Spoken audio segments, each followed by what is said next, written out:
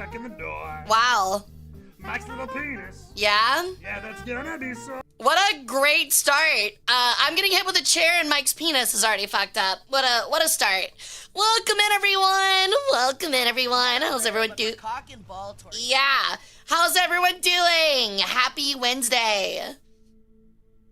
On Hara's drumsticks and knockout. Why does that make me think of the Courage the Cowardly Dog? Very nice. All right, the next person to spam a fucking voice line is actually getting murdered live on stream. I'm literally bringing out the hand cam and it will be a video of your torso and I will be stabbing through it with safety scissors and a plastic knife.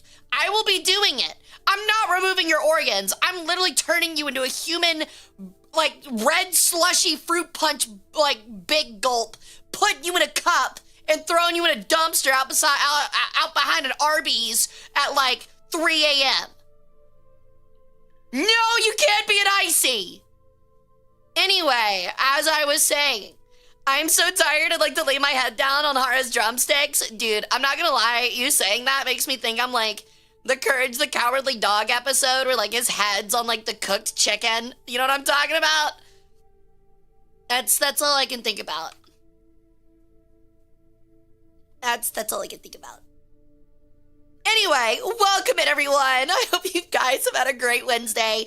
I just posted a new short. Go look at it now. Leave stream now. You should leave stream now to go watch the new short that I just put on YouTube and TikTok because YouTube's smelly and I keep reposting it to try and fix things. But yeah, it's funny. Ironically, it's just like how I just threatened you. Yeah? Yeah?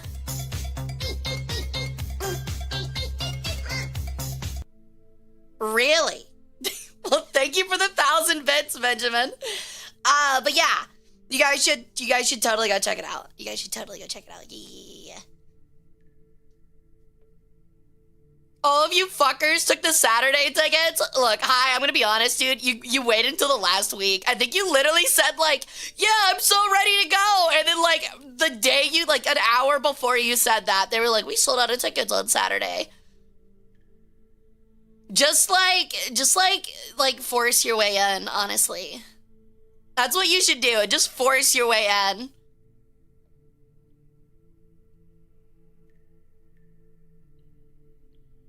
I really mean it. Just like force your way in. I mean, it's really that simple. Okay, I'm trying to make myself like a little bit quieter for stream. Ugh. I've been loud lately. I'm trying to fix that.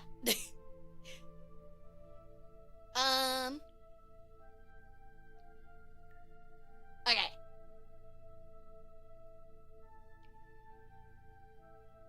I know, yep, I'm gonna. I mean, you might be able to find somebody. Mike's penis. Yeah? Got stuck in the door. Again? Mike's little penis. The door hasn't even closed. Yeah, that's gonna be so. The door hasn't even closed. But we like you loud. Your mom says the exact same thing. Ironic. How ironic. I live in Cali. I'm gonna get in. However, I might do the same day museum tour to sneak in. Honestly, I don't know if that's the worst idea. What do you like? Get like a museum tour. I think it starts at like, what does it start at like 11? Start at like, I think like get like a tour at like 10 or something and then just stay and hide in the bathroom. Pull like a Dr. Disrespect and like literally just hide in the bathroom. And then when the con starts, just like peek your head up over the bathroom stall. Honestly. Look, it's like a giant aircraft carrier. There's gotta be places to hide. I'll talk to Gabe and be like, hey dude, like, where can people hide? Did you just say dyke? Dyke over here getting his penis stuck in imaginary doors. Did you really type out dyke and thought that that was the name? Like, is that, no. We're not moving past this. Do you really think that even in Monsters, Inc., they would name a creature Dyke? Like, are you serious? Do you really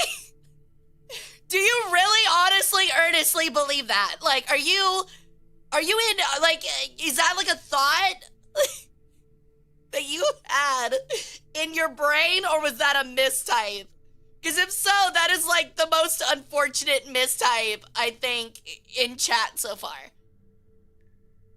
Yeah, it's Mike, bro. It's Mike. Mike. Mike.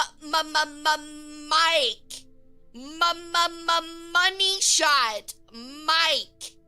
M as in money shot. As in a pornographic material money shot. My God. Fucking dyke. You fucking kidding me? That's not a nice word, by the way. That's a bad word. That's such a fuck up. Tactical. Literally. Send me a source of literally anyone named Dyke. D-I-K-E. Literally give me one person in history. A single one. Like a single one.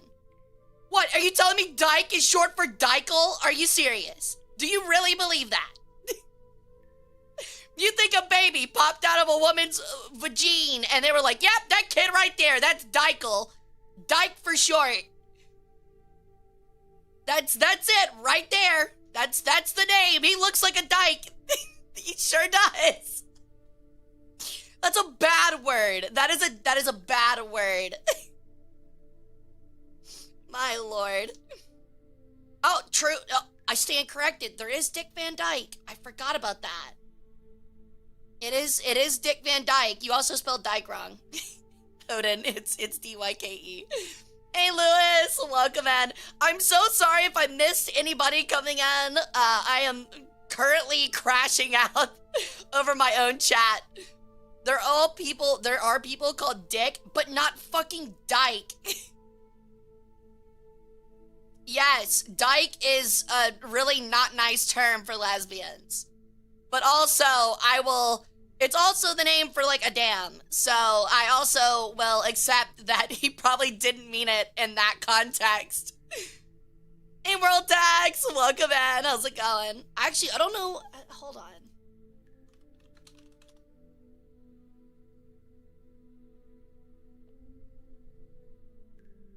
Yeah, no, it's definitely not a good word. It's been repatriated, but I don't think anyone meant it that way anyway, so we're cool.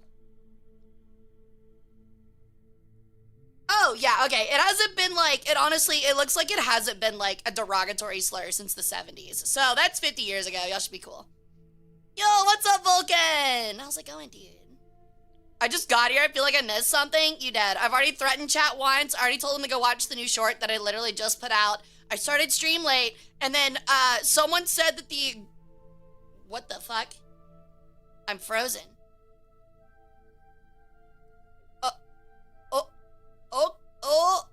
Okay. Okay, Vtube Studio. Okay. Oh, okay, Vtube Studio. What's wrong, buddy?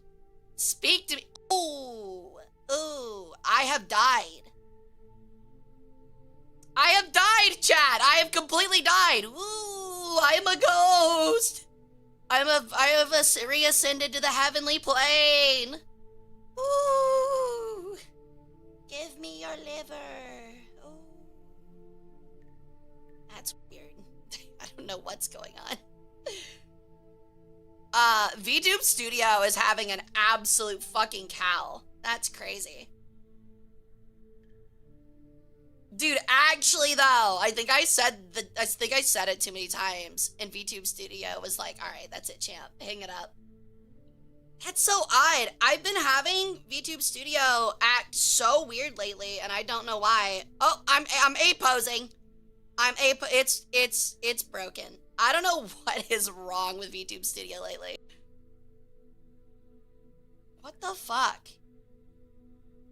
Hold on. Hold down. VTube Studio, why are you doing this to me, dude? It did it last stream too. I don't know what its problem is. I might need to reinstall it. Maybe there was an update or something. Cause this bitch fried. We haven't had this problem in a long time. We've been pretty scuff free for a good bit. Uh-oh. This is bad. This is not poggers. This is not fucking poggers. I don't know what this thing's problem is, man. Actually, I think I might know what the problem is. Hold on. I think I might actually know what the problem is. I probably don't. And it's like laggy as shit, so probably not. What is your deal, you fat Whoa! You know what? We're just gonna turn this off for a minute. we're just gonna turn this off for a minute. All right, chat. Well, we're gonna hang out and talk. I'm gonna talk from the Ethereum while I try to figure out why VTube Studio is literally shitting its pants. What is your deal, you whore of a program? Oh my god.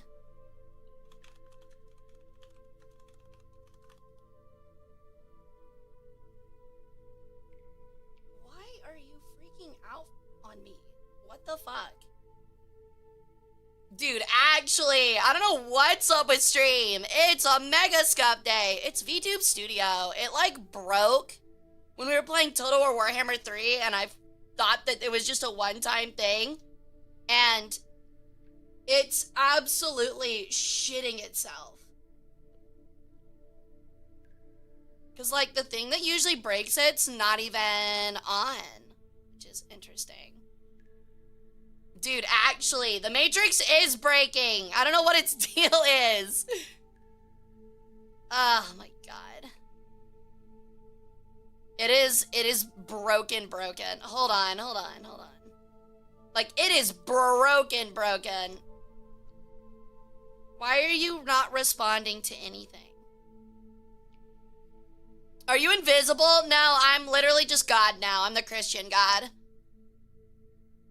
Remember, worshippers, your faith in me should not rely on sight. It should rely on, honestly, I don't know. Just, it should be through faith alone.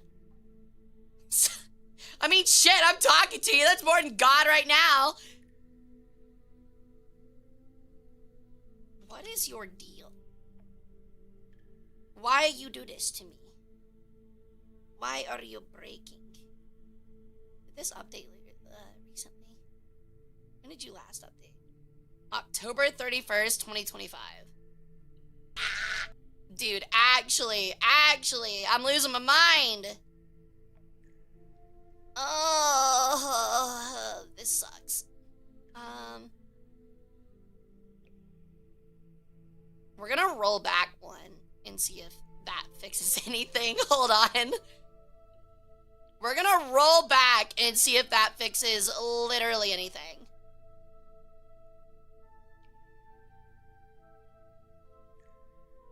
It might be a cyber attack. Oh, it definitely is. I'm being absolutely like destroyed DNS wise right now. I'm ruined. Maybe is it Firefox? This is so weird. Why are you breaking? Alright, we might have to take a break. I don't know why VTube Studio is shitting its pants, but I can't figure it out, and it is absolutely losing its fucking mind. So give me like 5 minutes, and I'll be back. I'm so sorry, guys. I really don't know why it's throwing a bitch fit, but I'm about to actually have a cow. So I'll be back, guys. Be right back.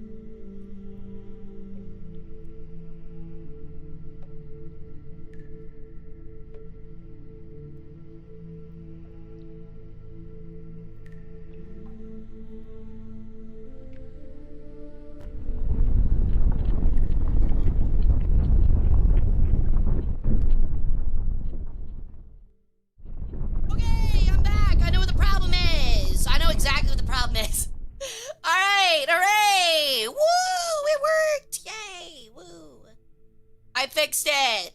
I know what the problem is. I've got a really shitty USB connector, and it's definitely causing problems. But yeah, whoa, I've returned. That's crazy. It's magic. Whoa, it's magic. Honestly, now that I think about it, it must be so easy being like a party magician for kids. Cause like, you could absolutely fuck up like the easiest routine ever and be like, it's still magic. Like completely fucking blow it. Like for example, like accidentally, like you're like a kid's birthday party and like you're like performing, right? And the kids are sitting there watching, having a good time, and you lean too far over and elbow the kid's cake off the counter, and like the whole thing goes face down splat into like, I don't know, some like uncleaned like tile floor with like dog hair on it. It's ruined. You can't wash it off or nothing. Well, you're looking at it and you go, well, I'm fucked. Therefore, I better pull this dove I've had shoved up my ass for the last 30 minutes and throw it and just go, magic, like it's coming out of the cake and all will be forgiven. So yeah. Yeah. That's how to do it. That's how you do it. That's how you do it.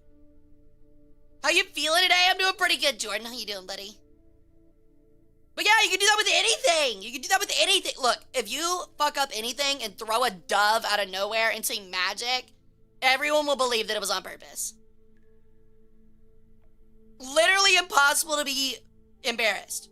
Or you could always dress like the dude from Mind Freak. That is another option.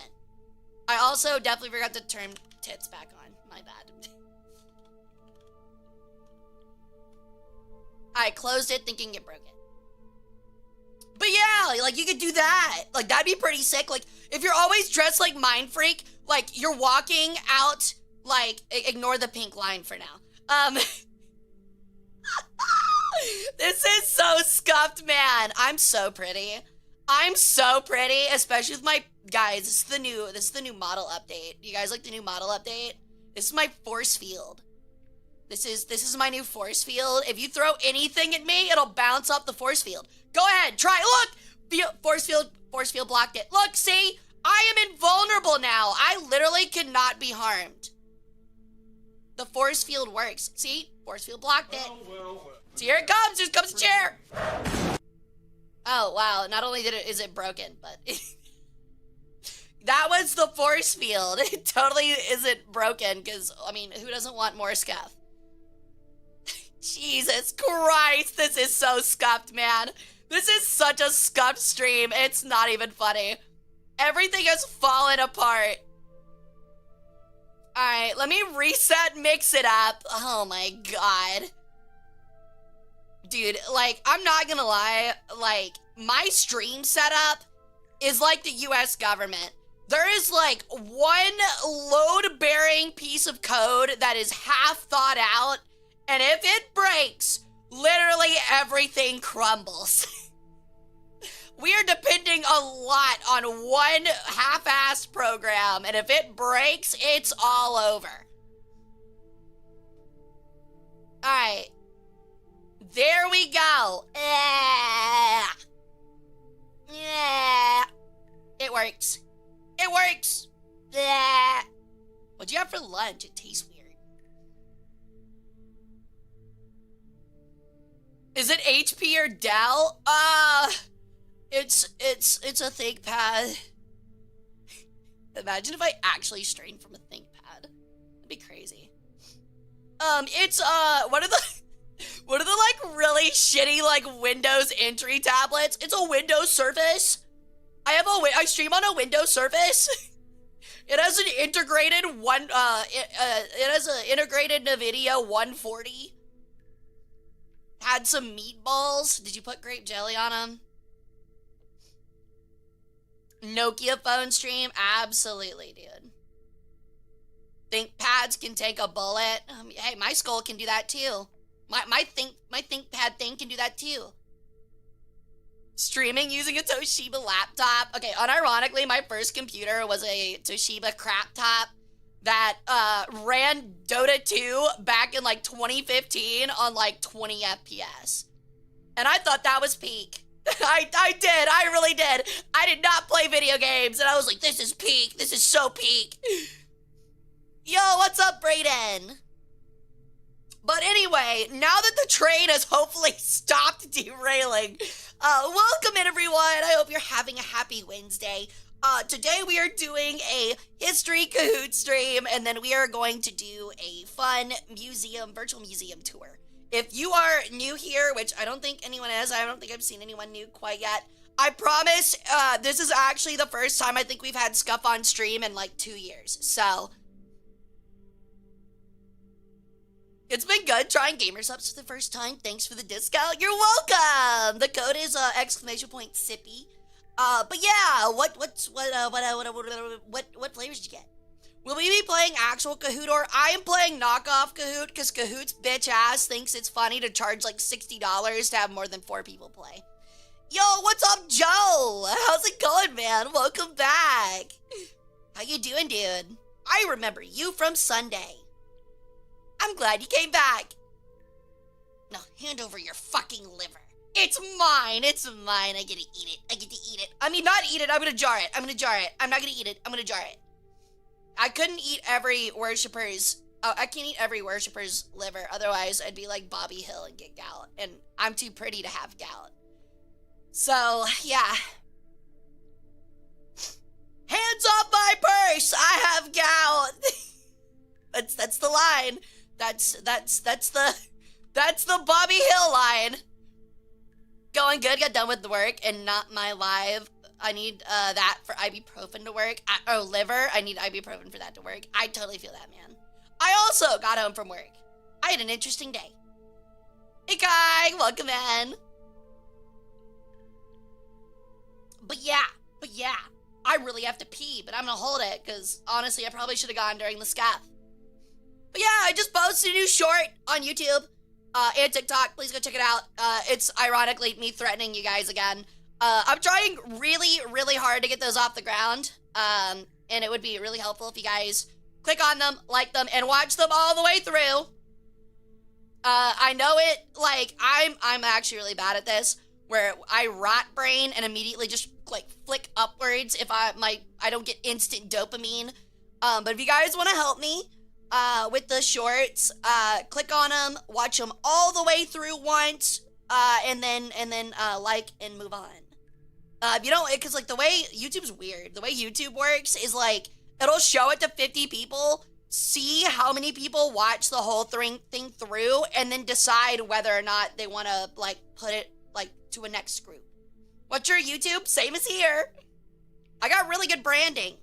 Luckily, no one thought to take the name Hara Rae Sol somehow. I don't know, dude. Apparently, there aren't any other ancient Egyptian tomboy bird tan goddesses. Yo, what's up, Relentless? Welcome in. How you doing? Well, thank you, Jordan. I appreciate it. I'll also say if you see me repost it multiple times, it's because YouTube's weird and straight up sometimes goes, your title's boring. We will show it to nobody. So if you see the same thing multiple times, just ignore it.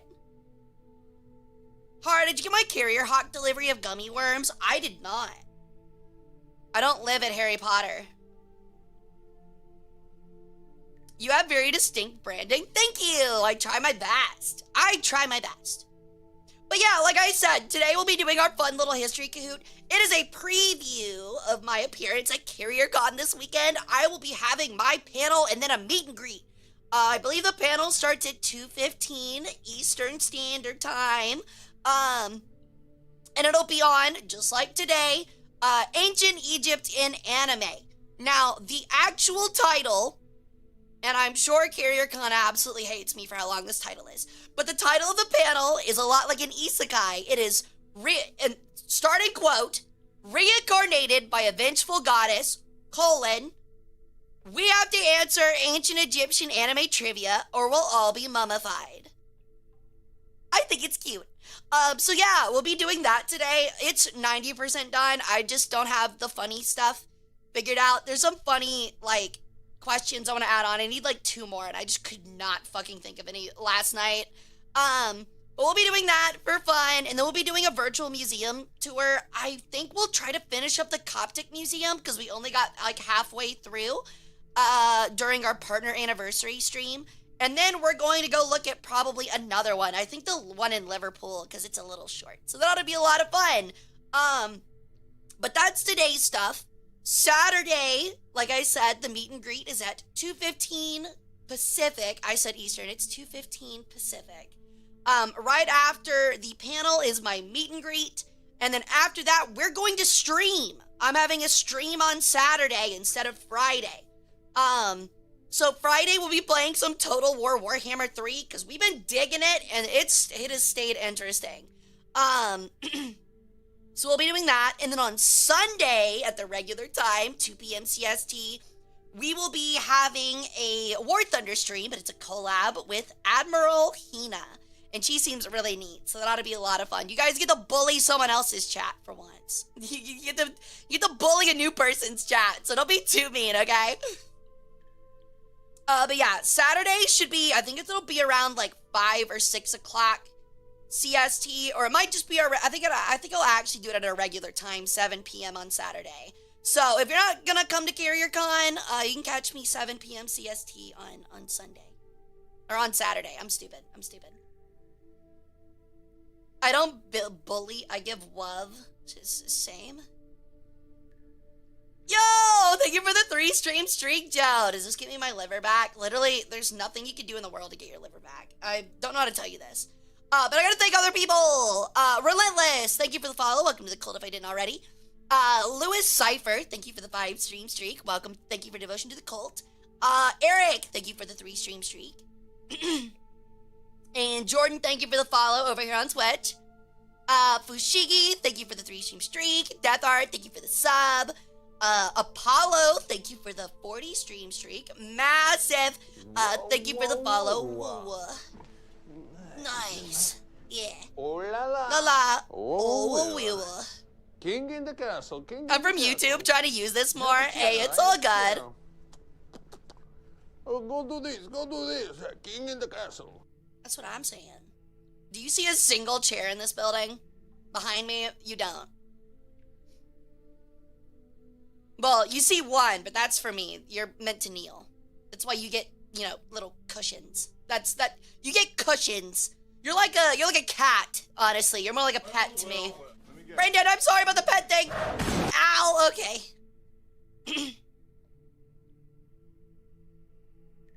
Just don't get lost in the tomb like me. I've been in here for a month. It happens. So if we go to space, I don't know how to tell you this, but unless you leave the solar system, you literally cannot escape me. I'm high on caffeine and Coca-Cola. I'm high on bloodlust. Hey, Sovietica! Welcome in, dude. Hey, Oso. A cheerful stream so far? This stream really has just been scuffing chairs thrown.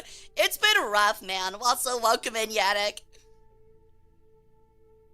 Bloodlust is in the G-Subs flavor or is in the desire to take our organs? If I was a G-Subs flavor, I would be blowhole blast. Because I'm blasting in your mom's blowhole, if you know what I mean.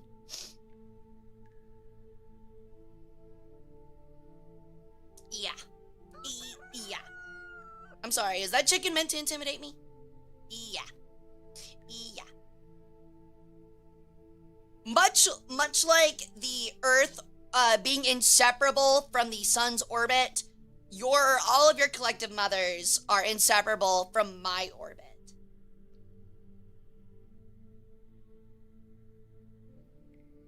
So yeah. Call her once in a while. I'm a bad bird. I would never. Oh, I'm the type of bird that likes to go around. Or roam around. I fuck them and I leave them. Hey, I anonymously send her 24 roses every Valentine's Day. You gotta choose one? I don't think I do. It's not like I have to choose a chatter either. My own burb won't shut up. Hey, your burb is perfect. Leave him alone. Speaking of, I meant to actually mention this. So this is actually very interesting. I think you guys will like it. So I have like black curtains, right? I like to have a cave of a room, especially when I stream. And essentially, it like causes a reflection on the other side of the window, especially if I leave my blinds open. Well, it seems like there has been a little finch lately that lives in the bushes outside of my bedroom window that has noticed that there is a second finch in the reflection of the window. And I kid you not, he's not doing it right now. But when I got home today, he literally angrily fought his reflection for a good half hour. I mean, absolutely going at it, screaming, yelling, feet, beak, everything, dude. He was giving it the whole 9 yards. And I was like, you get him, little man. You fucked that guy up. You get him. I'm proud of you. Yeah, I invited all my roommates in, and we were just sitting there staring at it like, oh yeah, that's adorable. Because we couldn't see the bird, but we could see its shadow through the curtain. It was really cute. I tried to open the door to look at it, and it immediately flew off, and then came back like 5 minutes later. Finch don't flinch? Damn right it doesn't. Hey, Dynamite, welcome, man. Finches are cute. I like a lot of birds. Birds, I am a bird. I'm a little bit biased, but I like birds. But yeah, it was really cute. But yeah, besides that, my week's been pretty good. It's been a little busy. I'm letting you all know right now, I've actually gotten 2 art commissions that will never see the light of day. They are very lewd. So yeah, those will not be found. But I have them, and that makes me happy.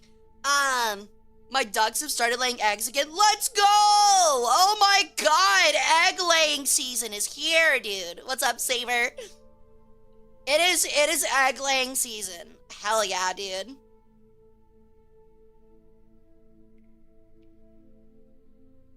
I just want you all to know, and I am including myself in this, it is the time of season where birds are fertile. It is the time of season. It is upon us. It is Fertile Bird March. You heard it here first.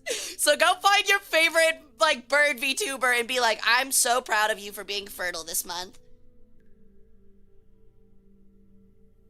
Especially Kumi. Go join Kumi's chat and be like, dude, you are so fertile this March. I'm so happy for you.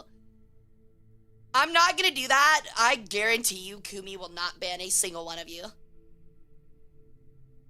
Was the bust you posted cropped from John Egypt? Yeah, actually it was. Are Shu and Tepnet about to get more siblings? That's up to Atum, and I think Atum would have to consummate with himself again to get that. I just got in. What the hell did I join into? Honestly, Beret, you missed so much scuff. It's not even funny, brother. Honestly, fantastic time to join. You're not missing out. Hara, I'm glad the Nile is flooded once again. Well, yeah, it's a good thing somebody jerked off into it. Otherwise, you know, we'd be in a lot of trouble. Obama. No, actually, no. I was gonna say exactly, but no, I don't think Obama was the one that did that. I'm gonna be honest. I'm pretty sure he was, because, like, he just came out with his March Madness bracket. I'm pretty sure he was busy doing that. Brendan. Al. What's wrong, Lorelai? Why are you frowning? No frowning. Yo, what's up, Phantom? Welcome in, dude.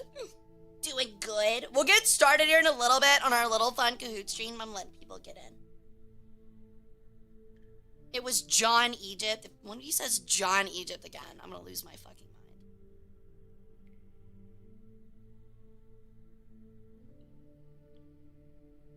He seems like the multitasker. I think he could. I mean, maybe. Yeah, I guess if you're president, you do get pretty good at multitasking. Now Obama has jorked it in the Nile. Why does that sound? Dude, could someone make like a public service announcement with like me like this? And it's got like the news bar going across the bottom. And I'm just like, breaking news. Ex-president Barack Obama has officially jorked it into the River Nile while on his mission trip to Cairo, Egypt. This is huge for the Nile and means that possibly that it will be fertile for the entire planting season. It should honestly looks like Egypt's gonna have a really good harvest this year, Brenda. And then like have like Al Roker come up and like he's like doing the weather and he's like, yeah, as you can see right here, it was like bright and sunny on Barack Obama's like shiny noggin as he absolutely jorked it into the Nile. Just absolutely crazy, honestly. That would be incredible. Honestly, that would be the timeline that we would be in if Harambe hadn't died for our sins.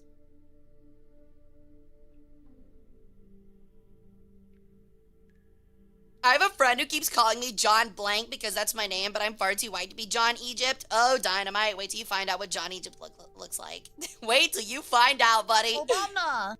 Yeah. Obama. Yeah. Crazy. I mean, just crazy. I find it funny that when you said Brenda, my dog looked up. You got my dog's attention. It's her name. Brenda! Brenda! Brenda! How many bones have you had today?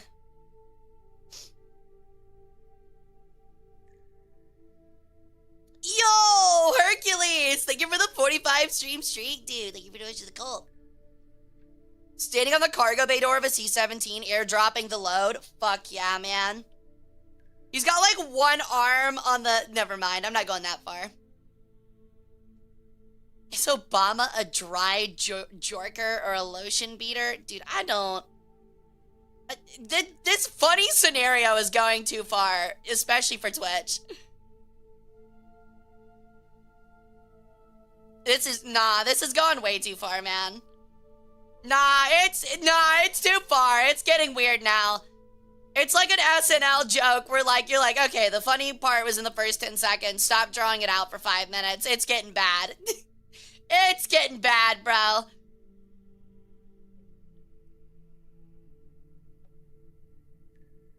Why are we barking? What are we barking for? Yeah, actually. Anyway, Egypt. Oh, that's actually something to talk about. So I don't know if you guys saw, but it was not discovered recently, but it did blow up on Twitter and someone said it was discovered yesterday. No, it was discovered like 10 years ago. But it's called I think it's the Diary of Mirror. But I saw it and it was really cool. It's, so there was a diary that was uncovered about 13 years ago in Egypt. Outside of, where was it actually? I think it was actually around Giza, I believe. Let me double check.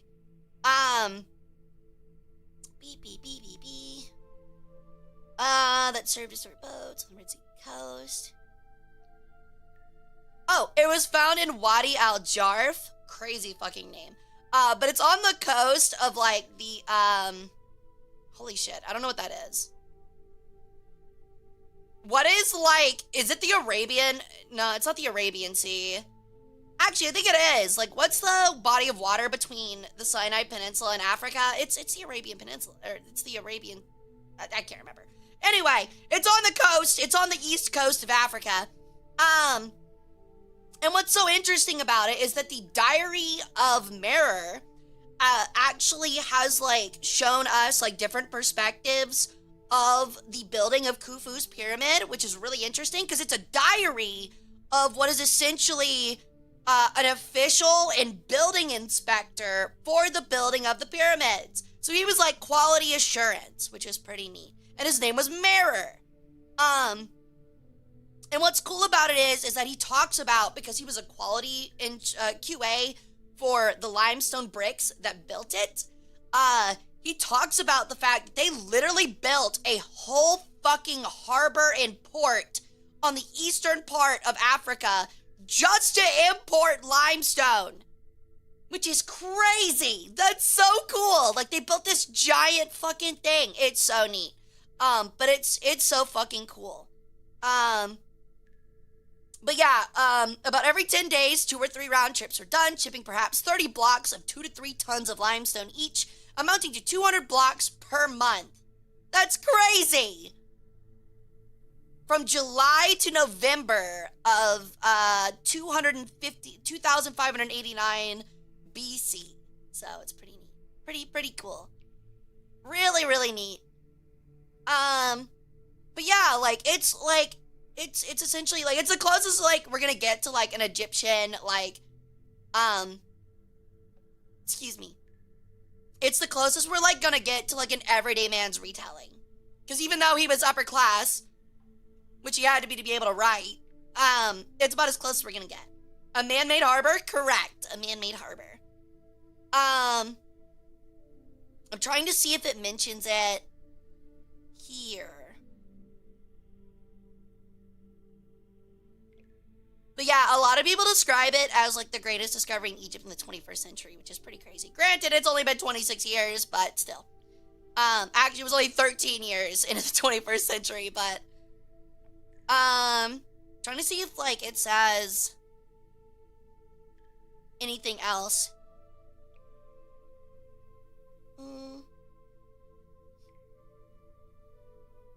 Oh, it also mentions the original name for the Pyramid of Khufu, which is Akhet Khufu, meaning Horizon of Khufu, which I think is an absolutely badass name for a monument. That is so fucking cool.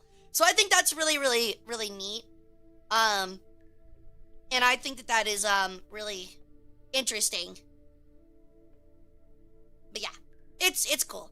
It's cool. I'm really happy about it. I started reading about it and I was like, oh my god, I gotta share this with chat. So can you share your source? It's literally just on Wikipedia. I'm literally just like reading this, like the very like minimal knowledge on it from Wikipedia. It's just called the Diary of Merer, M-E-R-E-R. Let me see if I can find their original source for it. You usually can. That's what's nice about it. Oh, here it is. It's a web archive. You can find it at the bottom of the Wikipedia page. And, interesting. The page is missing. All right, cool. Never mind. never mind.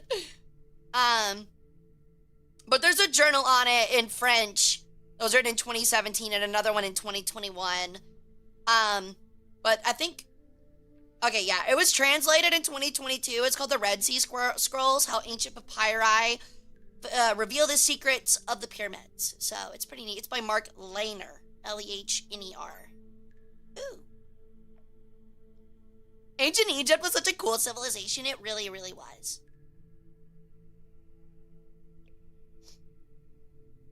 Hey, Red, it's all good. Why would people make hold on. Why would people make conspiracy theories of how the pyramids were made? The truth is infinitely cooler. I find it interesting that if you notice, the pyramids, it's kind of interesting when you think about it that everyone questions the building of the pyramids and the building of the Mexica, like South American and Central American, like ziggurats, you know, like the tiered stuff. But no one interestingly questions the building of like the Mississippian River culture's mounds, you know? And the reason for that is like, I don't know, maybe it's like the foreign aspect, and I feel like a lot of it comes from Americans, as an American. Yo, thank you for the follow, Orange Kiwi Juice. Welcome to the cult, how you doing? The cool shit? Hell yeah, man. Is there a TV series adaptation? I don't think so. I'm actually, now that I think about it, I think there was a TV show that did talk about it. What was the name of it? We watched one of the episodes on stream a while back, but I can't remember what video it was. Shit. Give me a moment.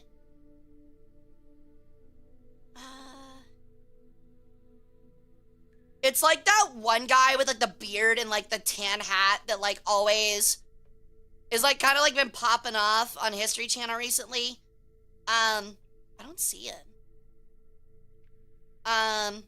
It's like, I think it's called like Uncovering Mysteries or something like that.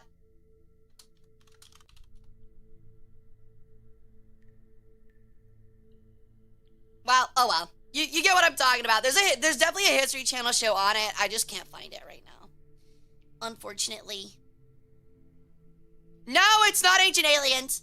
Thank you for the alert, Gear. I'll happily take your organs. I bet a lot of Americans aren't even aware of the mounds. That's actually a good point, though. Maybe they don't say Ancient Aliens because they straight up just don't know about it. There are also pyramids in Mexico, but no one questions who built those. So you see, I saw that post, and that's kind of where I got that idea from, but people 1,000% question who built those. Like, 1 billion%. Like, they are 1 billion% like mummy stuff. Yo, thank you for the lurk, 10. Happily take your organs. Isn't Hara basically an ancient alien? I'm not an alien. I'm an Egyptian goddess. There's nothing alien about me. I am extraterrestrial, technically, though. Yo, what's up? I watch Edo sometimes. Welcome, how you doing, buddy? That tire, I've never heard of that. Oh, that's true. I've never heard of that. It's actually really interesting. So the Mississippian River culture was actually like a really big staple and was probably one of the most like populous Native American tribes in the United States. Obviously in Mexico and Central and Southern America, it was a little bit more larger, but essentially what they would do is that they would take dirt and they would just push it into a flat plateau, right? Oh no, hey Heartman, we haven't started yet, you're all good. But yeah, essentially like you like push it up into a mound and they would flatten the top of it. And we're not talking like a hill, we're talking like, I don't know, like 15 to 20, like a lot of acreage. Enough to where they would put like a whole town on top. Which is just absolutely crazy, man. It absolutely blows my mind.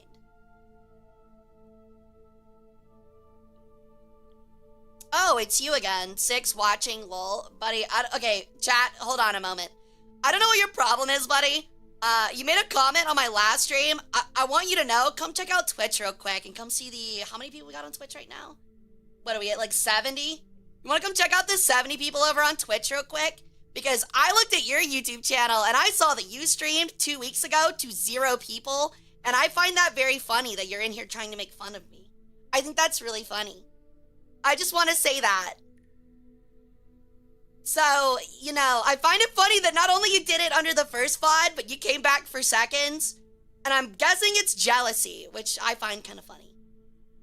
There's just a guy that's like on YouTube that's been commenting on like VODs lately being like, you have nobody that watches you, why even stream? And then you like check out his YouTube channel and all he does is play Madden and he doesn't even play it well and he gets 0 watchers. It's fucking hilarious. Like, come on, man. Like, if you're gonna make fun of me, have something to start off with, my guy. You can't cook when you ain't got nothing to cook. Oh my god, it's fucking funny.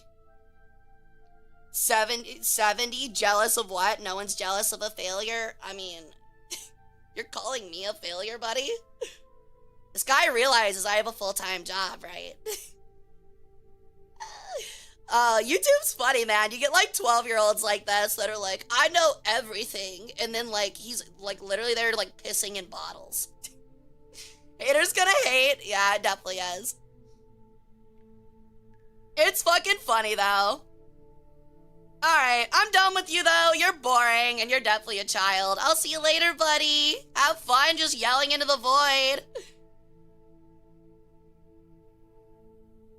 Sacrifice! Sacrifice!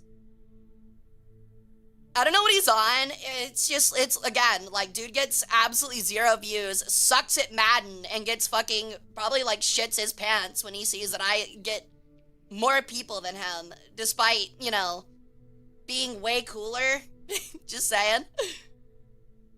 Where is he? I just banned him. You're good. But nah, I'm sorry. I don't usually say anything, especially the first time. Like, I was like, I'm not gonna comment on this. Just like regular YouTube person that's bitter. And then he came for a second VOD. Is so fucking funny, dude. I bet you anything we killed him in like War Thunder or something like that. And he's fucking like wanting to like fold his monitor in half.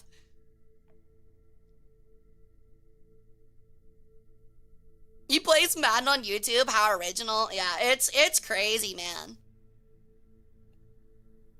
Kind of like changing tools. I'm kind of finding it funny on like the new like meme that's going on right now. That's like, God, what's it called? Like, where they like, God, they're called like ball or gun streamers. Or not ball or gun streamers. Ball or gun gamers. Like, they won't play a video game unless it's got a ball or a gun in it. And honestly, I kind of get what people mean, but like, it's kind of true. It does seem like there's a lot of guys. It's like, well, unless it has a ball or a gun in it, I'm not playing. So like, their whole like gaming repertoire is like Call of Duty, Battlefield, Madden, FIFA, and like MLB. Which like, there's nothing wrong with doing that. It's just, it is kind of a funny stereotype. See you fishing. Thanks for hanging out, dude.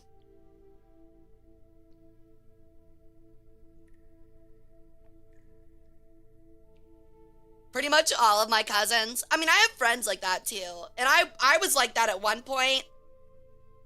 But like, I think we could expand it a little bit further. Like, because like, I feel like that still doesn't cast a wide enough net. Because there's a lot of people that like literally only play like League of Legends. Like, I get like not liking the stereotypical like people that only play like just gun games like Call of Duty or something, and like the typical like haha fart COD gamer, but like there legitimately are people out there. There's fiends out there. There are creatures that go bump in the night that literally only play League of Legends. I don't know how they do it. I would look like a guy that I'm trying to like put it this way. I would look like, what are they called? The blood, not the bloodthirsters. Whatever like Angron's chapter is, dude. I would look like one of Angron's dudes. Like, I would legit like absolutely go crazy.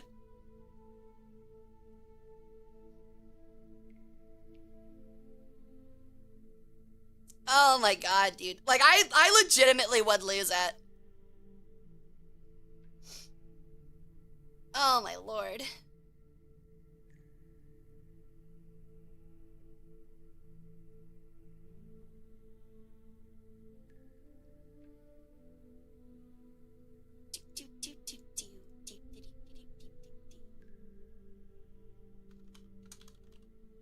Oh my god, guys. He is mega molding. He just tried to join the Discord and send me a friend request to probably yell at me. That's actually crazy. He actually just joined the Discord. He got roasted so bad. He joined the Discord and tried to send me a friend request. Dude, I'm not stupid. I can tell who you are. I was waiting for it too. I was like, I know for a fact this absolute clown is gonna come in here and try to like get in my DMs and cuss at me. Oh my god, and I called it. Dude, YouTube people are so fucking funny. Oh, that's funny. Some people have no idea when to leave well enough alone, huh? It's like you literally have to have no hobbies. Well, I mean, actually, my bad. He has one hobby. He plays Madden. He just must not play it a lot. He must not take part in it a lot because he's pretty bad at it. Free content? Exactly, dude. I'm gonna milk the fuck out of you, man. Not like that, though. Not like that. Not like that. I only do that with your dad. Only playing LOL sounds like a CIA torture method on the same level on the hummus. Yeah, same. We talking like chickpea or? This must be a woman moment. I'm not mad, but I am. What does that even mean?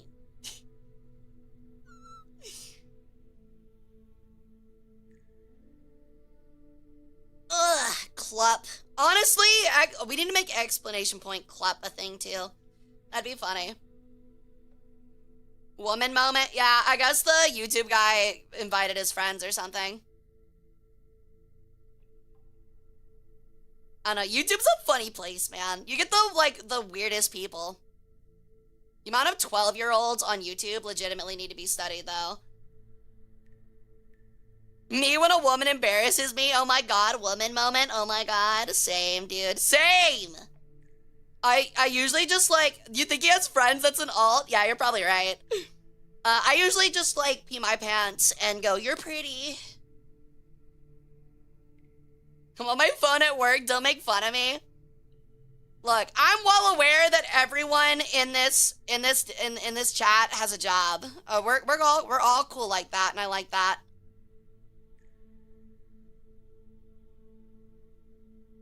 Massive day for the unemployed. Dude, actually.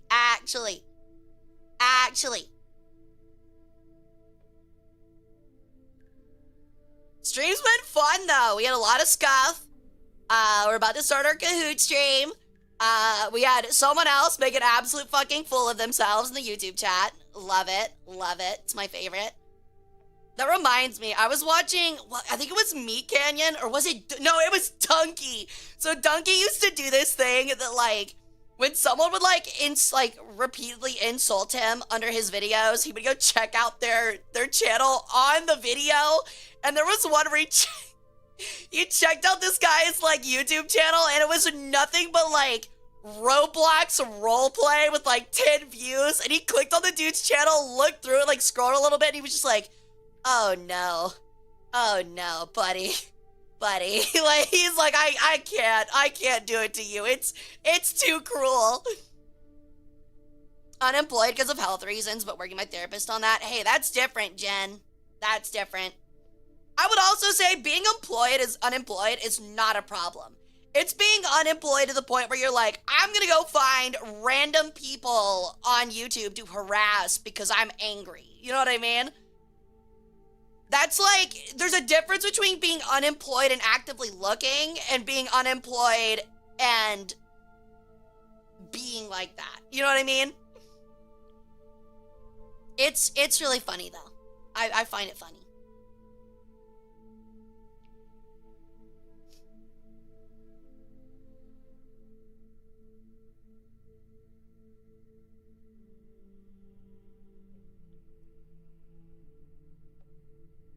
There's being unemployed and unemployed behavior.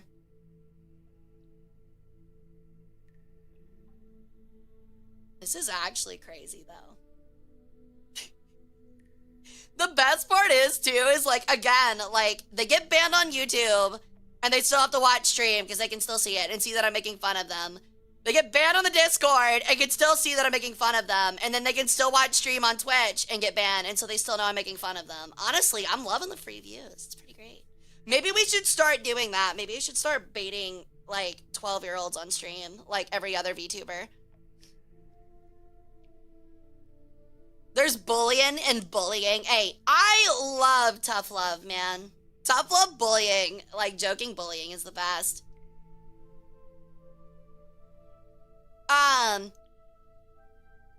What, Hara? What?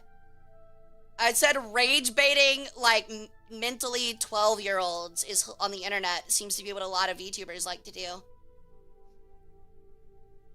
Yeah, essentially what Dynamite said. Clip farming the unemployed.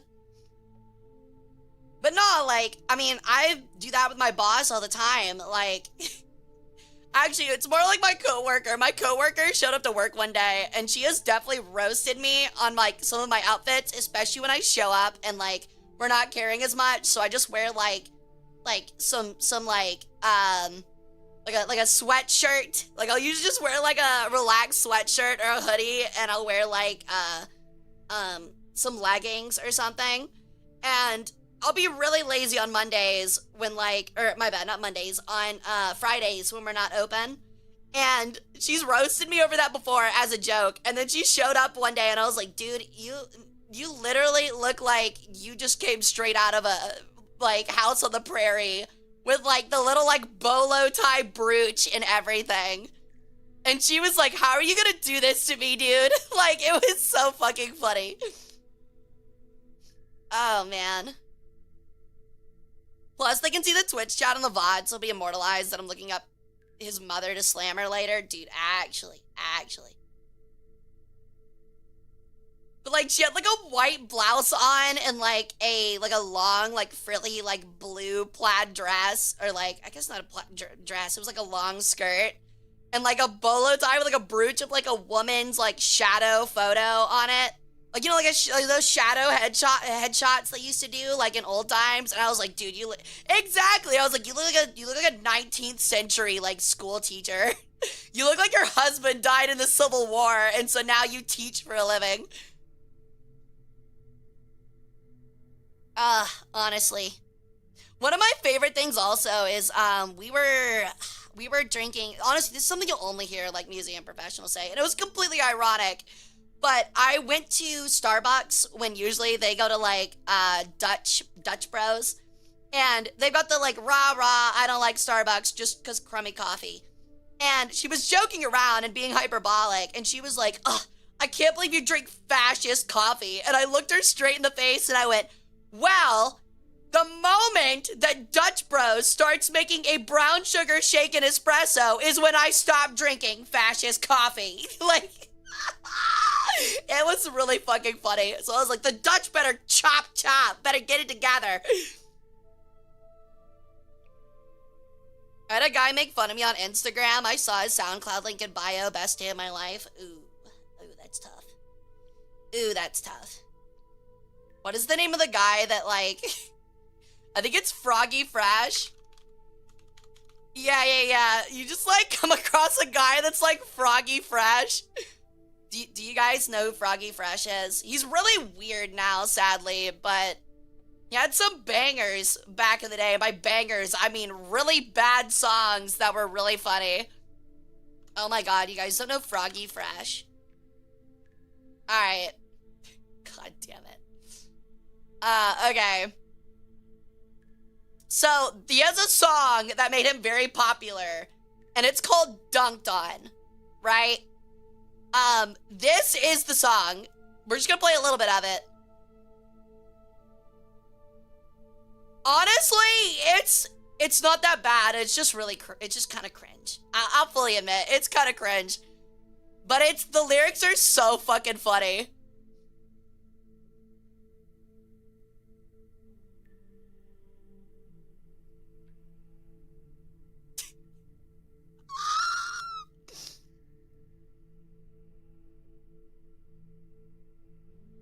Basketball hoop.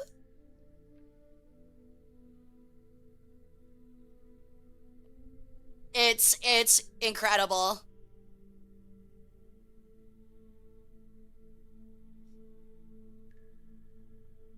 Stood into Mike.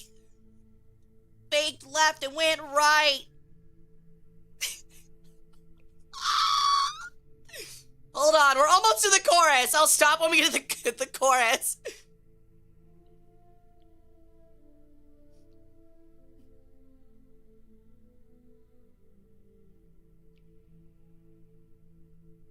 Why is James crying? 'Cause he just got dunked on!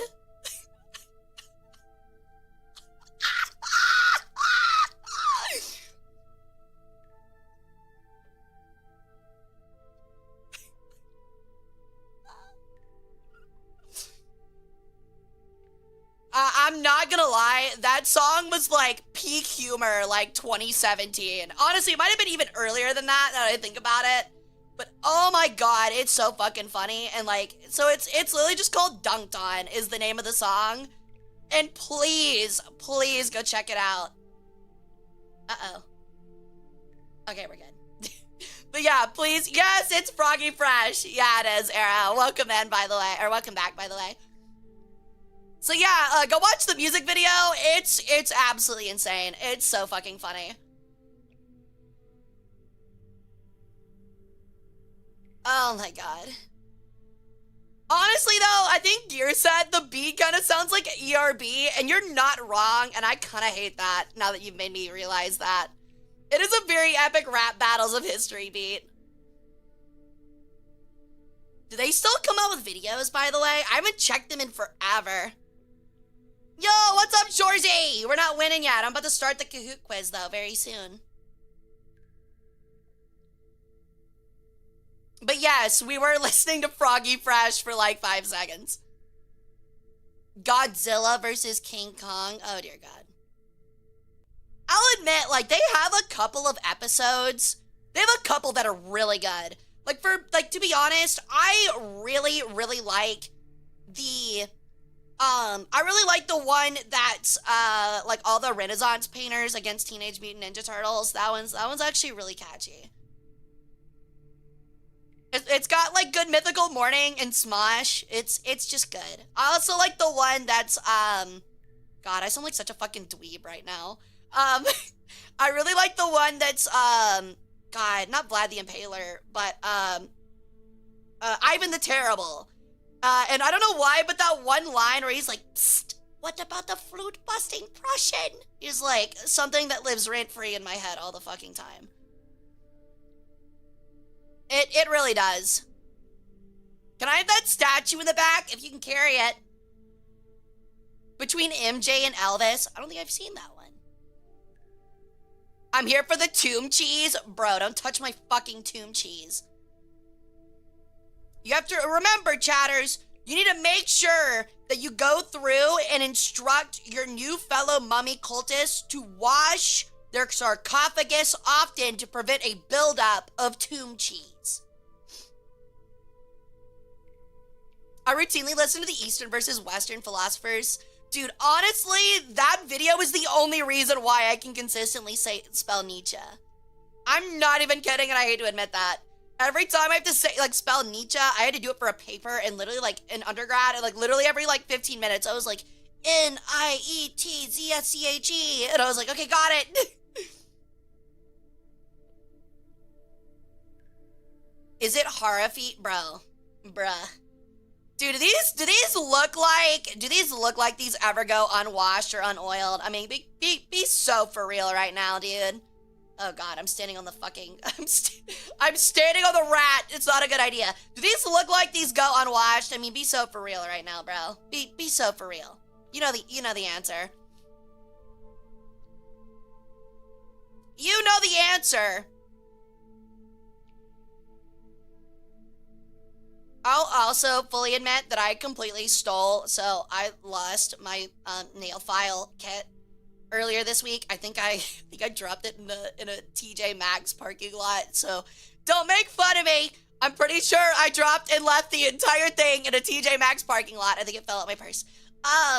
But my roommate has a really nice set, and it's like workers grade, like, sandpaper. Like, it goes from, like, 1,000 grit to, like, 400 grit, and mine was not nearly that fancy, and so I stole the finest grit, and I use it, and honestly, it worked a little too well earlier, and I actually, like, scuffed the top of my nails, so I had to come back with, like, a coarser grit. Or, no, the other way around. I used the coarse grit, so I had to go, like, steal a second one of, like, the finest grit to, like, file it out and make them all shiny. Yo, thank you for the lurk, Toady! Thank you. Why do you look like you walk on your tippy toes? I walk on the pads of my feet. And that's because if I were to ever strike my heel against the earth, I would crack the upper crust and honestly destroy the planet. Does Hara use her feet to make mac and cheese in the 21st century? Bro, what is that question? I don't know how I feel about that, because I had mac and cheese for dinner. I don't know how I feel about that now. I don't like that comment. That comment scares me. Please do not draw my feet covered in mac and cheese with, like, breadcrumbs on it. I would fucking hate that. That's not a joke. That is actually true. I will actually murder you. I will find you. I will stalk you. I will find out where you live, and I will, like, shank you with a Phillips head screwdriver. Yo, what's up, Mike? How long have I been asleep? At least 10 years. I'm afraid you're missing your liver, buddy. But honestly, if you want to get it back, just hang out for a little bit, and I'll help you regrow it, okay? Damn, Hara's feet can break the earth in half. I'm not strong. It's just that the earth could never handle the luxury of touching all of my foot at the same time.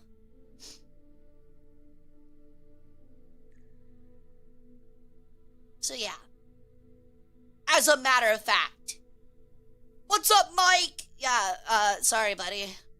Well, welcome in. Good morning. I hope the coma was fun. You're gonna have a lot of fun when you figure out what happened in the last 10 years. Hey, buddy, hey, buddy, we took one of your kidneys. Okay, actually, do you think, okay, this might be fucked up, but legitimate question. I think I would change careers for this, and I think I'd be really good at it. Do you think that kind of like, okay, so in ancient Egypt, they had professional mourners, right? So like when you died and had a funeral at your tomb, they would pay people to mourn you, right? And today, we have people do things like Make-A-Wish, right? Where like they help kids that are really sick and they give them the best day of their life and stuff like that. What if we combined the two and I started a business where if you have a family member that's in a medically induced coma and you know is going to come out of it or you think is going to come out of it, you could pay me by the hour to sit at the bedside dressed like an alien. Or like some cyberpunk character. I could do a really good cosplay if I spent enough money on it. And when they wake up, I'm like, oh my God, you've been asleep for 70 years. We put you in a cryopod and just pulled you out. Come on, we gotta get up. You gotta get up. You'll never believe what happened in the last 70 years. And they'd be like, what did I miss? And I'm like, well, first off, South America sunk into the ocean.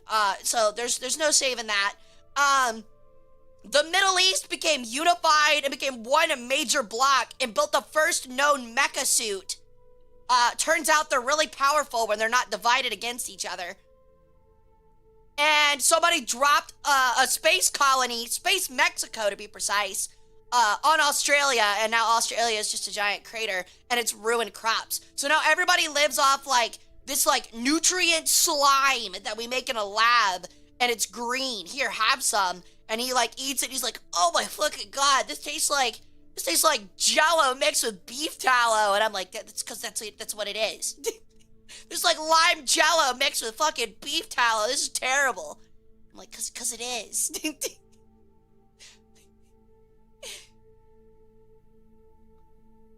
America soloed World War IV. True. No, absolutely true.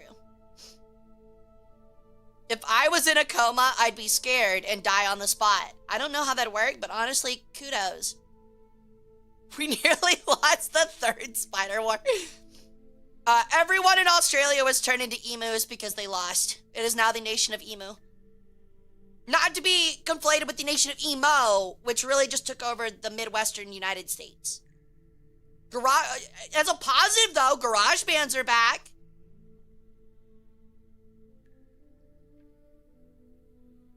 Sometimes Hara sounds like the what kind of fucking fruit is this guy? I don't know what you're talking about. I would simply dodge whatever put me in a coma. Dynamite is like, I would instantly fighting game iframe it because I am a master at fighting games. I would iframe the truck trying to run me over. Therefore, I would never be isekai'd. Now, I would ask, is ice cream still a thing? Actually, all dairy cows died in 2047 after the major bioplague. So either they became zombies, sentient, or died out. So now cows have rights.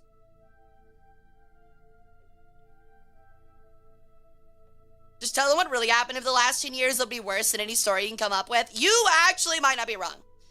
Unironically, though, imagine me, like, dressed as, like, a rodeo clown and a dude wakes up out of a 10-year coma and I'm like, okay, so what you missed out on, like, completely seriously, like, stone-faced to this guy, like, so it all started when a gorilla at a zoo got shot. That's about where it started.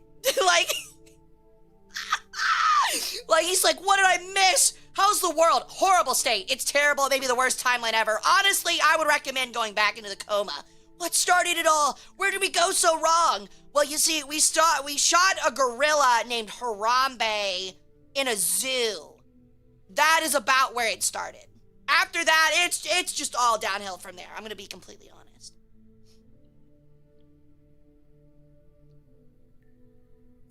2016, when people thought the Black Eyed Peas were a good music artist. Oh, what a time. What a day.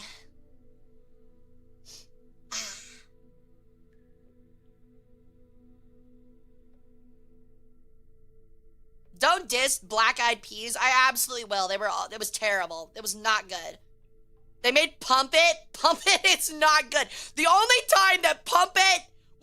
actually good was during Surf's Up. That is literally the only time Pump It was good. Yo, what's up, Alex Jones? Mr. Alex Jones, what is your favorite conspiracy theory? May I refer to you to the Noodle video about Pump It? I don't care what Noodle said about Pump It. Black Eyed Peas sucked. It's okay to be wrong, Hara. Oh my god, Pump It was lit.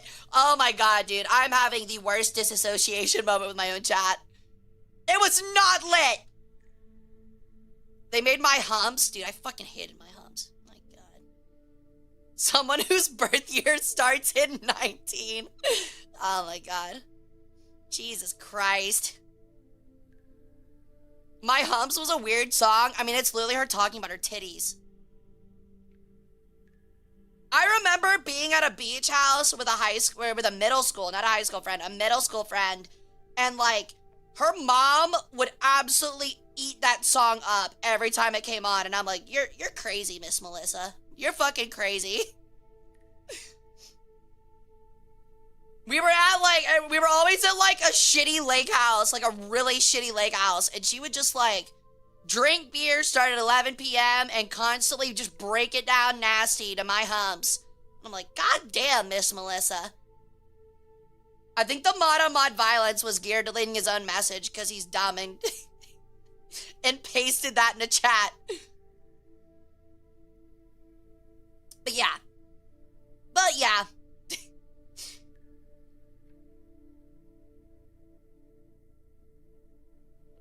Did Melissa's mom have it going on? I don't know, dude. Alright.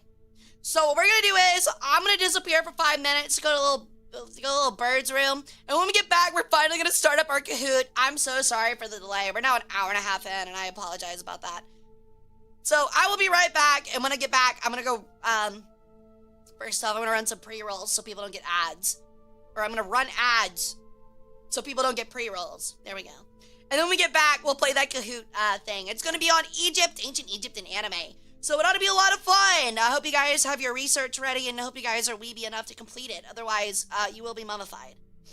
So I'll be back, guys. Don't go anywhere.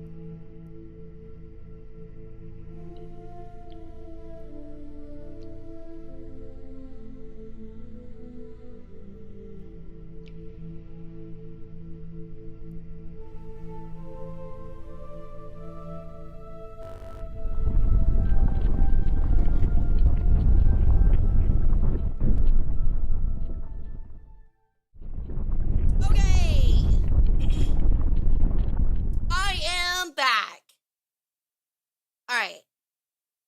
So, why is there? Let me guess. Brendan. Spring cleaning. Ow. Hold on a moment. Did I press the wrong button? Where'd it go? Oh. Oh, I forgot. Okay. We're all good. All right, so I'm getting the blue kit together. Let me see here.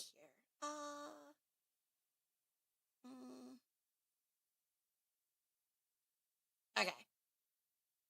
So I'm gonna go ahead and start hosting it if you guys want to join in. Honestly, that's really just it. The QR code is up here in the upper left. Can I like full screen this? Ugh. Whoa! Let me hide that real quick. Neat! Alright, so if you guys want to join in, you're more than welcome to. You can either go to bluekit.com and enter this little code, or if you want to use your phone and use the QR code, you can do that too. I have enough for 10 more chairs, but why would you do that to me? Theoretically, why would you do that to me? That'd be mean. Alas, I am at work. Tell your boss that you're learning. You're learning to better yourself for your role and position at the company by essentially like learning how to make yourself stronger. Yeah. I knew he'd try something too. I just got to talking, so. Yeah, no, he tried to, it's even funnier because, like, he joined the Discord and was like, wow, it's dead in here too. And then, like, I quoted him, and I was like, bro, yeah, that tends to happen when people watch your stream. I know you don't really experience that. And then I made sure to wait until he started typing, and then I banned him. Yeah, he's such a Mulder. It's so funny, dude. Dude's definitely like 12 or something. It's really fucking funny. Welcome back, Jordan. I don't know. I bet he thinks he's like so smart doing that too. Marry me? Maybe.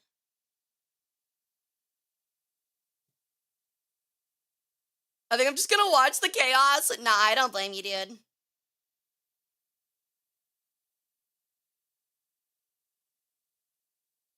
All right, I'm gonna give you guys like 5 minutes to get on in here. And then we will start it out.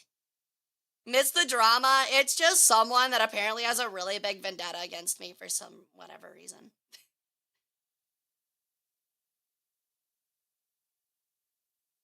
No, you're good, Gear. You're good. Oh, he thinks he's really funny.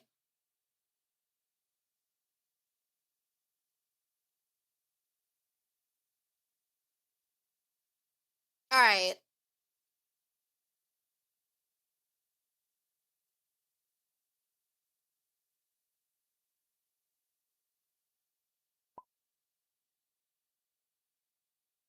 I'm enjoying watching the spinning rat. Me too, man.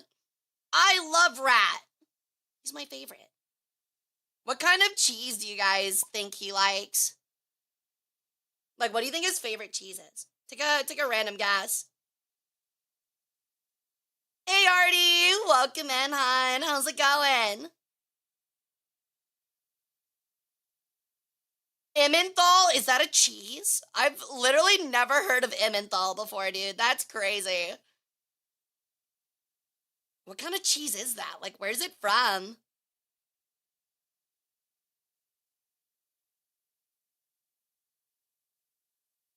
Pepper Jack is pretty banger. There's a really good one. I don't know where you can find it. I think I saw it was at like Trader Joe's or whatever.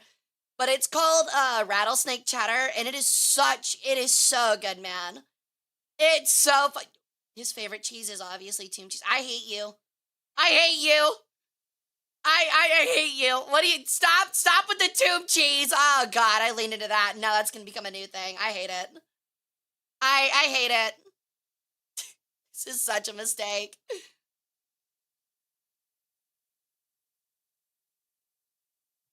I think in the US it's called Swiss. Oh, honestly then, if that's what that is, honestly, Emmenthal sounds way cooler. To be honest though, I thought Emmenthal, maybe it's because it like ends in all like alcohol. I like really thought that it was going to be like some kind of like tonic. Like, you know what I mean? Like some kind of tonic. I was really expecting it. It really sounds like something that they would like serve in like a glass bottle corked up in like the 20s in like a pharmacy. I would try, not gonna lie. It's really good. It's literally just white cheddar with tequila and habaneros. I really, really like it. Alright, are we having anyone else join in? I want to wait a minute, but there's not a lot of people hopping in, so we might go ahead and start it up. I thought it was like a Newport flavored cheese. Are you talking like the cigarette?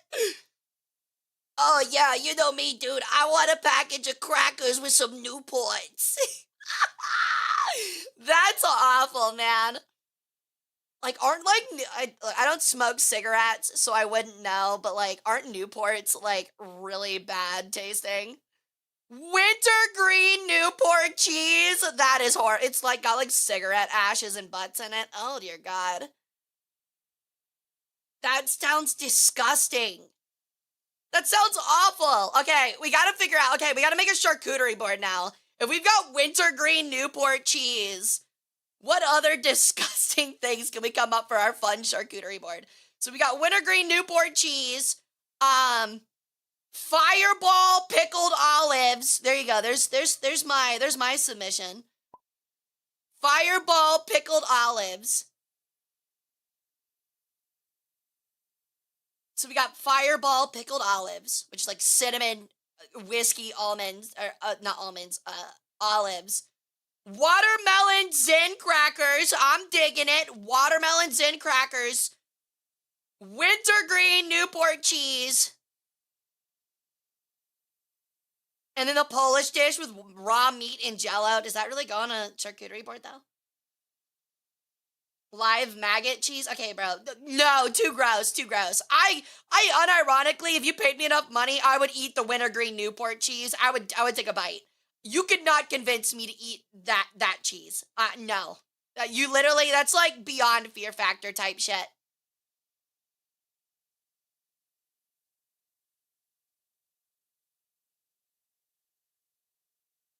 All right. I thought we'd get more. Come on. I thought we'd get more people than this. I know. Oh, wait. A lot of you are at work. In that case, should I hold off? Like, if I hold off for like an hour, would a lot of people be off work and be able to play? Should I hold off and we just chat some more? Would that be better? I know a lot of people are working right now. I can't join in, and I feel bad that we don't have a lot of people able to join in. Show of hands! Show of hands for people that can't play now but would like to play in a little bit.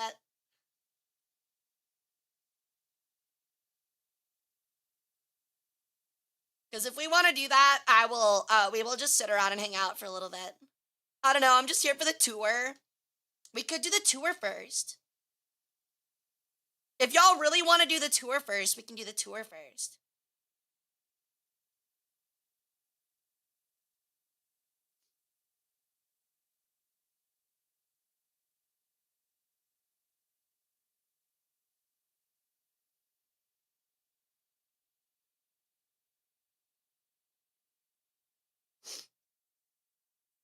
That is up to you guys. I've got 5 hours left on my shift, and worse yet, I'm in your time zone. Oh dear God. Yeah, no, I'm sorry, buddy. I don't think you can make it to that one.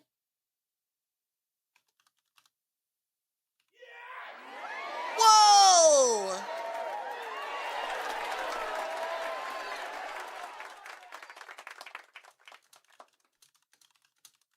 Give me 1 second, guys.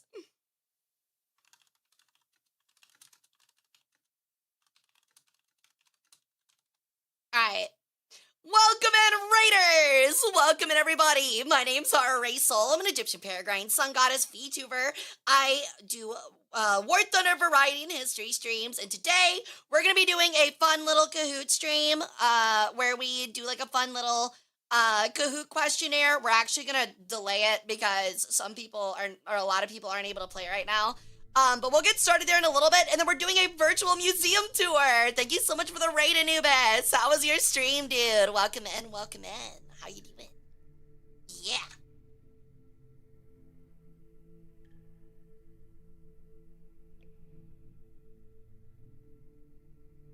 Where are we going? Technically, we'll be starting with the Coptic Museum in Cairo.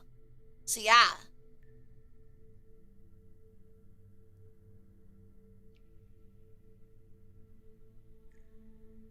Oh, you're doing Helldivers? Hell yeah, dude.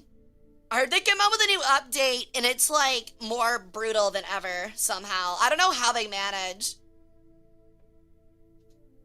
Yo, Angel Bravo! What's up, dude? I'm doing pretty well. How you doing? I'm doing alright. Helldivers? I don't know. Helldivers is, like, not my game, I'll be honest. I enjoy it, but only if I can be in the mech. Like, I don't know why. I get it. I'm a giant mech nerd, but yeah. I picked the right stream to watch. Hell yeah, you did. But yeah, I like getting drunk off of like 5 shots of tequila and driving the car around and running things over because there aren't any consequences. And then I like getting in the mech and stomping on my teammates. That is not even a joke. I love being taller and bigger than everyone for once. And I love stepping on my teammates and crushing them under my massive mecha feet, dude. I'm doing great, thanks for asking. Let's go! I'm so happy you're doing well. Whoa, another one!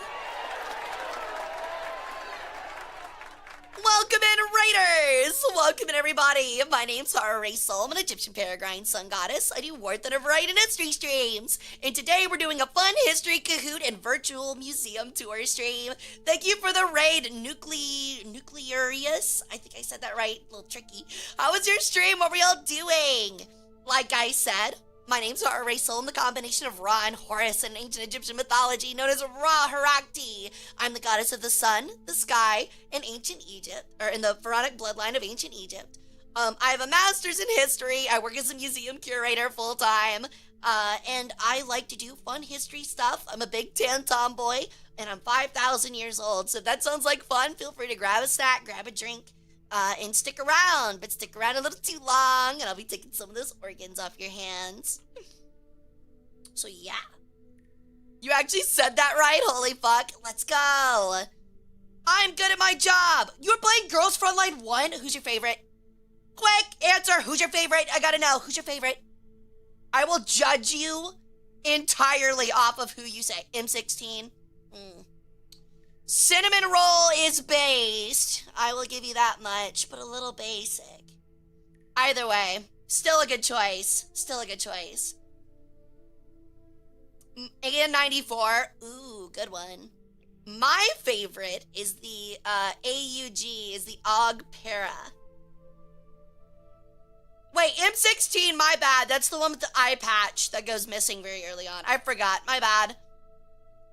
I forgot about that. It's been a minute. Yo, what's up, Dandelion? Welcome in, by the way. At least I think it's the Og Para.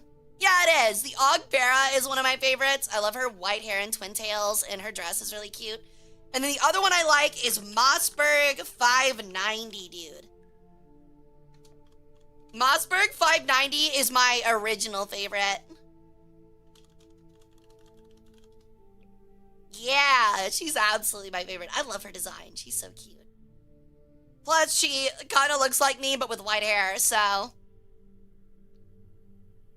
Just doing dandy. Let's go. I'm so happy.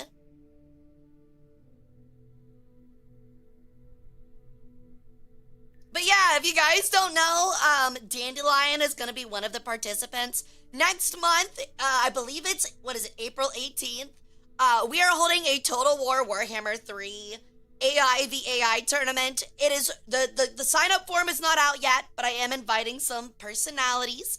So far we've got Dandelion, who's in chat right now. We have Aurelia Tempest, we have Stimpack VT, and we're gonna have Pancreas No Work. So we've got that right now. I'm gonna see if I can find some more fun creators that like Total War Warhammer 3 to get them involved, and then I will open up signups for you guys. Whoever wins, there's gonna be a small prize pot, and I'm gonna give away some Hara merch. So it's gonna be really neat. It's gonna be fun. But yeah, I'm so sorry if I didn't ask. Anubis and Nuclearius. God, I cannot say that right. I hope you guys had a great stream, and what did you guys play? I know Anubis played... Oh wait, no, you just said Girls Frontline 1. I'm dumb. My brain is all over the place. Are we gonna bet which CPU wins? Correct. Hey, Kerbo, how you doing, dude? Can we suggest creators? Please do in the Discord, yes. I sent some out to bigger ones like Cleo and Bricky, but it doesn't look like they got my emails, so at least as of right now. Yo, Tuxedo! Welcome in, dude. How's it going? Alright, I do feel mildly bad that we're not doing anything, because now we're at like 2 hours and I haven't actually progressed stream at all. So we're gonna do one of our tours. Let me get the Coptic Museum back up and we'll get started. Alright, let me see here. So we're gonna continue our cut-off tour of the Coptic Museum in Cairo. We got like 90% of the way through it, and then stream died on the anniversary stream, which feels terrible because we were having such a fun time. So yeah, let me get that together. What?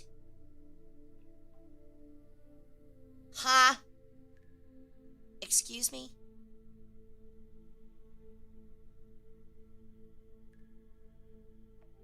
Excuse me?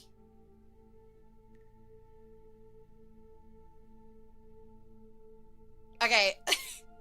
Guys, I think the website got shut down. I think at the time that we played it, that we like went through a quarter of it to today, I think the website got shut down, which is crazy because it is literally the government website for Egypt. Okay, it just nah, never mind. It just says that the website's not safe, but I won't use protection for you guys. I'll let it slide this one time, okay? Alright, let me get it pulled up. Okay.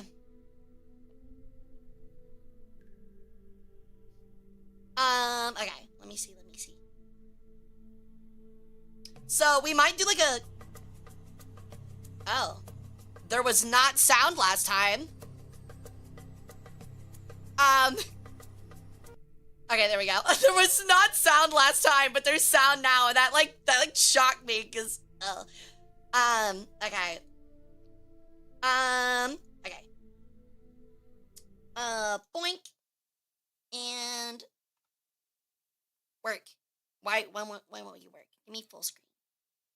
Give me full screen. Is there not a... Oh, there it is. Full screen! Hooray! Alright.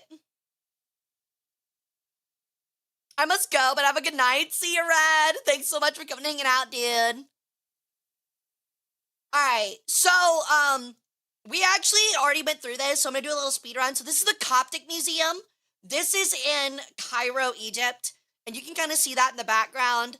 The space is very pretty. It's really, really pretty.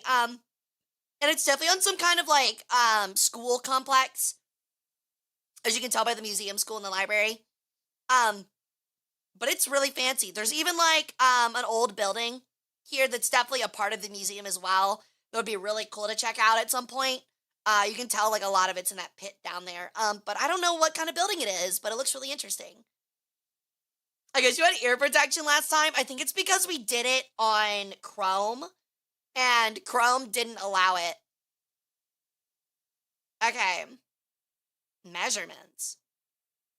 Oops. How do I get out of the measurements? Let me leave the measurements. There we go. This is interesting. It's not letting me click through it like it did on Chrome either, so that's unfortunate. So we'll have to check the floor plan view. Let me see. Where does it start? I believe, was this the entrance? I feel like this was the entrance we came in at, but I'm unsure. No, it is not. We have not seen this part. Okay, give me 1 sec. I gotta figure out where we were before. Also, let me get the corner so I don't block anything for you guys. All right. Yeah, it is really pretty, isn't it? It's really nice. Wow, it's very nice. Exactly. Okay. Okay, we didn't come in that way. But that might be the end of it. That looks broken as hell. I don't think we came in there. There was a front desk. I think it was this. Okay, we came in this way. So we'll hop in here real quick. Okay. Cool. Okay, so the thing is fixed. There are the little walkable circles. So this is where we came in last time. As you can tell, a lot of it is architectural. Oh my god, this is so cool. A lot of it is architectural. Yeah, because we came in right here. This is the entrance. It's got like the, stereotypical like museum TV. But yeah, you can see the entrance there, the Coptic Museum and stuff like that. But we came in this way, and there's like a bunch of tapestries and clothworks and frescoes and things like that that are related to early Christians. That's what a Coptic is. It's an early Egyptian Christian, which is really, really neat. And they have like a bunch of like pieces of an old church that was once in the area, an old Christian church. And there's like a bunch of fancy stuff. Like there's like pillar stuff. There's floor and ceiling moldings, stuff like that. And all of these are like, I think thousands, at least thousands of years old. Like, I think they're all like 880, something like that. So it's really neat. But we got through a lot of this before my computer crashed. So we're gonna go, I think we got through here. Yeah, we did. There's like a cool little trunk area. Got through this. I think we just got past this. Yeah, and then my computer broke. Because we went in there. But they have like little tidbits of information and stuff like that, and it's so fucking cool. I don't know if did we go in this little room? I think this is about where we left off. But yeah, you have like an entryway and stuff like that that's really fancy. Those good old loose fire extinguishers, honestly, you will see them in every single museum. I'm not even kidding. They actually have a lot of fire extinguishers. I'm kind of surprised. They literally have oh my god, they literally have a fire extinguisher like every 5 fucking feet. That's actually crazy. And that's a sand bucket. Also a fire extinguisher. That's crazy. What do you need all these fire extinguishers for? I would imagine it's just in case. It's just that, like, usually we have, like, 1 for a room, not, like, 6. Okay. So we're going to translate this. Because I can't read modern Arabic, and I don't think you guys can either. The crown mass is emptied, which suggests that it may have been used to immerse children in to be baptized, and there are 2 holes for draining the water. So that's kind of neat. You would think, looking at this, it's like the top of a column, but actually they're saying it's a wash basin for baptisms for children, which is kind of fucking neat. Oh my god, it like tore, but like it kind of worked. That's really cool though. It's like a water basin. Why would you need sand if someone's lithium-ion battery catches fire? It might just be because sand is, frankly, cheap and available. But yeah, that is a lot of fire extinguishers. That is crazy. That is a little excessive. I wonder what's that way. Oh, they have an elevator. That's neat. That's really cool. Okay. Up the elevator, up the stairs. Same thing. So these are pieces representing Coptic civilization. Ooh. I wonder if that's for a burial. I'm glad they take safety seriously here. Can never be too safe. Brings a tear to my eye. I'm not complaining. It is way better to be overly cautious than be not cautious at all. It's just crazy. It's funny to see. And a lot of these are in English, but they're really hard to read because not all of them have text applied to them, sadly. But some of the important ones do, like this one here. I don't know. Oh, it's an Eagle standard. Old Cairo from the fortress of Babylon in the 3rd to 4th century AD. Made of bronze, it's a majestic eagle with outspread wings, and holding in its talons is a horn filled with leaves and fruit-bearing branches.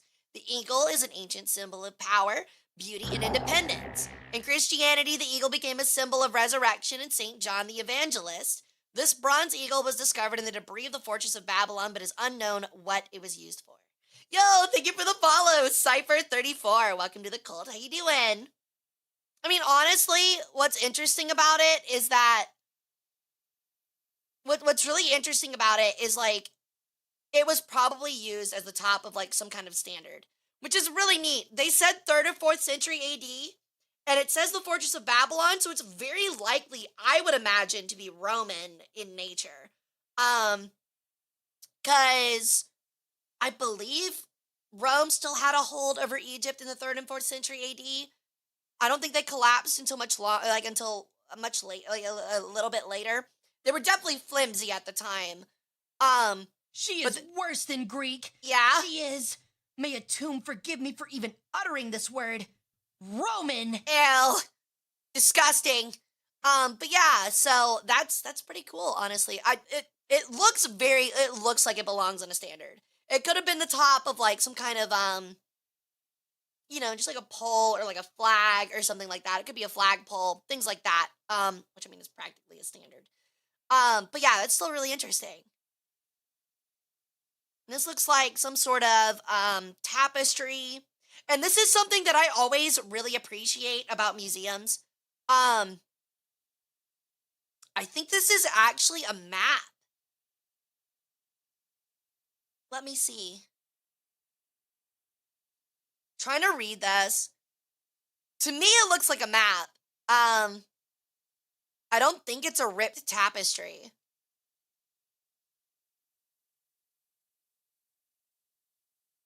The question is I wonder what of, because like I was looking at it and this kind of looks like Greece, but not like really zoomed in, but I don't think it is. I kind of wish they had like little notes on everything. Some of the other ones that we'll do here soon, you can either see in the picture, like the one in Liverpool, they either have notes or you can just read it from the camera.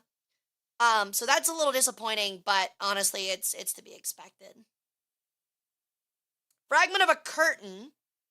I can read it out. Fragment of a curtain of a tunic with tapestry decoration of 2 squares, each framing a something with a bust, a border of sea nymphs, and it looks like it says Arites, encloses, I think that says Byzantines. So it's not a map, it is actually a curtain, and that's something I want to touch upon, is, honestly, like, conservation with stuff like this is going to be so difficult, right? What's so interesting is that some professional had to sit there painstakingly and essentially build a jigsaw puzzle out of these torn pieces to rebuild the curtain with obviously half the puzzle missing. So I always find that like so incredible when you have like really dedicated professionals that probably poured, hundreds of hours on trying to figure this out. For a zoom feature, if that would help. Ooh, thank you. Thank you for the lurk, Piggy. I'll happily take your organs. I love that many of these displays look hermetically sealed. I'm going to be honest. Now, a museum like this that's so professional, it might be hermetically sealed, but what in the reality of it, you see these holes here?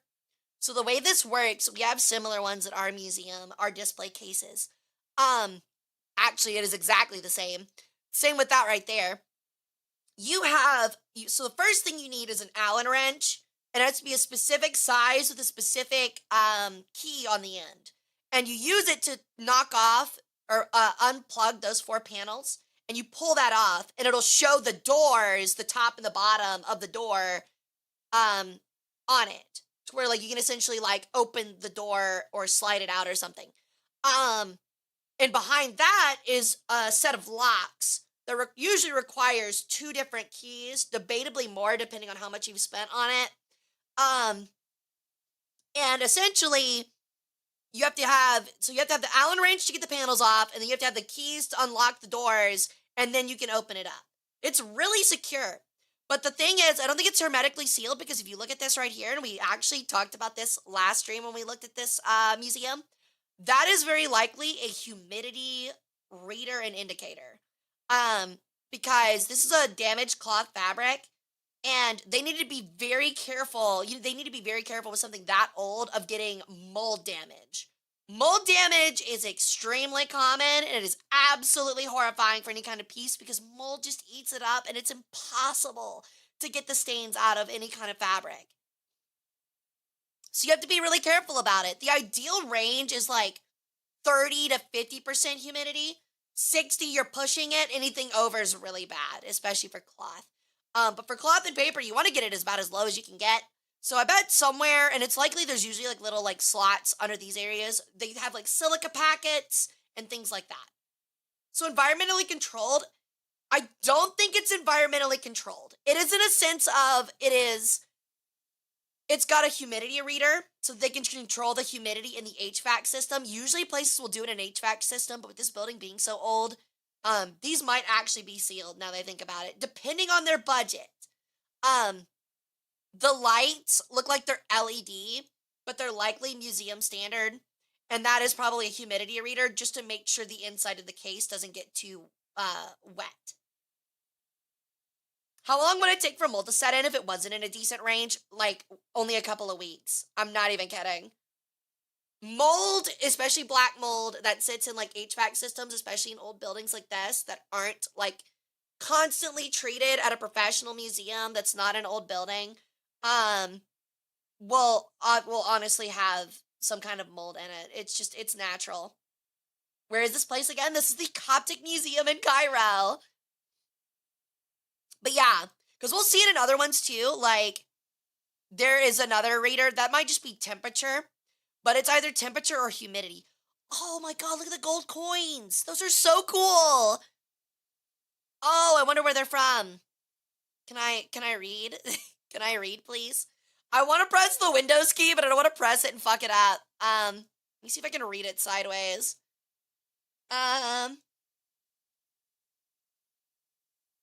Hold on a moment. I'm gonna look a little weird. Oh, it's a little torn too. Oh, that's also not in English. It's the blue one that's in English. Shit. Hold on. Yeah, the photographer that took these pictures, did not take incredible care when taking the pictures, sadly. So it's a little hard to read. All in a pile. I wonder if I can stack them. Oh, almost definitely. Although, like, you have to remember that old coins, as you can kind of tell here, not only were they not uniform, especially during this period, but they were really thin, like really thin. It's not like a quarter or a dime or like a dollar coin that we have today. Usually what they do is they would weigh out an amount of gold on a scale, and then they would like melt it and then smash it flat with a stamp. And the stamp was actually, these probably would have been very early on, depending on the time period. I sadly can't read it, but around like I think it's the AD. It's like early ADs. Were the first instances of stamped coins, and it was around the time of the Ottoman Empire. So it might have actually been a little bit later, but that's when things become uniform in design, because it was really hard to, it was really hard to fabricate at the time a way to consistently stamp things and keep the same weight. And then scammers would cut the edges to scam. You are completely right. They totally would. Oh, it's so unfortunate I can't read it. But you can tell that they probably found it in a pot, and that's part of the pot that was used as a stash. That is very common in the ancient world, is finding someone's bankroll. All right. And here we have robes and clothing. Oh man, that was once one fancy ass cloak. Let's see if we can check it out. Oh no. All the pictures are like just slightly off, and that makes me so sad. We can almost read everything. It's the ancient Egyptian money in the mattress. You would be surprised at how many people go and dig under a tree, even today, and just find a pot of like ancient coins. It's actually crazy. In fact, there's some coins that are stashed so often that they're not even worth that much because we found 1 billion stashes of them. Because like it ranges on the time period, but like a coin during like Constantine the First, you can get for like a couple $100, like $200. But a time during like a certain Roman era where people weren't stashing their money, they're going to be worth thousands. And then these seem to be Bibles, which is very interesting. This one's like picture-based, but you can tell that this is the Last Supper by the looks of it, which is really cool. Like an extremely old depiction. This is 1405. This is a 1405 depiction of the Last Supper. At least I'm pretty sure that is, based on that. Something about martyrs. I can't read French. I wish I could read French, dude. That's actually very important in ancient Egyptology, or in Egyptology, is learning French, because a lot of the academics are done in French. Really, Bravo. That's really cool. I've always wanted to do coin hunting. We're doing multiple today, Yari. We didn't get to finish the Coptic Museum last time, so we're just finishing. Oh my god, excuse me. Finishing it up today. Ew, French. But yeah, these seem to be ceiling moldings. I wonder if it looks, I don't know what that is of, but ceiling moldings likely relating to the church again. There's a lot of architectural pieces, which is really cool. Once again, the English is like just out of reading. Oh my god. Coptic Museum, I'm begging. Please update your pictures. It would be so cool if I could read these things. I would be so fucking happy. Ooh. Interesting. What is that? Can I read this one? See, and you can tell that they've got like good writings on everything. It's just so hard to read. You can also tell where they're found, though. They know where they're found. Like, so like something in here is located in Saqqara. J, item J, which is this, was found in Saqqara. And this is actually something I noted too. So the museum I went to, and this is something that me and my director were actually talking about copying. So we have like note cards, right? Well, not note cards, but like poster board that is like cut with a bevel to like get like a nice like angled edge with a placard, essentially.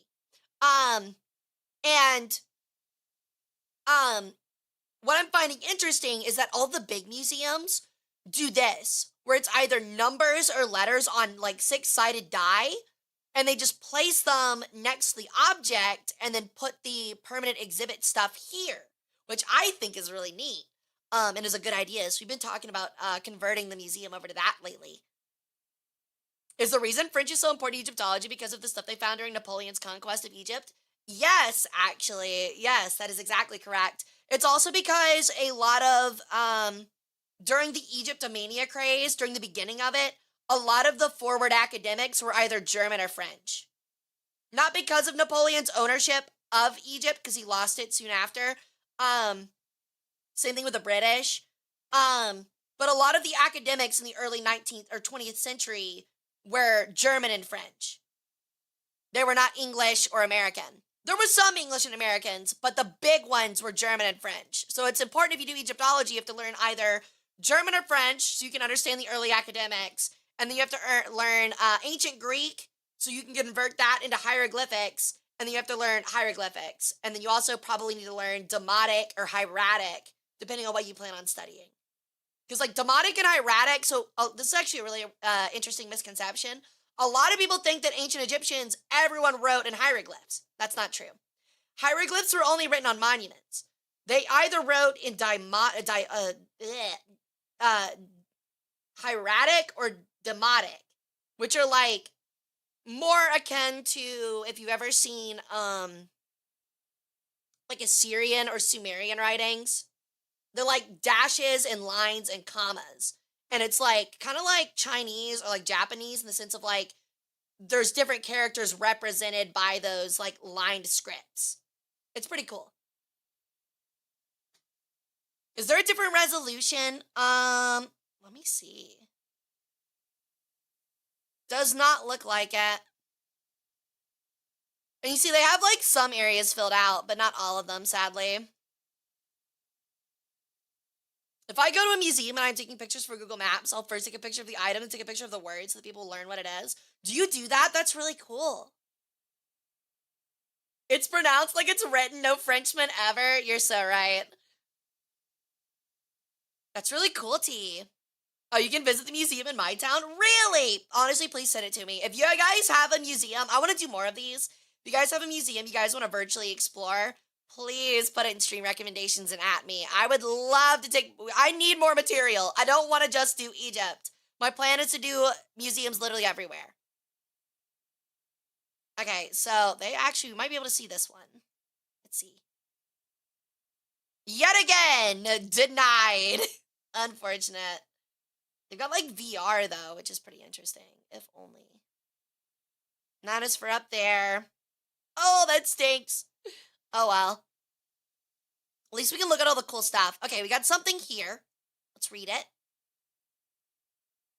Okay, so this is Fayum, and it's the 11th century AD, Tempera.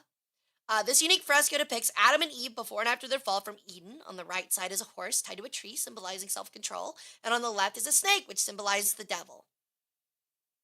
Dude, that horse looks fucking awesome. Yo!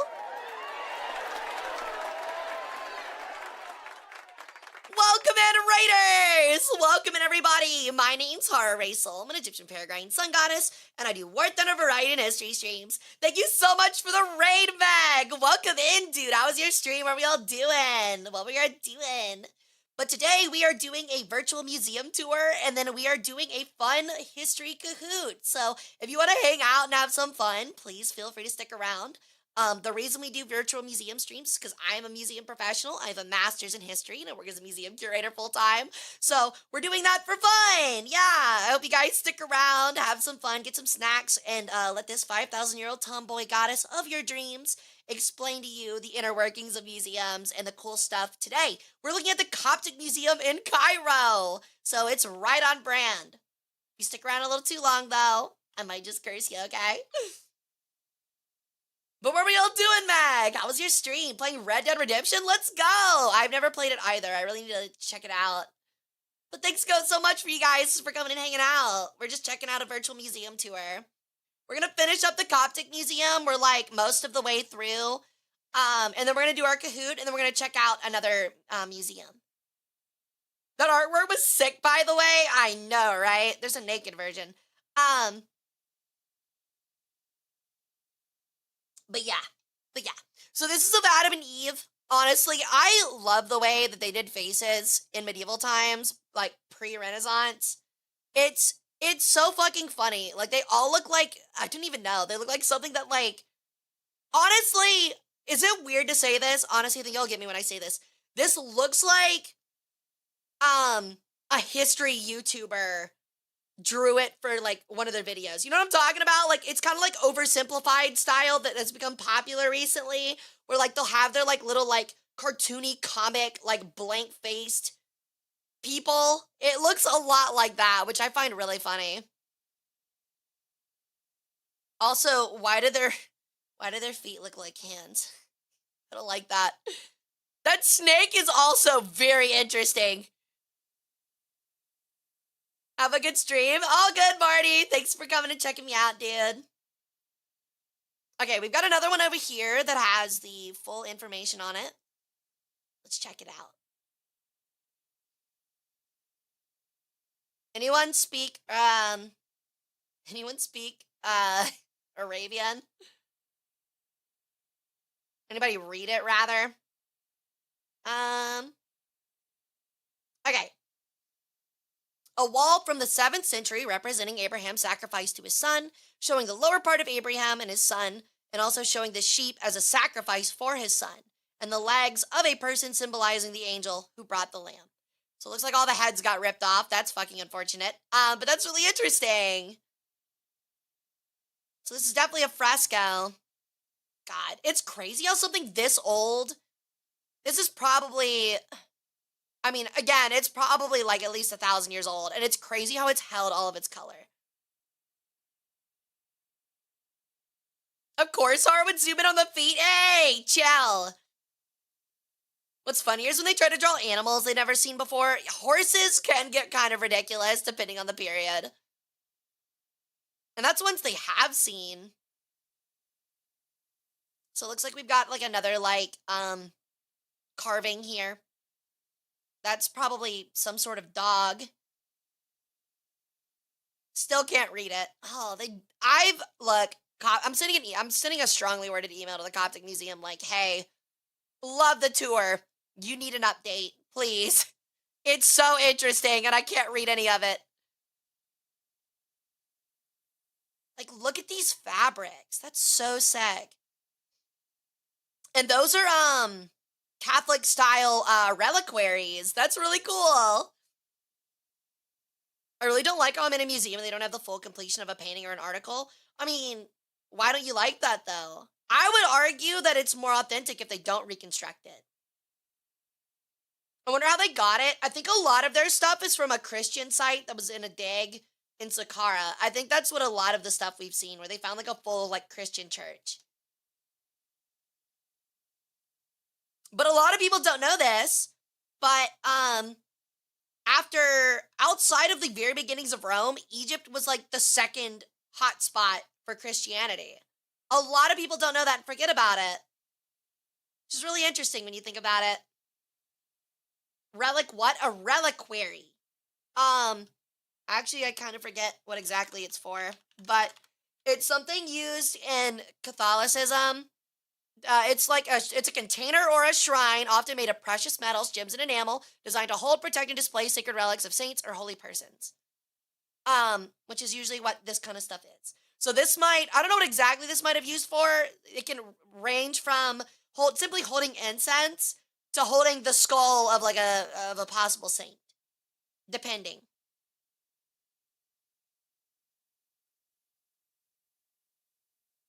I wish I could read it because they probably note like what it held, but I don't quite see it. Those are crazy. I think those are canes by the look of it. That looks like a rosary, and that looks like a dagger. Yo, we got ceremonial daggers. That's crazy. Ceremonial knives. That's sick. They're not canes. They're the little like staff things that they carry during Catholic. I mean, I guess it is technically a cane. It's more like a staff, but that they hold during services. Yeah, like a scepter. I don't know if y'all have ever been to like a Catholic, an Orthodox Catholic event, but they'll have like a procession that walks through the aisles, and one guy has like the swinging incense, and the other guy usually has like the staff, and then they're all like chanting. Stuff like that. I'm afraid I'm not Catholic, so I can't give you like a big detail on it, but that seems to be what all of these are, which is very interesting. Another fire extinguisher. Can we get a fire extinguisher counter, please? We pretty much read this before, so essentially like Coptics, which again is just the name for Egyptian Christians during this time period, were actually known for their very like valuable cloth work and textiles. They've apparently, judging by this, have discovered mummies with Coptic textiles in the beginning of the 20th century, which is really cool. So you guys get to be dripped out. You guys get to be ancient Egyptian being mummified, but get dripped out in like Christian fine robes and linens before you before you move on. Okay, so yeah, it's in the tens of thousands, found in Egypt, dating from the Roman, Byzantine, and Islamic periods. Most of Coptic textiles is derived from burials. But the 19th, 20th century excavations, such as graves at important sites like Akhmin and Antino, that might be Antioch. I actually don't know where that is. Were carried out as treasure hunts rather than systemic scientific undertakings, as you do in the 19th and 20th centuries. What's your most favorite museum in the world? I actually don't have one.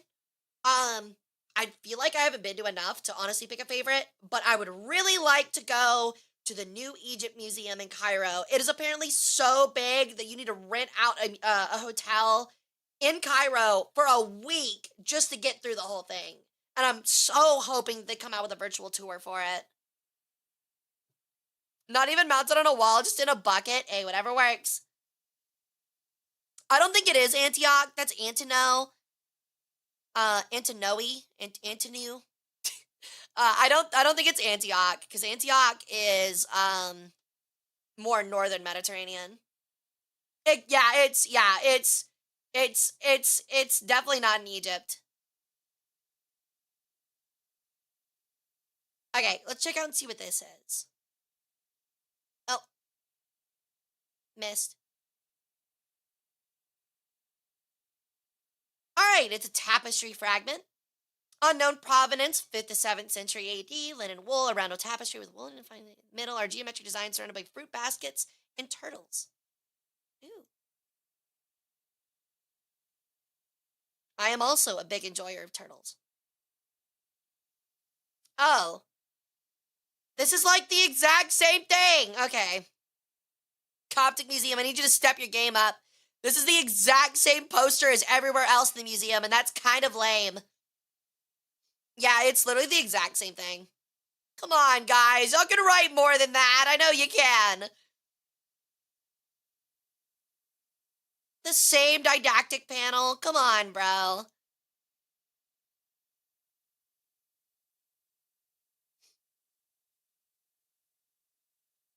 Those are more like linen shirts. Damn, those are fine shit, dude. You know how hard blue dye was to get?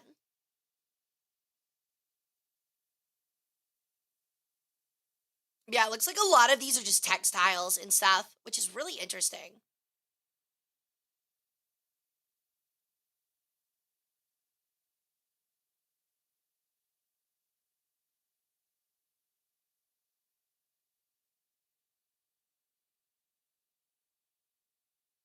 What in nature creates blue dye? Ooh, that's a good question. I think it's usually indigo. Honestly, that's a good idea, though. I actually don't know what ancient Egyptians used for blue dye.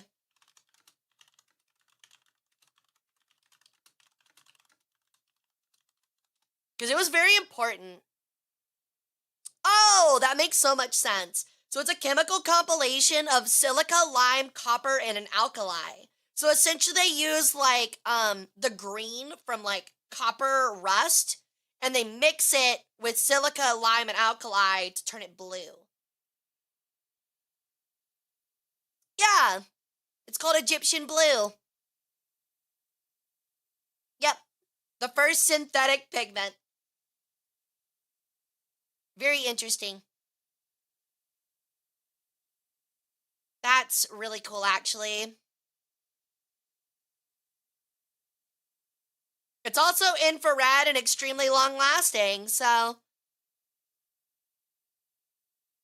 But actually, I'm pretty sure that's what one of the major things that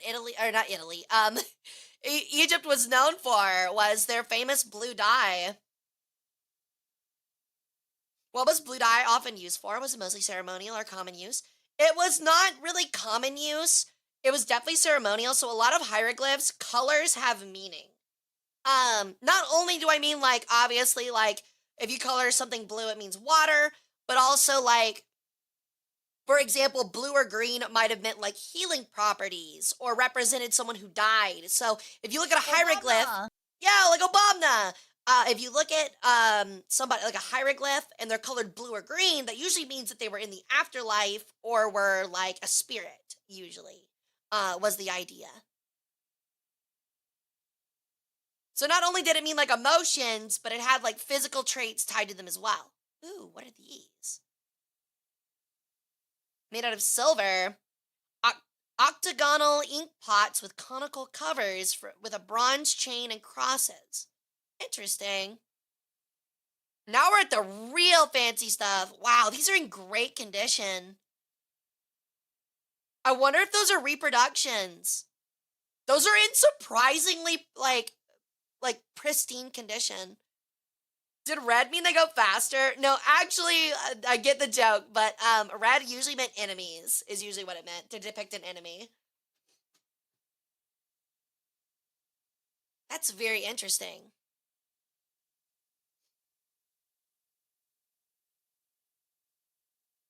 We've got more books that I can only ascertain to be Bibles. Again, I wish we could read the cards. And I don't know Arabic, so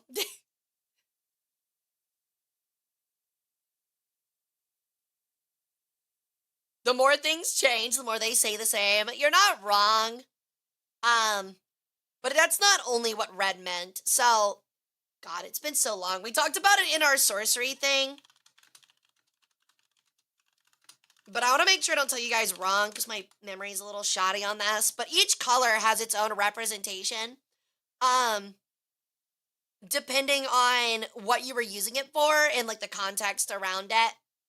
So, let me pull something up and see if I can find it. So black usually meant fertility and resurrection.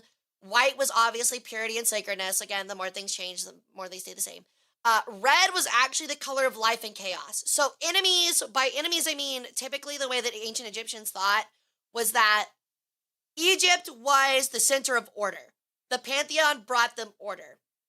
Anything outside of Egypt was the order of chaos, right? And essentially that means that if they were an agent of chaos from like Set, who controlled the deserts and was a god of chaos, or Apophis, they were represented by red pigment. So yeah. However, they also, like a lot of things in ancient Egypt, had double meanings. So also if you covered someone with red pigment in a burial rite, it represented like protection from malevolent things. So like from chaos. But you also have like, you know, the red, like the desert areas of Egypt were referred to as the Red Land and were controlled by Set because he was the god of chaos. Things like that. Yo, thank you for the follow, Crimson. Welcome to the cult. How you doing, dude? But yeah, it's all very interesting. Like ancient Egyptian color theory is extremely deep and very interesting. But blue was the color of the heavens and creation. Such as the primeval waters, you know, because like we talked about this. The importance of water in ancient Egypt because of the Nile and things like that. But gods were usually colored blue. Yellow was eternity and divinity. Connected to Ra, the sun god, me. Obviously. But that's why statues and coffins were gold, was because they were valuable and also, you know, invoked heavenly feelings. And that's really it. Ironically, though, yellow was also seemingly synthetic. They used lead ammonite. So, I don't know. Honestly, that's something you could really dive into and is a really interesting topic, is just like color theory in ancient Egypt in hieroglyphs and colors, and how they made those dyes and pigments. It's really interesting. Again, kind of when you have 5,000 continuous years to figure things out, you get really smart at some stuff. Fool's gold. Okay, so we've got some kind of shards here. Wonder if there's stelas. So this is from Deir al-Bahari, the 7th century AD. It's limestone. Long before the Coptic era, ostraca were favored material for drawing unconventional sketches. This example depicts of a man falling from a palm tree. Interesting. Probably because outside of papyrus, again, like a lot of people don't know, you know, why didn't ancient Egyptians use paper? because, paper was hard to fabricate and create. So papyrus was made out of reed. But even then, papyrus can be kind of hard to come across. So a lot of the time, the more common things that were written on and used for like everyday things, such as lists, like grocery lists or notes or things like that from the common person, was actually typically used on pottery shards because pottery shards were always available. You got them when you bought olive oil, you got them when you bought food, you got them when your neighbor wanted to throw out his old plate, things like that. So typically, a lot of writing of the time, especially ancient Egypt, but as we can see up and even until the 7th century, it was much more cost effective and cheaper to just reuse pottery shards or limestone that had been discarded. Very common. You'd think it'd be papyrus, but papyrus was, again, kind of reserved for like the really fancy shit. Because, the process of making it's very hard. Meanwhile, everyone needs pottery and shit for everything already, so it becomes kind of abundant. Okay, I don't know how I feel about this glazed art or glazed glass. You can't really see what's in there, but it's a book of Psalms from the 4th century that was found in a village of Al Mudal in Al Bahanza, Beni Suef Governorate. And it was written in the Coptic language of Al Bansawiya. Interesting. I wonder if we can get a better angle of it somewhere else. I wonder why they have it in a glazed glass box like that. It's very hard to see. It's really interesting. You can kind of see it though. I remember a while back I saw a guy use mummification methods to mummify a chicken just to see how it tasted. Why? That sounds crazy. Just make jerky. Have you ever seen papyrus being made? I saw the process in person once. I haven't actually, but I know that it's very time consuming because you're stripping the sinew and fibers out of reeds, which takes forever. Did ancient Egyptians have coins at all? So you have to remember that coins were not a standardized thing until like the ADs. Around the time of the late Roman Empire in the Byzantines, I'm pretty sure.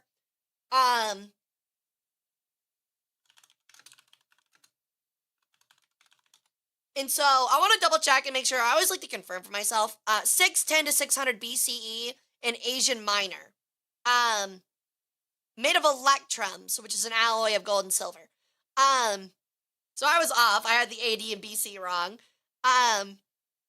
But typically, currency did exist, but it was not like stamped coins. It was like you would have a weighed portion of gold or silver in like form of like a nugget or like just like a chunk, and you would trade and weigh that against the value of whatever you were buying. Icarus, welcome in. Very common to eat the stuff in the mummies for health, and mummies used to be plentiful, but they're rare because everyone ate them. You're close, Lawful, so it's actually a very funny story. I think I've told it before on stream, but the origin of that is that in ancient Egypt, in Egypt at the time of Victorian England, there was a plant that was referred to as mumia. And well, it really sounded like mumia. In the Arabic language. And naturally, when people from Europe came to visit and study in Egypt, they heard mumia and how it was an herbal remedy and naturally connected and went, oh, mumia kind of sounds like mummy. So they immediately thought that mummies were the herbal medicine. So what they would do is that they'd, not only would they have like sarcophagus opening parties in Victoria, England, but also they would go to Egypt and buy ground up mummy into dust, which kind of gained the term mumia in Europe, and would dissolve it in teas and stuff like that and drink it, believing it was herbal medicine. So there was a time where actually a lot of the it was also made into paint, yes, like Mummy Brown. But there was a time where actually mummified bodies were plentiful in markets and tombs because obviously if you're a tomb raider and, you're just looking for the gold shit, the valuable gold shit to sell to foreigners. But they wouldn't take the mummies.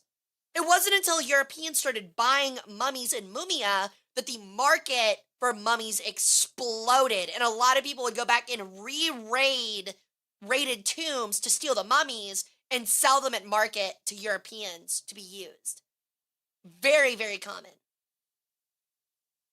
Kind of ironic though. It's really, really ironic that, like, it's not ironic, but it's just funny that they would make the connection of, oh, mumia is obviously means mummy. And it's like, no, you idiot. It's an herbal plant. Like, Jesus Christ.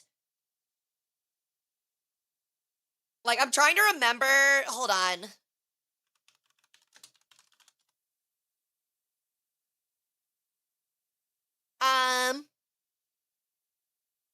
Oh, my bad. It was not a plant. My apologies.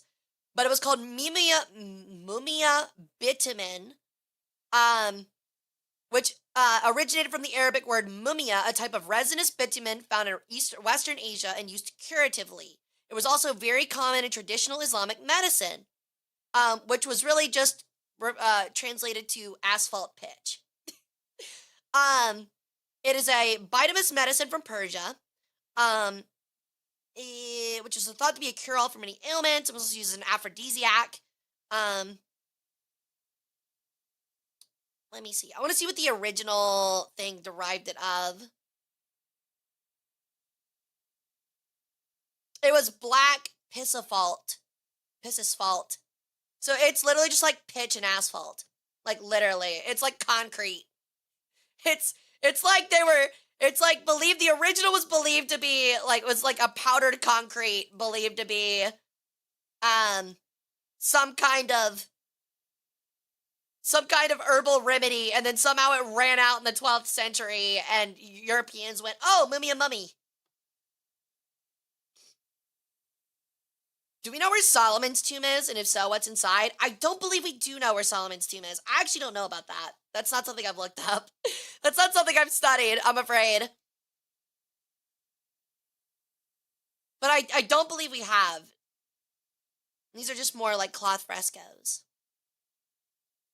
I think we are very close to the end here. Oh, we actually walked around. There's another fire extinguisher, by the way. Whoa, we're like really exploring now. Oh, what is that? That is so cool. Oh, and the plaque is so small. I want to know what it is. That is so neat. Is that a palanquin? I don't think it is. I think it's one of those Islamic, well, I guess it also could be Christian, burial things they have in temples. Yeah, I think it's like a casket, a form of casket that was used for above ground stuff for like holy people. Because I think they still have them. There's a couple in like the Temple Mount and stuff in Israel, in Jerusalem. How interesting. And then these seem to be earthenwares, like cups, and ooh, that's a very fancy carafe. That looks like early forms of glass. That's so neat. I really wish the photographer had more of a presence of mind to take pictures of these. Is it true that mummification was a very common practice, like people did it to loved ones and their pets? Oh, absolutely. Mummification was required if you died in ancient Egypt.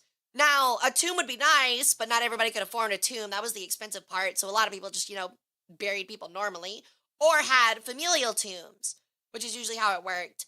But it was extremely common, yeah. You not only would mummify yourself, but you also mummify your pets. As for loved ones, that was not common.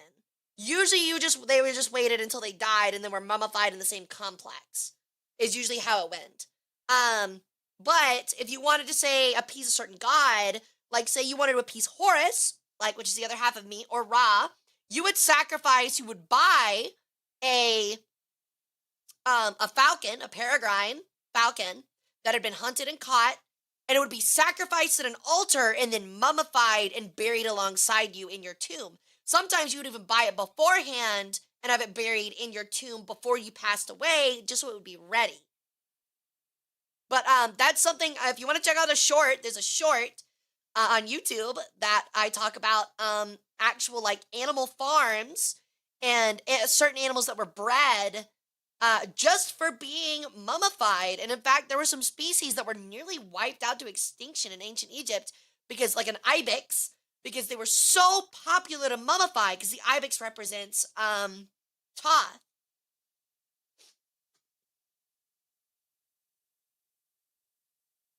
Also, women were often left out longer to discourage unsavory acts to the body. That is true. It's done today as well. Well, not done today as well, but a lot of morticians are female for a reason.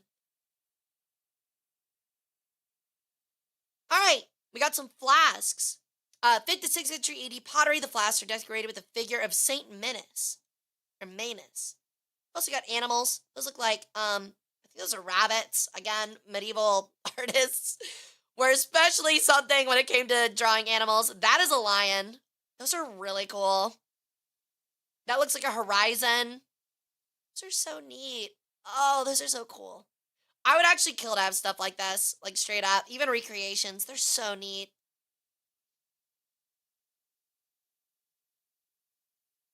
All right. Looks like we've got like more pottery. This is more likely storage, stuff used for storage. So a lot of big ones like this would be used for things like olive oil and grain, especially if you're in ancient Egypt. Wheat and grain were, Egypt was the Mediterranean's bread basket, thanks to the Nile. So a lot of this likely stored grain and things like that, I would imagine, but olive oil was another really big one. Oh, these are the incense holders I was talking about earlier. That's fucking awesome. Those are so cool. They're you know, they have the bells and stuff that they'll like swing and it like passes the incense around and stuff. That's so neat. I don't know what they're called, but they're awesome. I think they're literally just called like incense holders. I hate that that is my random fact contribution to stream. Hey, I love it. Everything of trying to recreate yourself, personalized pottery and trinkets. What do you mean, lawful? Oh, like recreate it myself? That would certainly be an interesting idea. It'd be a little hard though. You definitely need like first off, you need someone that is really good with pottery and can do the pottery for you, or you need to buy some custom made if you want it to be really authentic. The painting can be kind of hard without like an actual like reference. So these look like more of those, like that eagle we saw downstairs. These look like more of those staff toppers. That kind of looks like a key. That is a crazy looking key if so. And these also are things that likely went on altars as well, judging by the stand on that. Sensors! Thank you. You are so correct. I don't know why I couldn't think of the word. Those are so interesting. Are those have to be keys, right? They look like keys. And those are some massive fucking keys. It's awesome. Got a bunch of early copperware as well, which was used for, you know, plates and things like that. Got a pot, like a teapot with a little burner. Some bowls, some carafes, some jugs, things like that. More sensors. And likely what looks like incense stands.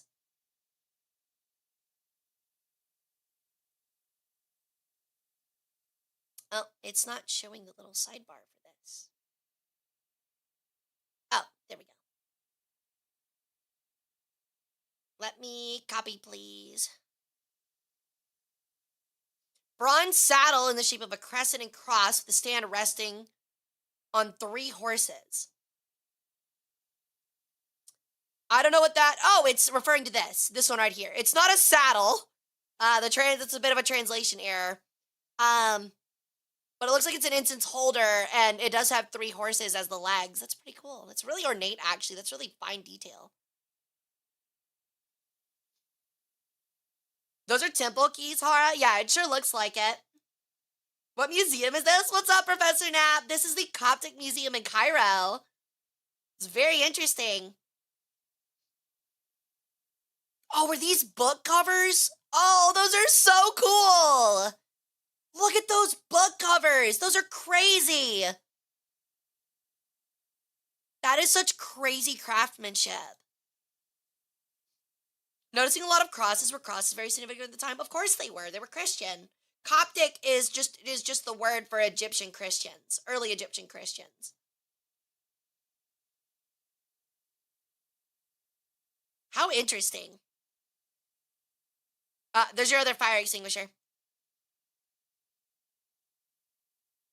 We've got some mosaics. That's, I believe, Mother Mary and baby Jesus. Again, I love how, like, medieval and Renaissance painters couldn't, like, paint, well, I guess not Renaissance, but medieval painters couldn't draw, couldn't paint babies. So every time they painted them, they would just paint the person as a smaller adult. Like a little, like, mini adult. It's so funny. They also, if you don't know, so these are halos behind them. There's actually one of the major developments of Renaissance painting, what changed Catholicism and frescoes, is the understanding of how to draw and paint a 3D item to make things look 3D in like a 3D space on a 2D plane. That was not something that was available to medieval painters. So they always drew the halos as flat circles, and they were meant to represent halos. And they still had the same idea as a halo, but they couldn't, put it to paint. And so whenever you see like the circles behind them, the golden circles behind them, that's just meant to represent a halo. In learning perspective is so fascinating. It really is, especially when it's in relation to religion, because religion was so important for paintings during this time period. My favorite medieval Jesus painting is in the mat where they made him look really buff and has like an 8-pack. You mean like this one? Do you possibly mean like this one right here? Oh my god, dude, that's crazy. Gave him the fucking biggest 6-pack. But I think this is him after he's ascended, coming down to the Romans that were guarding his body by the looks of it. Looks like it was painted with actual gold. Have you seen Korean Jesus? I sure have. To see old cultures and practices for the first time, especially because this is one that's often forgot about. Like I said earlier, Coptic Egyptians were the most numerous and were the largest after Roman Catholics during the turn of the ADs. It's very interesting. They were very numerous, and they're often forgot about, despite being a very important chapter of Christian history.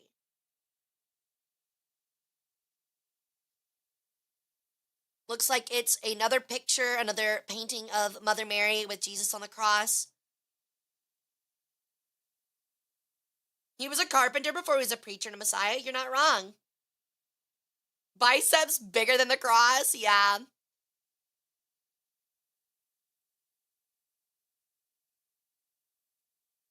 Wow. These are so interesting.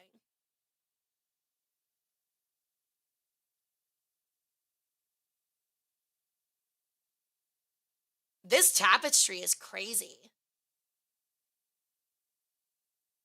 Like, just the amount of, like, fine detail is just so crazy. How much they're able to fit on a canvas with the tools they had at the time is just very interesting. And I love the framing here, where this is the wall, these are the walls of a castle. I don't know if y'all can tell, I thought they were stairs at first. These are the walls of a castle, what I would imagine is actually surrounding, like, a temple. From what it looks like, which is just so cool. He probably invented CrossFit. More earthenware. Looks like we've got a new thing. So, ooh, this one talks about icons. So icons were very important to the ancient the ancient church, both in Rome and elsewhere during early Catholicism. And there became this huge debate towards the end of the Roman Empire and the beginning of towards. Okay, so there was a period where the Roman Empire ended, right, and they were Christian. What took over after the emperor and took care of the city of Rome, was the Catholic Church, because essentially, it's very interesting. The Roman emperor is who paid for everyone's food, pretty much. Was who who fed everybody and gave out your portions. When the emperor moved to Byzantium and left Rome, he stopped bankrolling Rome. So who ended up bankrolling Rome at the time was the Catholic Church, because they had a lot of set up stations where they would give food to the needy. Yes, the early papal state. And so essentially that's how Catholicism gained power, was through food. Iconography and imagery became very important during this time period because a lot of people couldn't read. Even less so than the medieval Roman Catholic era. And so icons and iconography became very important, but there was a big debate, depending on who you were, on whether iconography and worshiping it, because they would worship the icons at altars and things like that. They argued frequently whether iconography was, what do you call it? Where you worship an item over God. I forget what it's called. Welcome in, Goblin Slayer. Thank you for the follow. Welcome into the cult. How you doing? I'll see you later, Jordan. God, what's it called? Idolatry. Thank you. Oh my God, my brain is not working tonight. Idolatry. It was seen as idolatry by some. So there was a very large movement towards I think it was the 700s to 800s AD, where the church had a crisis of trying to figure out and patch this split of people who believed in iconoclasm, which was getting rid of iconography, and the people that worshipped iconography, because it was such a long-held tradition in Rome. But the majority, the word icon is derived from the Greek word icon, meaning image. Coptic churches, ancient and modern, are always decorated with icons. The majority of the Coptic icons contain holy portraits of Christ, the Virgin Mary, saints, and scenes from the Old and New Testaments. They date to the 5th to 7th century, and a number of medieval icons are preserved in the Coptic Museum and in some Coptic churches, especially in Old Cairo. They were also built frequently in the 13th century when the city was a center of organized workshop of Christian painters responsible for icons and wall paintings. Let's see if there's anything else. So a lot of these also derive from the 18th and 19th century. So naturally, even with, as you can tell with the modern Catholic Church, that icons were not completely removed. But that was a big discussion during that time period, was whether, iconography was idolatry, because a lot of people would argue, oh, you're not worshiping Jesus, you're worshiping a physical representation of Jesus rather than Jesus himself, No, not at all, Jordan. I like them.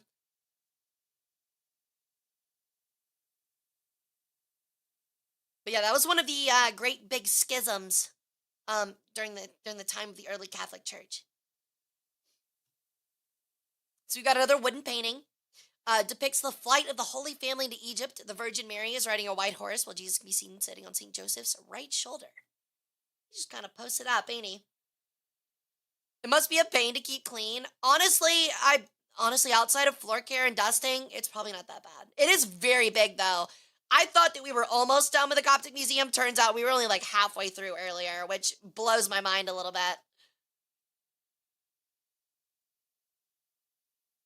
All right, so here's another icon which depicts the most important events of the last week of Jesus Christ's life.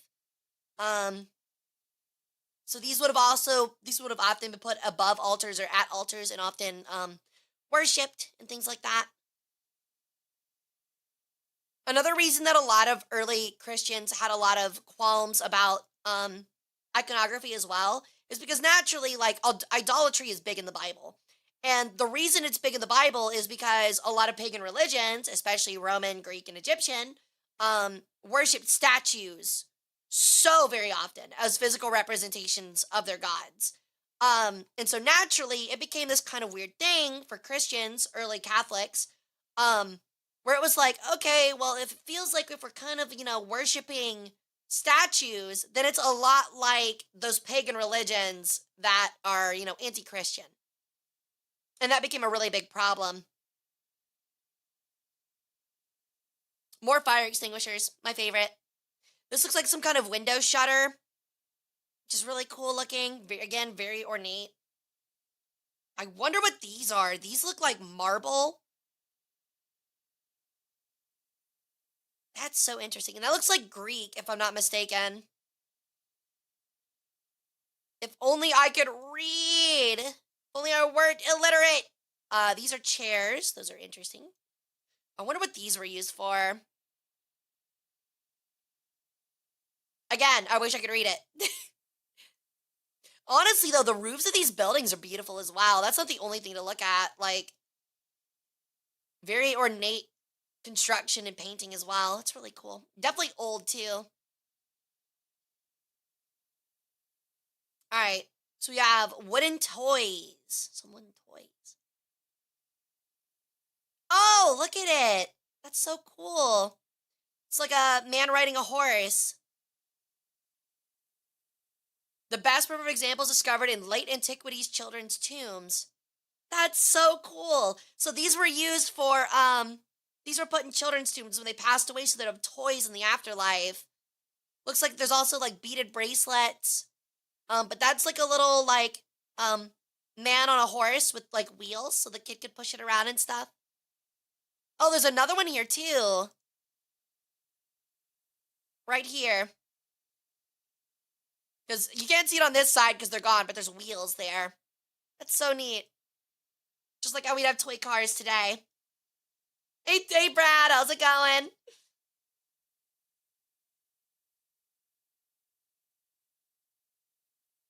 Okay, we've got a thing on woodworking.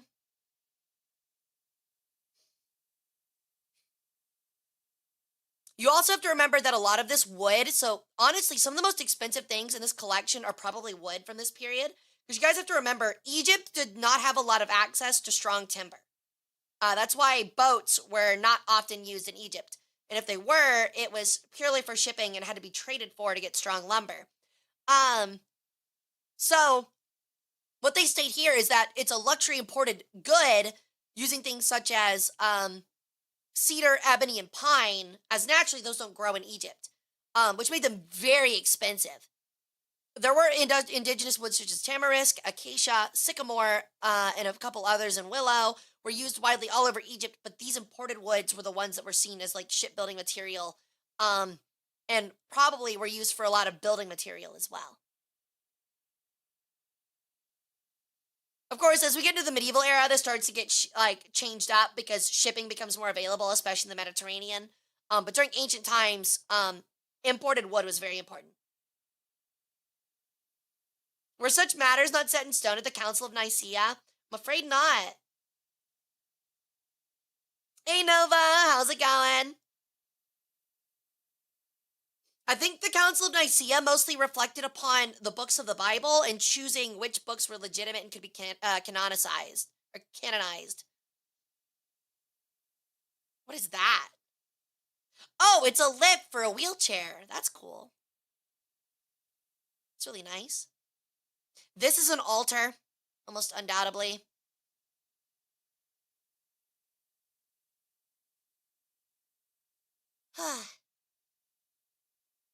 This is a frieze. This frieze is decorated with a nilotic scene depicting a crocodile surrounded by fish, various blossoms, and other vegetation. Fancy, fancy.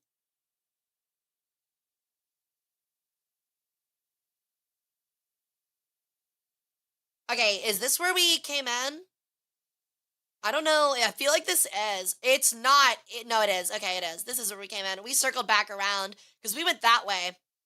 Let me see if we've got any more. This might be it for the Coptic Museum. We have seen a lot of it. We saw this whole upstairs area. We definitely saw that. It's like the wooden yoke. Those are the toys. We went this way and looped around. I think that's it. I think we're done. Yeah, it looks like that's it. So, honestly, really, really cool. I'm so happy that we get to go look at stuff like this. And this is why I love virtual museum tours, because, like, I don't know if I'm ever going to be in Cairo. So I'm not ever going to see, like, be really able to see this kind of stuff in person. And that's why I kind of wanted to do these, because they're so neat and interesting, and it's stuff that you don't really get to see too often, and stuff like that. So I hope you guys enjoyed it. We're gonna move on over. We're gonna go ahead and move on over to our Kahoot stream, or our little Kahoot thing. So I think that would be a lot of fun. Let me get that wrapped up. We're probably gonna go ahead and take a 5-minute break though first. So everybody has time to go get a snack, and I can rest a little bit because I just like nonstop nerd yapped. Yeah, they went over heresies, but I don't think iconoclasm was ever particularly called a heresy, just idolatry, which is a little bit different. I returned after who knows how long. It has been a minute, but I'm happy you came back to hang out, Nova. Hope you've been doing well. Toy chariots could have been a thing in ancient Egypt, right? Oh, they definitely were. So the ancient board game Senate in ancient Egypt was actually styled off of chariot races, so... We love bird nerd yap. True, dude. I gotta go push up my glasses. Alright, so I'll be back in about 5 minutes. I'm gonna run 3 minutes of ads so people don't get pre-rolls. And when we get back, we'll finally start that Kahoot up. Okay, guys? So I'll be right back.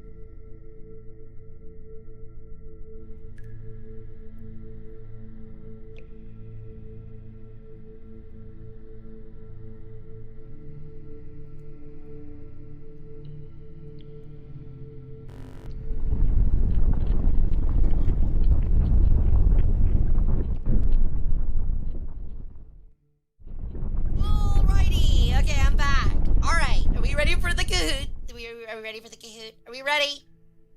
I've got, okay, so I've got a lot ready for it. Thank you for the welcome back. Yo, you're making French fries? I want French fries.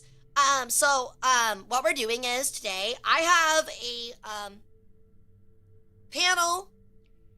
Sorry, guys. As usual, I'm hiccupy. Can we ban Gear? He's too cracked. Okay, this one might be a little bit harder for Gear, so it might not be that easy. These won't really be about me. They're gonna be about anime in Egypt. Or Egypt and anime, I mean. So what this is gonna be on is I have a panel at CarrierCon this Saturday, and you guys should get the first early look at that panel. So this is what I'll be doing. Mostly as a test, but also because I want to see and get y'all's feedback and see if it was fun and it was interesting. So, yeah. I'm gonna go ahead and open it up. Mods, if you could change the, hold on. Why do you not see it? Why you do this to me? Hold on, one moment. Oh, damn it. I think I have to close the other one real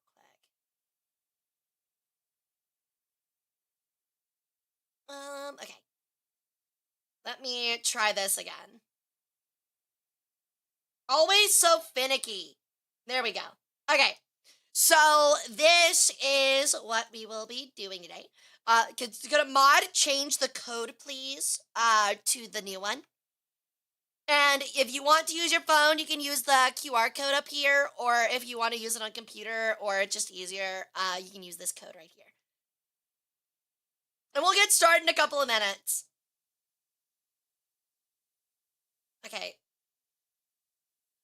I was building Warhammer, but you challenged me. Yeah, I know. I'm well aware. Now, there might be some repeat funny ones in this one because the people at CarrierCon are not going to be you guys. So there are going to be some second chances with these. So keep an eye out for them, okay? Like I said, I need to think of some more funny ones for the new people, but...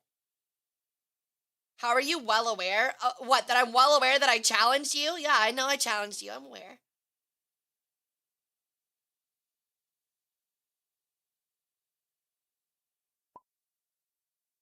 Not Zeta? Yeah, it's totally not Zeta, dude. Oh, I thought it was the Warhammer thing. No. Actually, I think you mentioned it during that stream that you were doing that, so...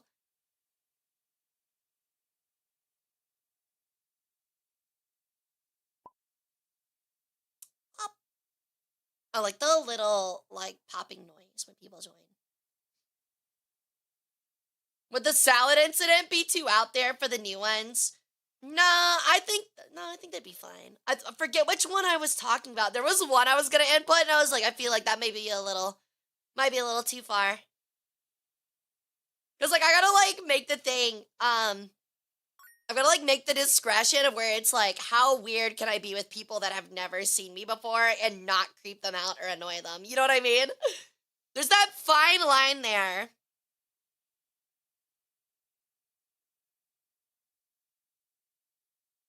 I was like, am I autistic? And then I thought, I am so autistic. I'm gonna be honest, I think that's quite literally everybody that is big into history and like some minor thing.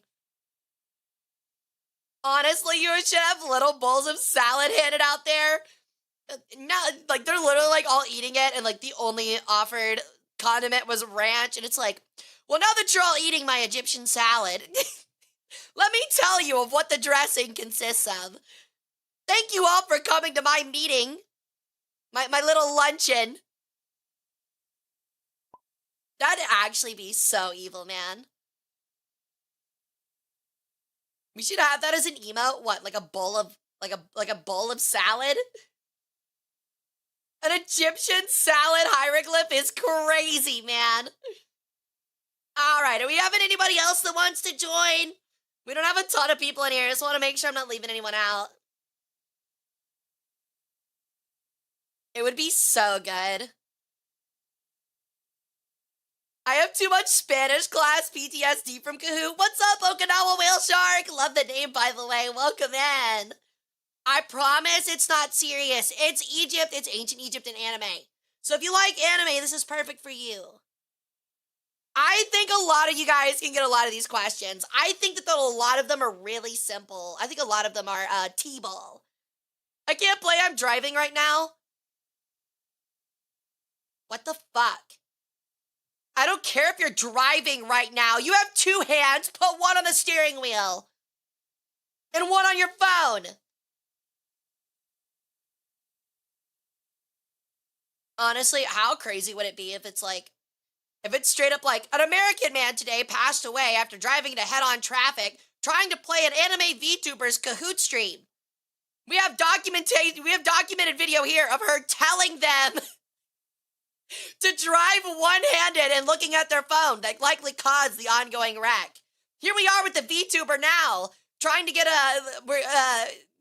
live, asking her, her thoughts on the situation. So, Hara, did you believe that encouraging such reckless driving might put you at fault? Well, as you can see, I'm on the internet and I'm not real. So therefore, I cannot be held responsible for any realistic actions held by people in real life, such as promoting, people jumping off their roofs, making them think they can fly, saying that they should totally de-organ people, or, drive into oncoming traffic while looking at my stream. It's in the EULA. I would like to kindly decline. Sorry. Hey, it's totally fine. I can totally understand not wanting to take a part and just watch. Would you be liable in court? I don't think I would be, honestly. Because, again, it's like telling someone to go jump off a roof and then they do it. I don't think you can be held legally liable unless you were, trying to, indoctrinate children into doing it.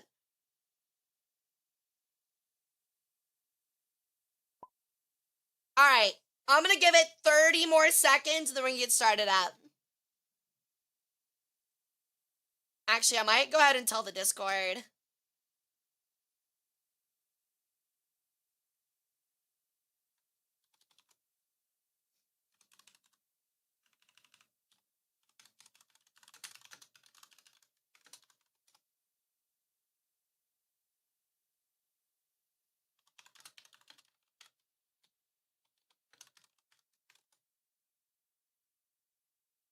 I can ask my friend who's doing a law degree. Hey, theoretically, if there was an anime girl on the internet that told me to drive into oncoming traffic while watching her stream, would she be held legally liable? I feel like if you asked a lawyer that, they'll just look at you like you're actually insane. I really do think they'd look at you like you're crazy. Yeah, but the chum bucket helmet you gave us to control us might be an issue. I would never. Yo, what's up, Warrior? Welcome in, dude. How's it going? All right, I don't know who keeps popping in and out, but I don't want to leave you behind, so be careful. He watches VTubers, he'll understand. Hell yeah, dude. They might just use you for emotional distress. Oh, sue you for emotional distress. Not if they don't survive. Not if they don't survive, dude.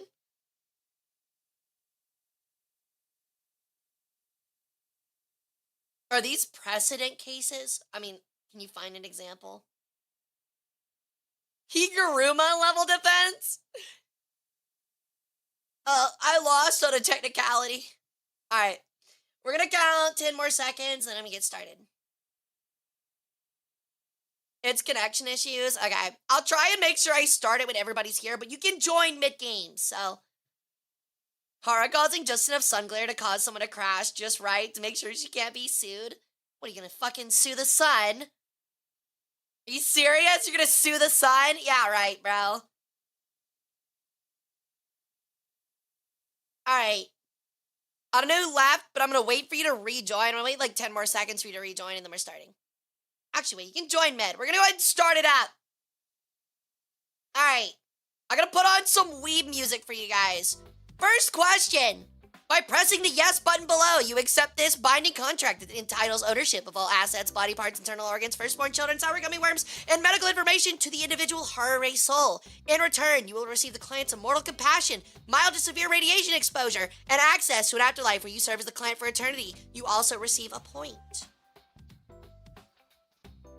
Sounds like a pretty good deal to me.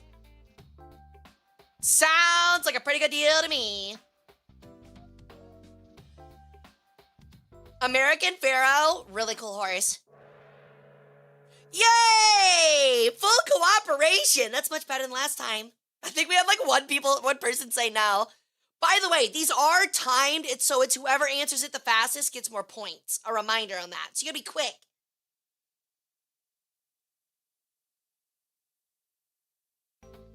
The spirit in Yugi's puzzle, our first one, is named after which ancient Egyptian god? This one I feel like is really easy. I swear to God, if you put Mr. O, I'm losing it. Wait, Mr. O, where did I get that from? Oh, Mr. O is at the end of Yu-Gi-Oh!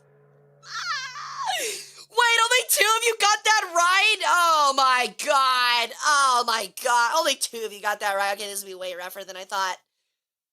I'm crazy. That's crazy, bro. I want to marry Hara. Ooh, sorry, buddy. I'm not interested in hieroglyphs. You're really cool, though. I don't watch anime. Were you not like 13 years old in like the 90s? Come on, bro. That's like, Yu-Gi-Oh! Is like debatably not even anime. It's like Pokemon. I can't believe we actually had 2 out of seemingly 10 votes get this. I'm blown away. I was 13 in 2006. That is horrifying. Don't say that to me. What's the game ID? It is up here at the top. It is 591422. Are you a dude? No, but I can fuck your mom like one. What is the name of the final antagonist of Yu-Gi-Oh? Thank you for the follow, Vibe and Civ. Welcome to the cult. How you doing? This is gonna be rough. This is so easy. This is so basic. If you've watched like 30 minutes of Yu-Gi-Oh! Manga or anime? I thought it was the same one. I guess anime. I thought it was the same final enemy. I'm pretty sure it's the same final enemy. It's Zorg Necrophades. It's the guy with the giant dragon wiener. How many of these are Yu-Gi-Oh? Like 4. It's only like 4. Look, you at least have a 25% chance. All of these gonna be Yu-Gi-Oh? But no, they're in like sections. So like the first 4 are like Yu-Gi-Oh, and then it goes to like JoJo, and then Soul Eater and stuff like that. So I'm about to lose my weeb card.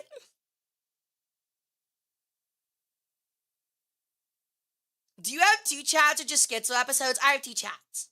There's YouTube in this one. I also have Schizo episodes, so yes to both. I'm foaming at the mouth over people not knowing Yu-Gi-Oh here, man. I'm so surprised. I'm actually so surprised. I know I'm ancient, but like, my God, man, I'm surprised as hell. All right. God damn. Granted, the Zorg Necrophades question is a little bit harder. Pokemon was the better of the 2. I dare you. Okay, hold on. I dare you to go back and watch the first season of Pokemon. You will change your mind so fucking fast. Which one of these is not a Millennium item in Yu-Gi-Oh? Ring, key, sword, or eye?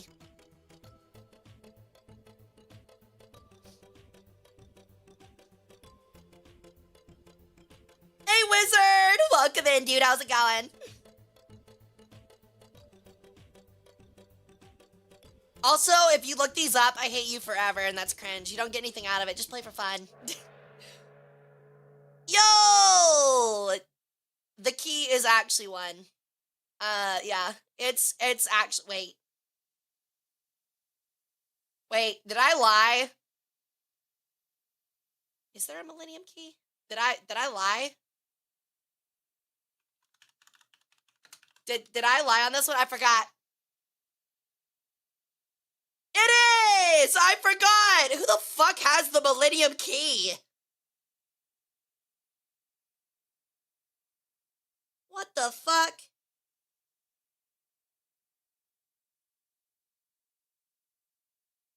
What the hell? Oh, okay. Honestly, that's actually kind of, yeah, it was shoddy. Yeah, that's kind of dirty by me, actually. That is kind of a deep cut for Yu-Gi-Oh! But yeah, the answer is sword. That actually is a deep cut. That one's actually pretty hard. And I was sure there wasn't a Millennium Sword. No, you're right. The Millennium Sword's not, it was the correct answer. The key was the wrong answer. A lot of people voted key. But yeah, it was sword. Sword was the wrong answer. There's a ring, a key, an eye, a puzzle, which is a pyramid, a scale, what else? Shit. What are the other Millennium items? Oh, a bangle, like a necklace. But yeah, the key is rough because like, oh, there's two necklaces. There's like, it's more like a choker. Yo, what's up, Levin? Yeah, we're playing Kahoots. It's anime in Egypt, or Egypt, ancient Egypt and anime. I keep getting them swapped. But yeah, this will be my panel for CarrierCon this weekend. So we're playing it. You are free to join if you wish. We just got done doing a virtual museum tour, too, on the Coptic Museum in Cairo. Dynamite is actually far in the lead. All right, we're changing over to JoJo. Which one of these names are a member of the Egypt 9 Glory Gods in JoJo's Bizarre Adventure Part 2? Yeah.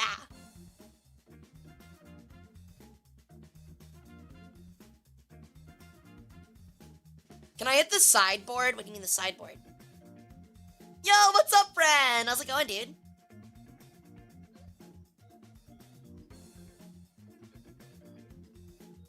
Hara, Moshi Moshi Bird Desu, what's up? The answer is all of them! I know you're about to say, wait, is Stardust Crusaders really part 3?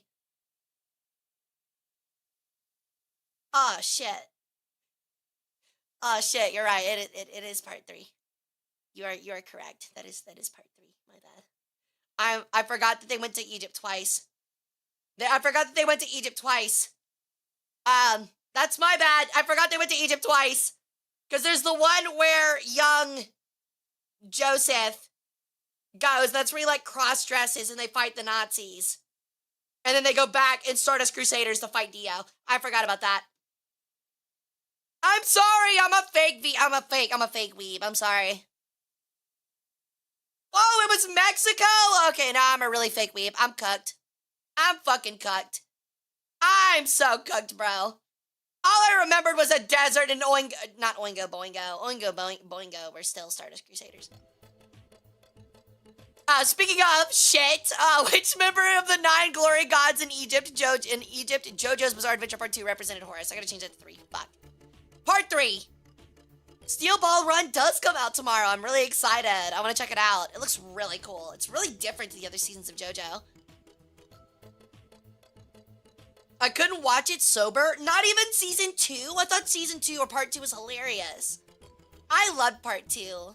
It's my favorite.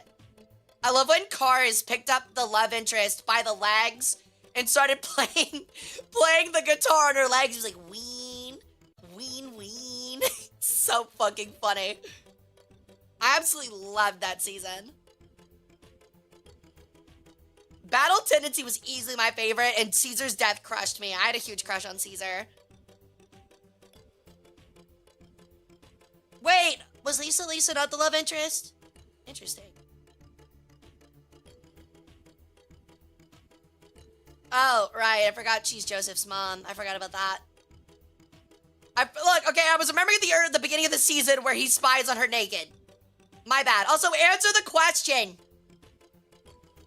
I gave this much time for YouTube, but you don't have much left because I know you're probably Googling it.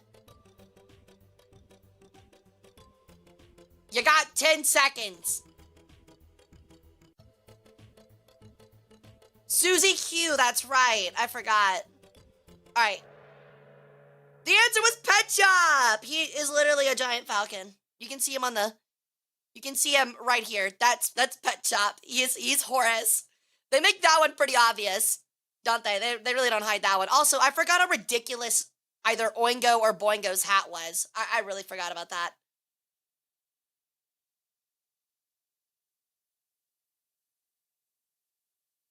Oh, that's not very nice. I see that somebody who is still very angry is still here even an hour later, but honestly, I'm fine with it. You don't scare me at all, buddy. Dio and JoJo's Bizarre Adventure Part 2 hid his lair in which Egyptian city? Take a guess. Yeah, apparently even like 3 hours later, he is still shitting his pants. That's crazy. I was joking about the unemployed part, but he has definitely got to be unemployed. That's actually really sad. I feel really bad for him now. Like, I'm not even like, I'm like not even joking. Like, I'm actually feel bad for that guy. Like, it's kind of gotten to the point of pity. I don't know, I guess he thinks he can shake me or something. I literally got yelled at by a bunch of lolicons like this time last year, and there were like a billion of those. I'm not afraid of like one dweeb on the internet.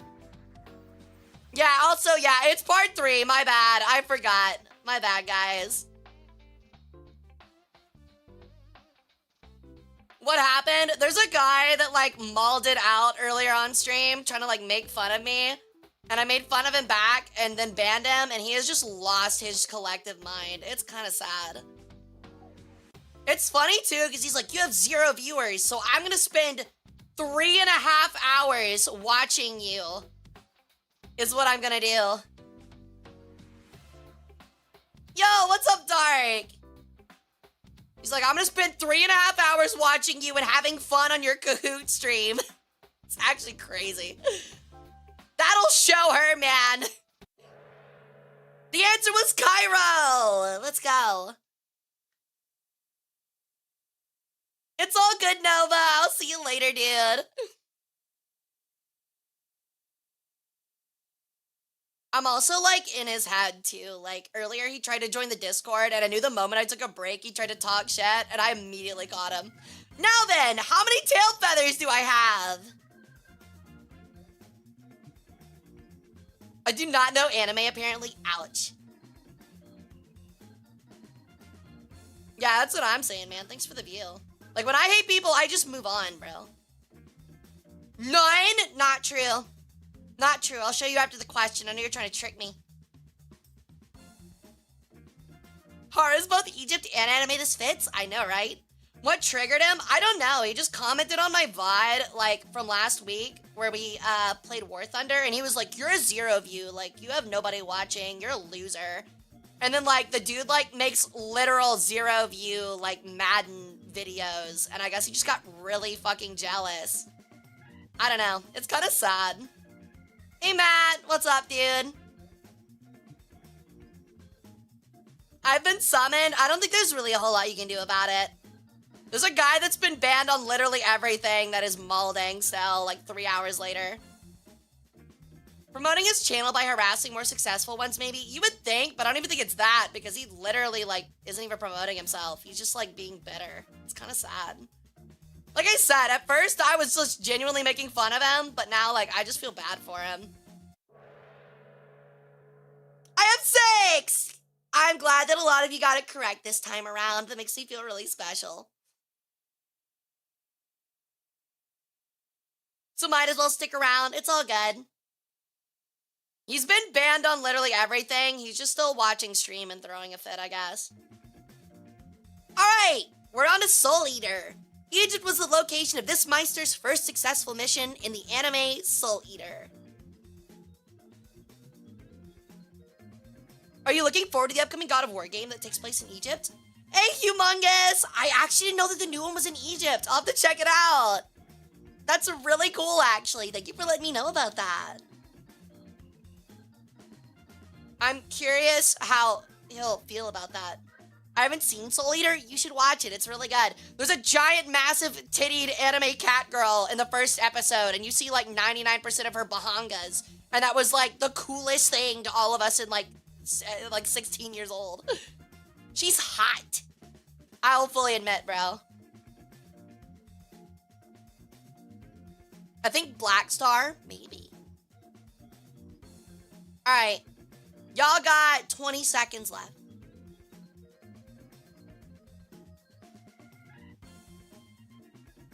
Dude, did you actually make a third account? Buddy, make streaming your whole life? If I was serious, I could pull more numbers than you, Cope. I have a full-time job, bro. This is actually so sad. A third account has hit the YouTube, bro. A third account has hit the YouTube. This is so sad, man. Again, it's not even, like, funny anymore. It's just kind of sad. I feel so bad for this person. Again, not even a joke. I'm not trying to own you, bro. I legitimately actually feel bad for you. Like, this is really depressing. Like, 3.5, almost 4 hours, bro. Like, literally, go find a game to play, man. Go talk to your friends. Like, you not have friends? Like, my God. It's crazy. In episode 3 of the prologue arc of Soul Eater, what ancient Egyptian god was the pyramid named after? This one's kind of a bait. Play Madden or something. Ouch. Ouch.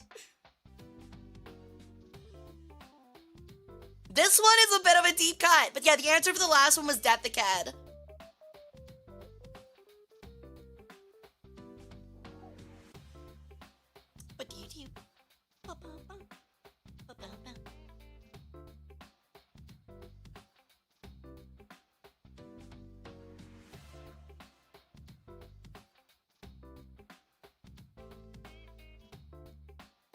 Alright, you got like 10 more seconds.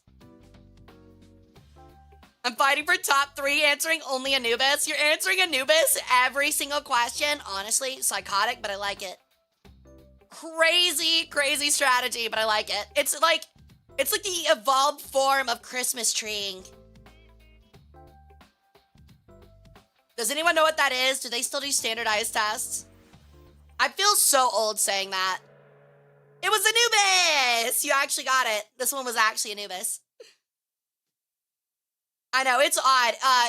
Anime and Egypt have a very interesting relationship where anime, like, Japanese people love Egypt but don't really know a whole lot about Egypt. No, I didn't even miss one of his messages. Dude just, like, came out of nowhere. Which kingdom in Magi, the labyrinth of magic, represented ancient Egypt?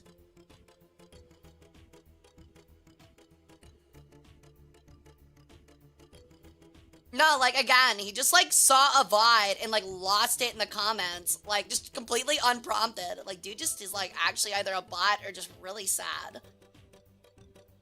I don't know, maybe he just likes harassing women. I don't know, maybe that's it.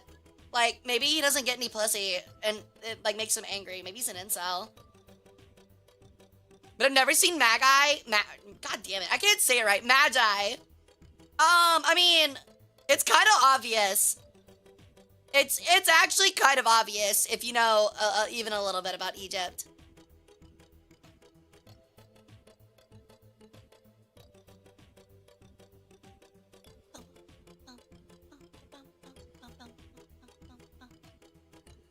Had sets of 4 for most of the important high-value tasks. Oh. Can you IP ban him? I wish. YouTube doesn't really have a whole lot of protection in that sense. But I don't really care. It doesn't really bother me.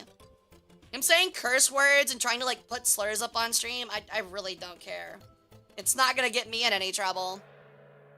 Yay! Most of you got it! It's the Helio-Hapt Kingdom. Makes sense, because Helio means sun in Greek and referred to a lot of Egyptian cities that way.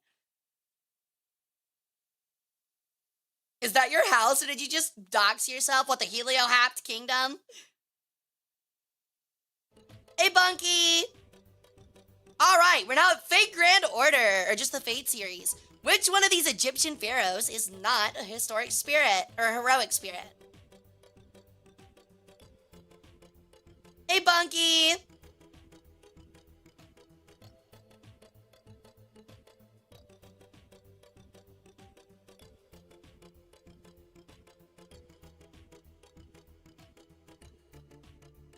I'm so cucked. Hey, there's not, it's not like the partner anniversary where there's like a prize at the end. It's just for fun. Ptolemy? Gonna go ahead and just throw out the answer like that? It should be at this point, I say. In general, I don't watch a lot of anime. I don't really either. I feel like a lot of these are classics, though. Her dementia's getting worse? Wait, what? What did I say? Maybe I'm more of a weeb than I thought if I know these. Actually, I didn't know this one off the top of my head. I thought I knew it, but I actually got it wrong.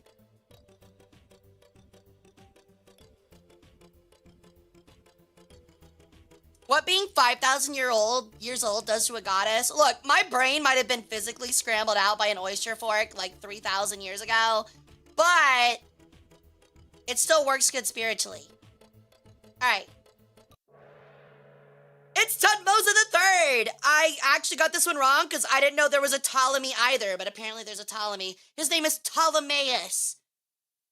I don't know why they called him Ptolemeus or whatever, but it's Ptolemaeus.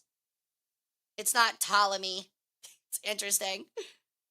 All right. What servant class is Tutankhamun in Fate Grand Order? I didn't know this one off the top of my head either because I don't play this anymore. No problem, Nuclearius. God, I have brain damage. Thanks for coming and hanging out, and thank you again for the raid, dude. I hope to see you back on Friday, or Saturday. Saturday. We'll be playing Total War Warhammer 3.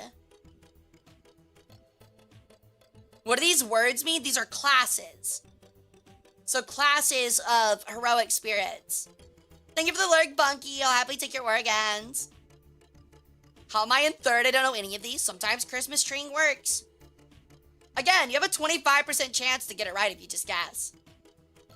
I like your funny words, Sun Woman. I know you do. Has a staff. Caster isn't an option because he's not a caster. Which is so interesting, and welcome to Fate Grand Order, because that is how that works a lot. You would really be surprised. He is an archer. That is correct. You know, maybe I should have put caster, but I don't want to make it too hard.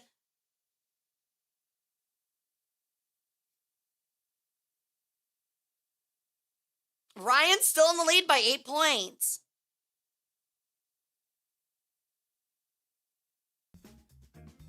Are you having fun?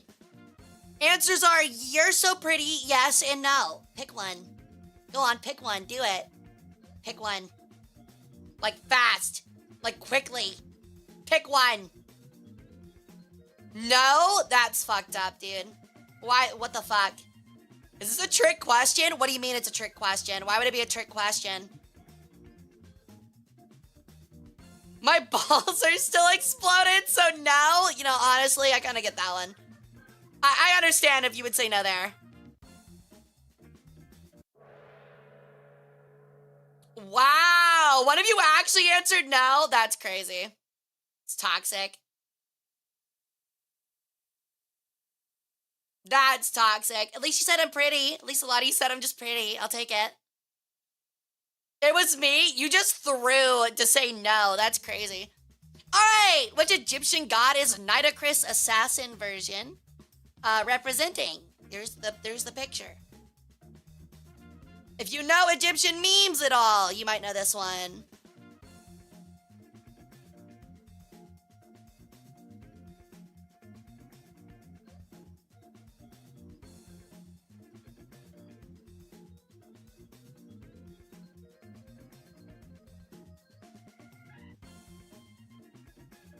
This I don't remember. Again, if you know ancient Egyptian lore, it's very obvious who this is. I've talked about him on stream. Also, by process of elimination, it should at least narrow it down to 2.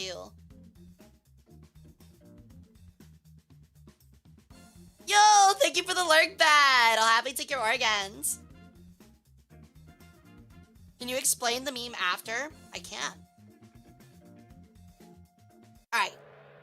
The answer is Medjed, the Smiter. So Medjed the Smiter, it's actually very popular in Japan because he is literally just a man with a tablecloth over his head. And it looks really funny. And so he's actually very popular. He's the most popular god in Japanese media, ancient Egyptian god in Japanese media. And it's a meme because people will draw like this crazy artwork of this guy, and his name is the Smiter. His name is literally the Smiter. That is not a meme, with like beams of light coming out of his eyes. And he is a very important part of the Egyptian pantheon. He's a minor god, but he is known as extremely powerful. It's really funny.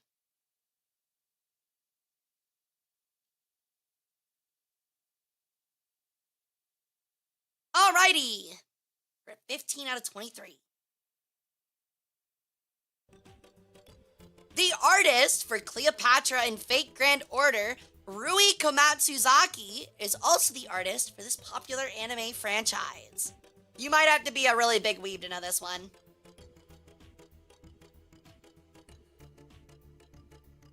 This question was made for me. It's definitely King of the Hill.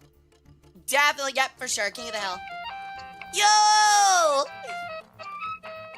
Thank you so much for the sub, Watcher. Welcome back into the harem. How you doing, dude? I think you mentioned it last time. I have mentioned it privately, but not on stream. All of the above, final answer, yeah.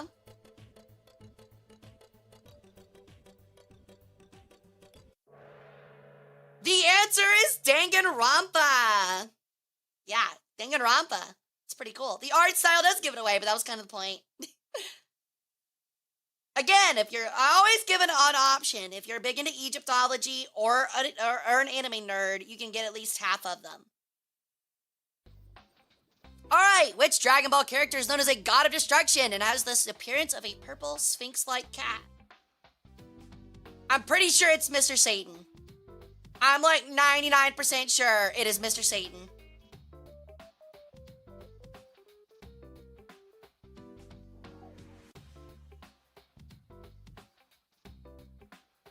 It's the second question I actually knew. This one did seem really easy.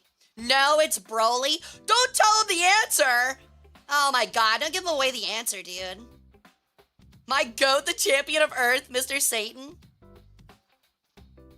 Wait, oh yeah, Beerus is 1E in that. Oops, my bad. Again, I made a lot of these at like right before bed on a work night, so. Yay! I think this is only the second one that everyone has gotten. That's crazy.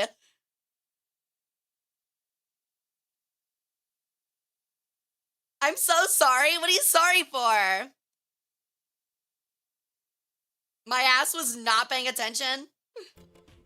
Alrighty. Which Egyptian gods have their own Beyblades? I will say there are two correct answers for this one, so you have a 50-50 shot if you guess.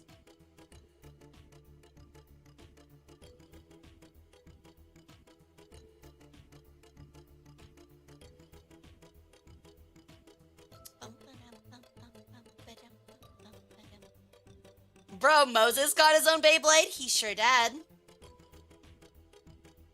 Thank you for the lurk, Matt. I'll happily take your organs. Alright.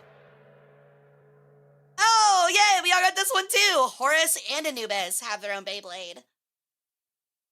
The two most popular. It's not surprising. One day they might make a Medjed Beyblade, though. Gotta be the funniest scene of all time. It is absolutely crazy. In Pop Team Epic. Oh. Papuko and Pipimi transform into which ancient Egyptian figures? That was weird. Would be unbalanced, I agree. Honestly, having a Beyblade called the Smiter would be crazy.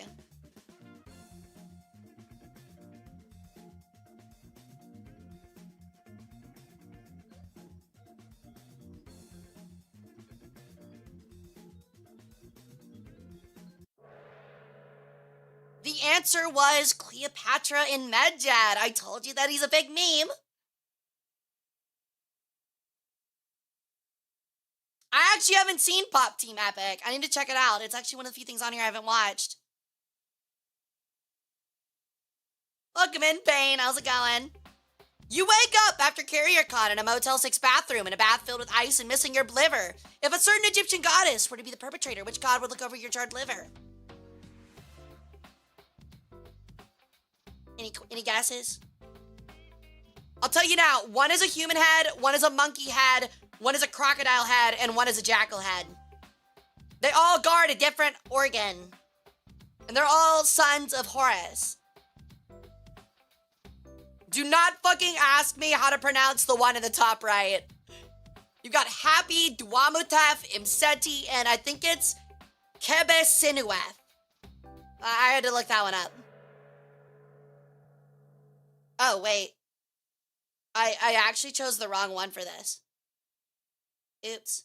It was actually Kebesinueth or whatever. Oops. That's my bad. Happy is the stomach. That's my bad. So if you got it, congratulations. If you didn't, I'm sorry. In the fighting game Skullgirls, what is the name of Eliza's skeletal parasite? Is it Bastet, Hathor, Sekhmet, or Isis? Happy is now in charge of your liver. I have failed my own canopic jars, dude. Streamer trolling us. I'm sorry. I didn't mean it. I just fucked it up. It's Sekhmet. She turns into this, like, cool skeleton thing. It's kind of neat. So, man, these images do not translate well. We got 2 more questions. 2 more left. Yeah, that's my bad. Luckily, I did a test run, because there's some stuff I definitely need to change. What is the name of the short anime series that is a slice of life based on cute chibis of the ancient Egyptian pantheon? Fate Grand Carnival, or on High School Host Club, Oh Suddenly Egyptian God, or JoJo's Bizarre Adventure.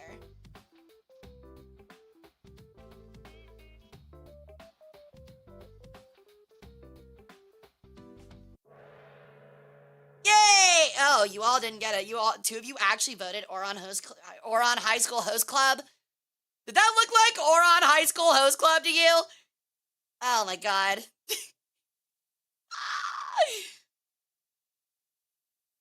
Naming a snake after Sekhmet is a choice? Wait, what are you talking about? In Record of Ragnarok, this is our last question. The ancient Egyptian god Ra-Harakti lost to this fighter representing humanity.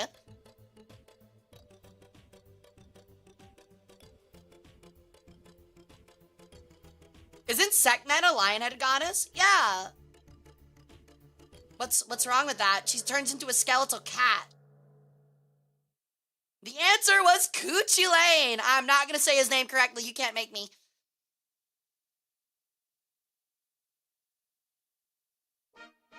Congratulations! Let's go.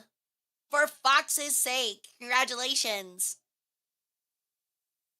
Yeah. She turns into a cat, not a snake. It's like a cat skeleton. She like literally rips her skin off. It's kind of cool.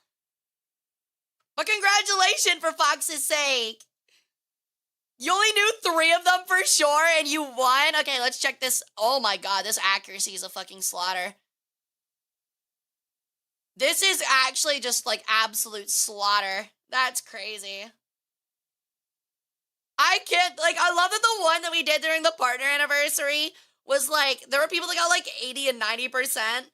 These are all, like, 60s. That's tough. You all failed. Literally, you all failed. That is an F. Everyone failed. Pudding, no, actually, fuck me. I told you it would. You should sign my documents. It was a fight to the finish. This one, I was so confused. Yeah, this one's hard. But it's like, I'm surprised this one's harder than the actual, like, I'm surprised that this one is harder for you guys than the one that was actually on Ancient Egypt. That shows that you guys have learned a lot from my stream, because we don't talk about anime stuff, but we talk a lot about Ancient Egypt, and a lot of you guys did really well.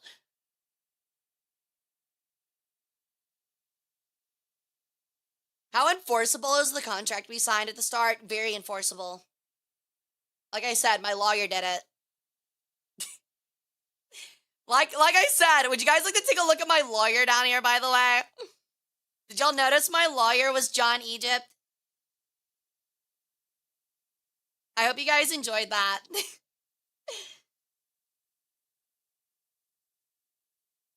But yeah, man. I like how also there's always like two of you, at least two of you that have gear in your name, so I can't tell which one is gear. Always makes me laugh. Alright. Well, thank you guys for playing. I hope it was a lot of fun. I had fun holding it for you guys as usual. Alright.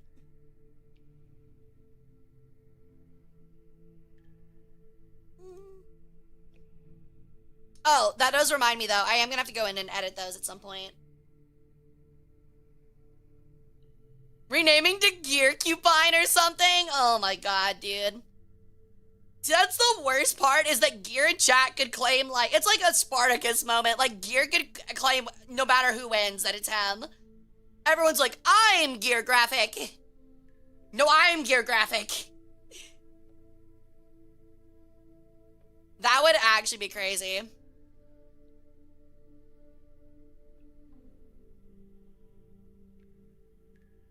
I don't know why, but having the site open was absolutely tanking my internet. Ooh, that's weird. I'm sorry about that. It is a Chinese website. Actually, no, that's Bluekit. I didn't use the Chinese one this time. Interesting. I'm sorry you had to deal with that, though. That's lame.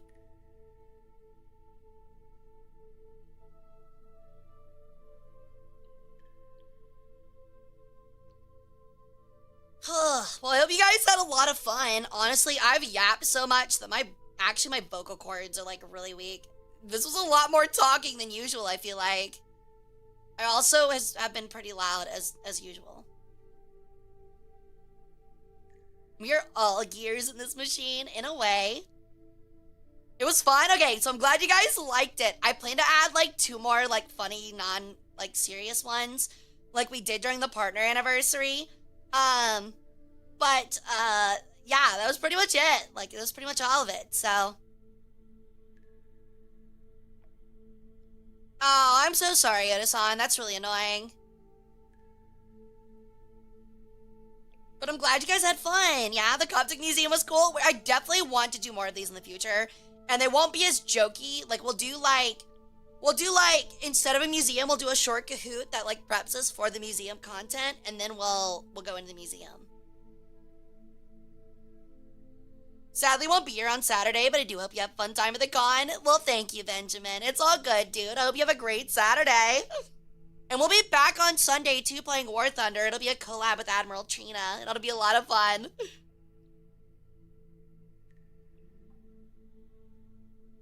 The con will be awesome. I was kind of interested because I didn't think about it, but actually, Carrier Con is a thing where, like, you cannot stream the meet and greet, which I thought was interesting at first, but then I thought about it and I was like, oh yeah, I guess you could technically dox people.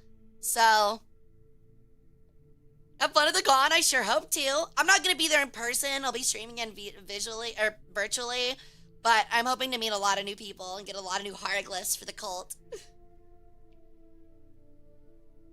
You should use the night version of the background once you're like over halfway through a stream. Honestly, I've been thinking about making it to where like it has a cycle, but that's a little easier said than done.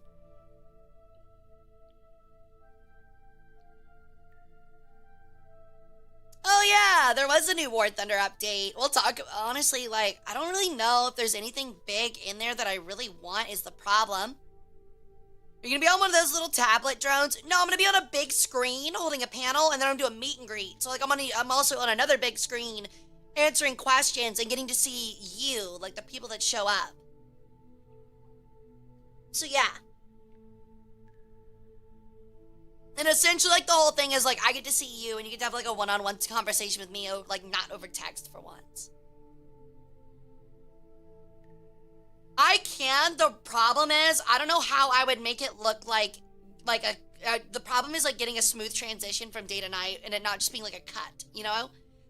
So I'm probably gonna like commission somebody at some point to like add like, sunsets and sunrises, like a sunset and sunrise skybox version, and see if like we can get a little bit of a change to that.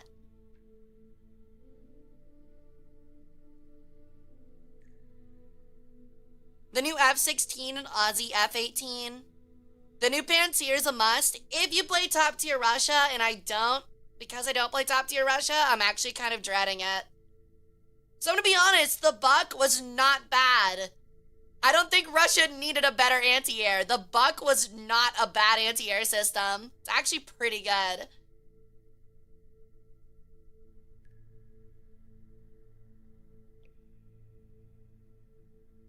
But yeah, I'm not excited about it. Can there be a version where you flash the sun and burn my screen? I mean, I can do that right now. Meow.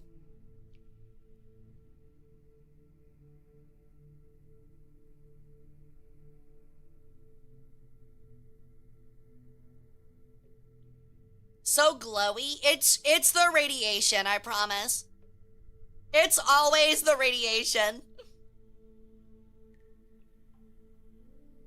Hara's gonna see flesh humans, oh no, with their weird little skinny, like, skin-covered appendages. It's gonna be interesting.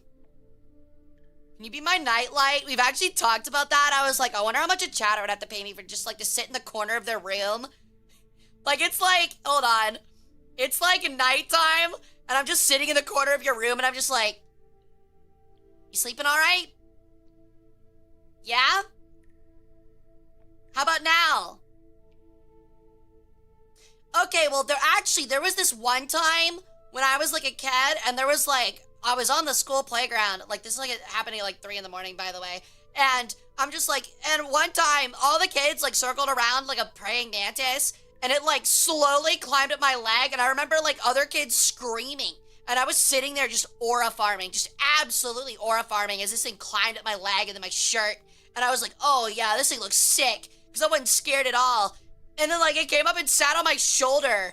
And I was sitting there like, this is awesome. And all the other kids were like, oh my god, she's so fucking cool. Because like this super scary, massive like mantis is like climbing up her whole body and she's not scared. And I'm sitting there aura farming like a Dio with my arms outstretched. And like then a teacher came over and like picked it up off my shoulder and set it back down in some bushes. Anyway, you sleeping any better now? Like, just literally, like, non-stop yapping while you're trying to sleep. Oh, that'd be great.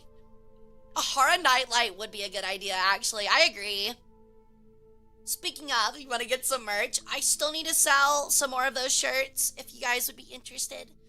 We still need more pre-orders for those to get going.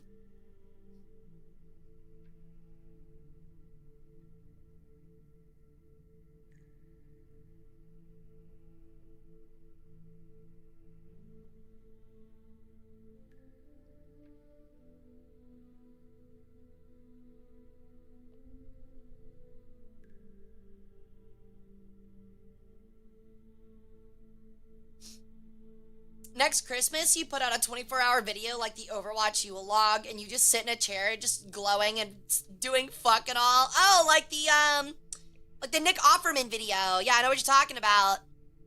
Hey, Mike, welcome, man.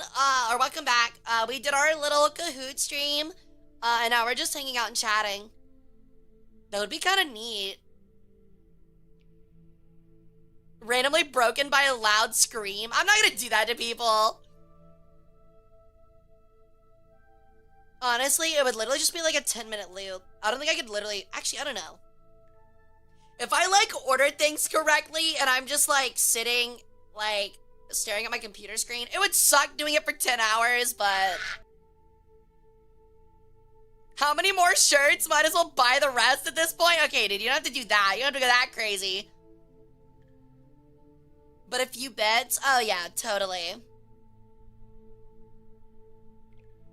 Have you heard the Reigns ASMR sleep video that is someone getting shot and screaming like an hour and a half in? I have not, but that does not surprise me at all, Ren. That's crazy. I'm not really an ASMR fan, but I love the ones that are like, you're on a date with your really farty girlfriend ASMR, and like, there's like VTubers that do it, and it's not a fetish. I mean, I guess it could be a fetish thing, but it's a joke thing, and it's like, I'm so sorry. I am so sorry. Oh my god, I'm so sorry. Like, it's so fucking funny. It's like, this never happens. This never happens. I must have eaten something. It's so fucking funny. There's another one where it's like ASMR, but your girlfriend's a girl failure and accidentally crashes the car or something like that. They're so funny. They're so good.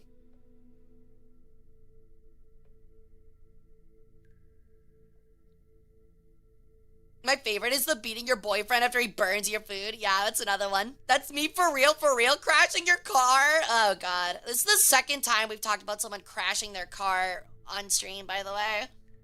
I promise I'm not trying to, like, will it into existence. At least I hope I'm not.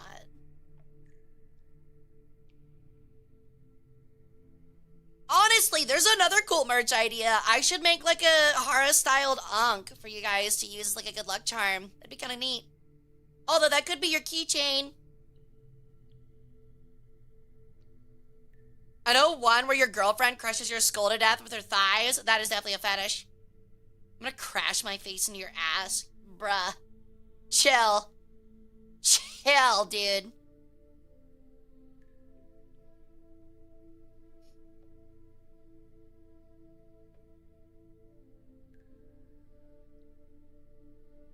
Honestly, the only problem is like, I'd love to do it, but like, I don't know how I'd do it in a way that'd be unique, you know? Like, everyone and their brother, it feels like, has made an Ankh something. But it's so iconic.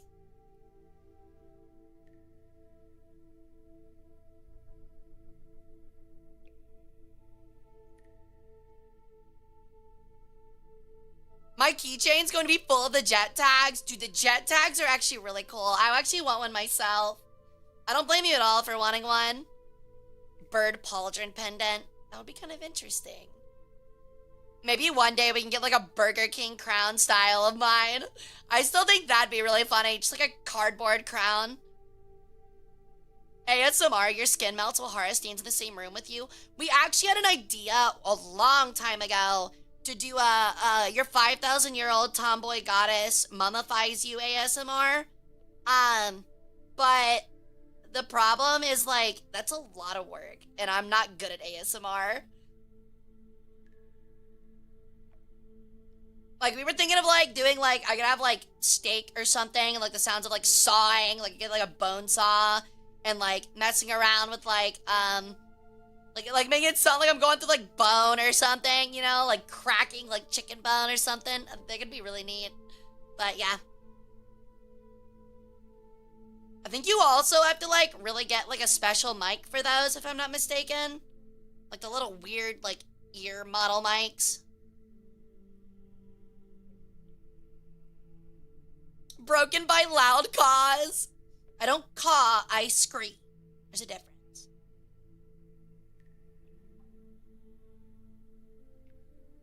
But for Space Marines, dude, okay, that actually goes so hard, especially on like 1,000 Sun model. That goes so hard.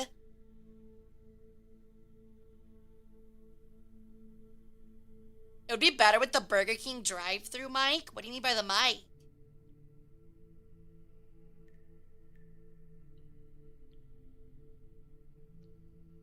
$40K STL for a custom bird chapter. That would be cool. I mean, it would definitely be Zinch related. Get a two-headed but Inra for a Lord of Change. That would be kind of neat, actually.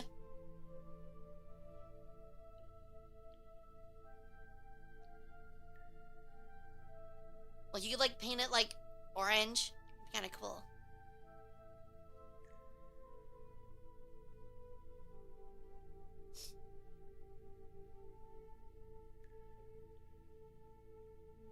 Oh, like the quality of the sound? Wait, for what?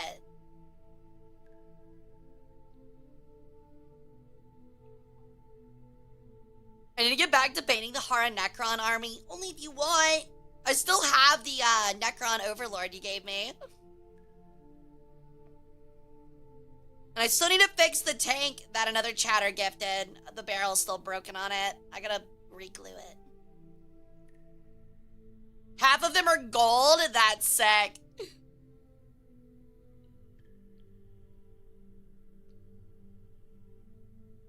Oh, you played Thousand Suns and Horus Heresy? Hell yeah.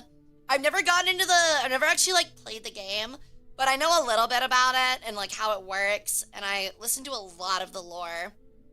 I'm really big on what's the name of the channel? I think it's Wizards and Warriors. On YouTube, and they do like all of they like do like tactical and like strategic breakdowns with like a map and stuff of battles in like not only 40K and like Warhammer Fantasy, but also like Lord of the Rings and stuff, and they're really cool.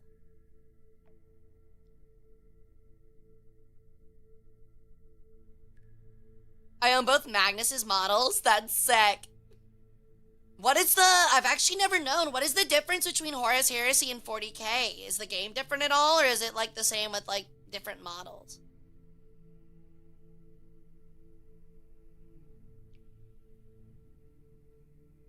I also forget that Magnus the Red is the Primarch, the Demon Primarch for Thousand Suns, because he's red and they're all blue.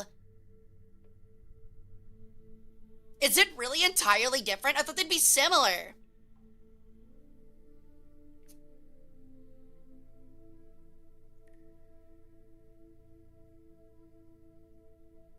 So you still have stuff like, what are blast templates? I actually don't know what a blast template is. We're at the point where I'm such like a tourist, like towards the actual game, that you guys are using like probably very basic standard terms, and I don't know what that means.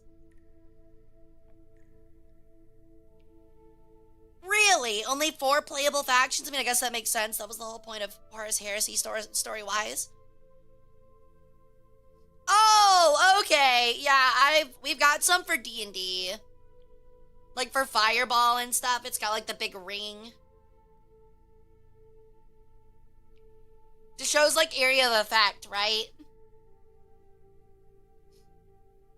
I feel like I've known a lot of Warhammer fans, but never met a soul who plays a tabletop. I think that's because a lot of people really like the lore and aesthetic in games. It's just that the tabletop is a little bit more of an extra commitment, and I don't even mean like financially. It's a lot of work to get an army built. Like, you spend like hundreds of hours painting, and that's before you even start fucking playing. Yeah, also, a lot of people are broke. It's not exactly an economically viable time to spend $3,000 on plastic. Not exactly the greatest time, you know? How was the Kahoot tour? It was a lot of fun, Tony. Thank you for coming back. I play the tabletop and get my shit slapped silly every month. Really?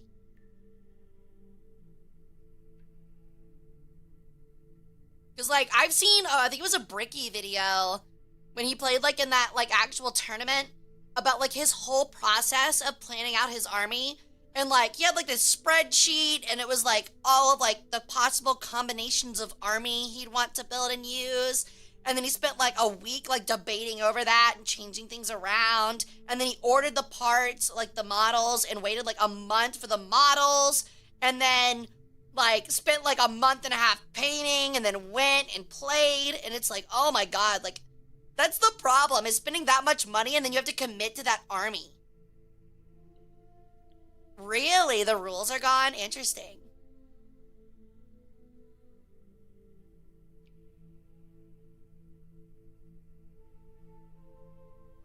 That's really cool, Dynamite. I wanted to join so badly this time. I'm sorry, Tony.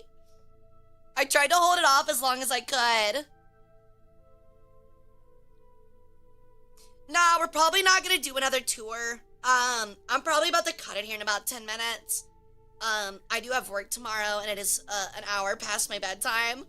And I probably need to work on the slide a little bit more tomorrow, so I probably need to go to bed soon.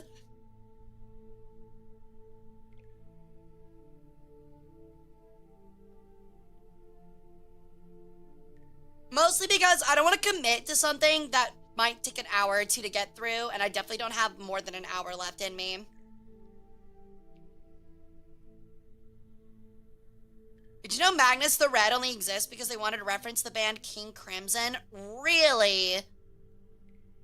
I'm really starting to feel like I like Warhammer lore, don't get me wrong, but it's really starting to feel like Warhammer lore and like characters and stuff are just all based on different parts of other forms of media, which I guess is a lot of media, but a lot of it is like references and like homages, which is very interesting.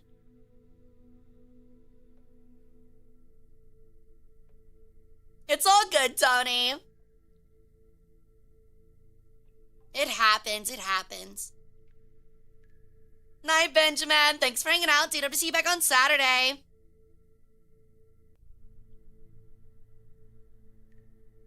Really? That's crazy. It is what it is, Ben. I've been streaming for like 2 years or something, man.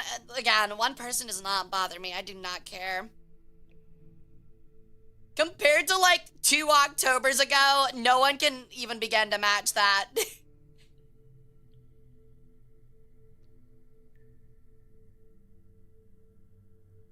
Oh, thank you, Phoenix. That's very sweet of you.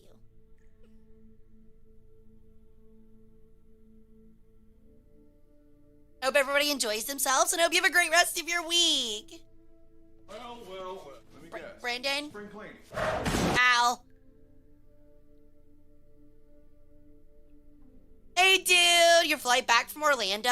Hell yeah, did you have fun? How was your trip? What'd you go do? Did you go to Disney World?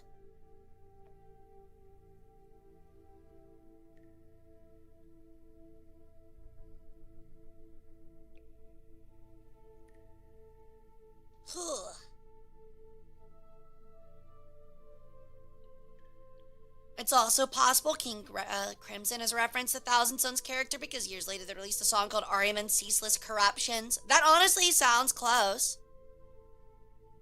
My liking of both King Crimson and Thousand Sons is surprisingly entirely unrelated. That's hilarious. Are you a big JoJo fan too? Because King Crimson's pretty big in JoJo. I think it's one of the major stands in what, part 4, I think?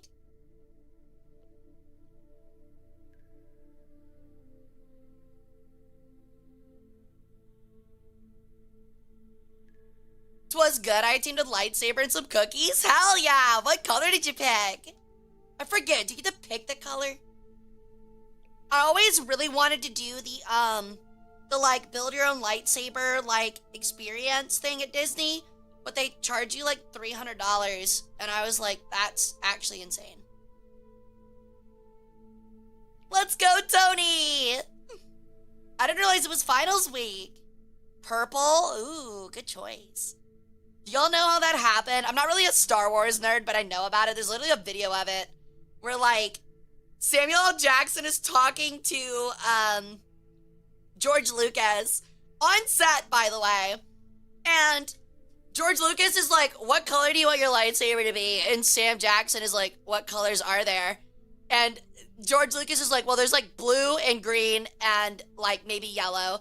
And then Sam Jackson goes, what about purple? And George Lucas goes, no, there's not purple. And then Sam Jackson goes, I'll take purple. And George just goes, okay.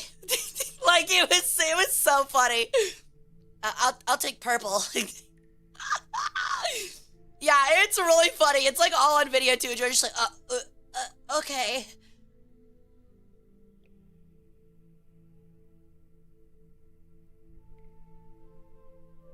Yeah, he has 2 stands, right. Oh, it's part 5, that's right. Because part 4 is Killer Queen and the other one combined. Later, Watcher. Hope to see you back on Saturday. 7 p.m. CST for some Total War Warhammer 3. Had to write a whole new lore book just for the color purple. He really did, though. That's crazy, too, because, like, he could have at least picked, like, I get it. He didn't want to pick yellow, but yellow was, like, apparently, like, or I guess it's gold. It was, like, really crazy, because that was for, like, what, like, the Jedi Temple Guards? Ironically, for me, my knowledge of Star Wars is the exact same as Warhammer 40k. I'm low-key a tourist. I don't play the games, and I've watched all of the movies, like, once, but I really just watch a lot of lore videos, because it's nice to listen to. Who would have thought that a history person that likes, you know, real world lore also likes fictional, not real world lore? Like, I really enjoy real and fake history. It's my number one thing, and it's practically all I listen to on YouTube. Like, I haven't played an ounce of Knights of the Old Republic, but I guarantee you I can tell you most of the story of Knights of the Old Republic.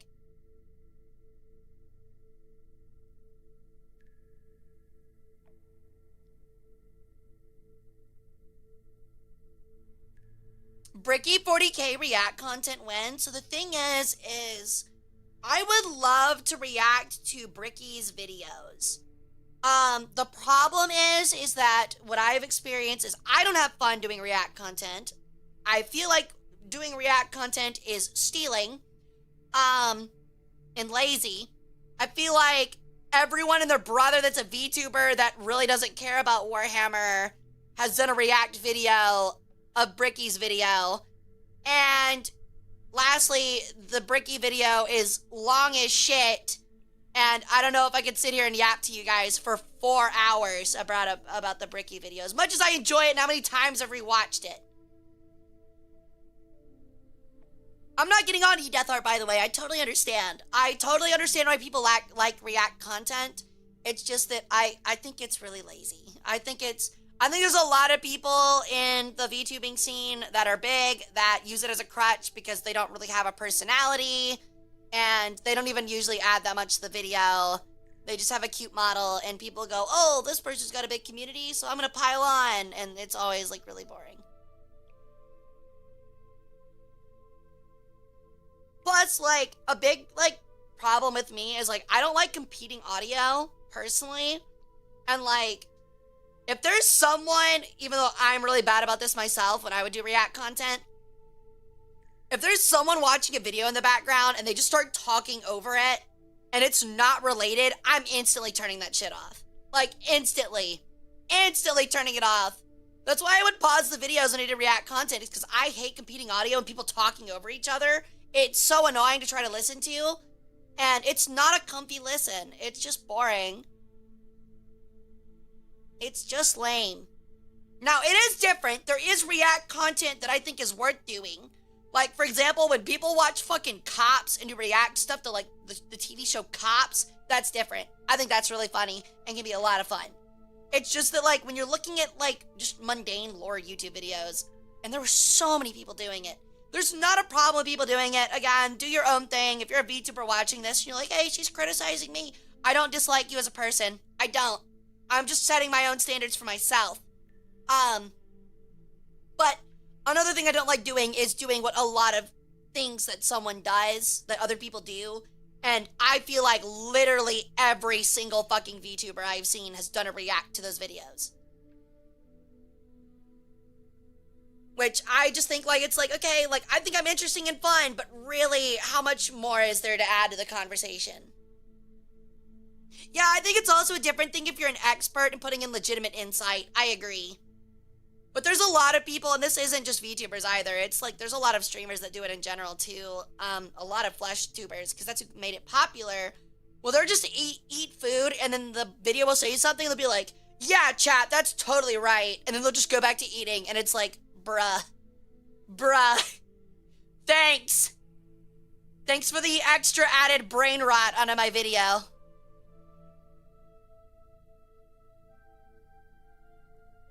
But yeah, that's just how I feel about it. I don't like lazy content. I don't like cheap content. I don't like free content.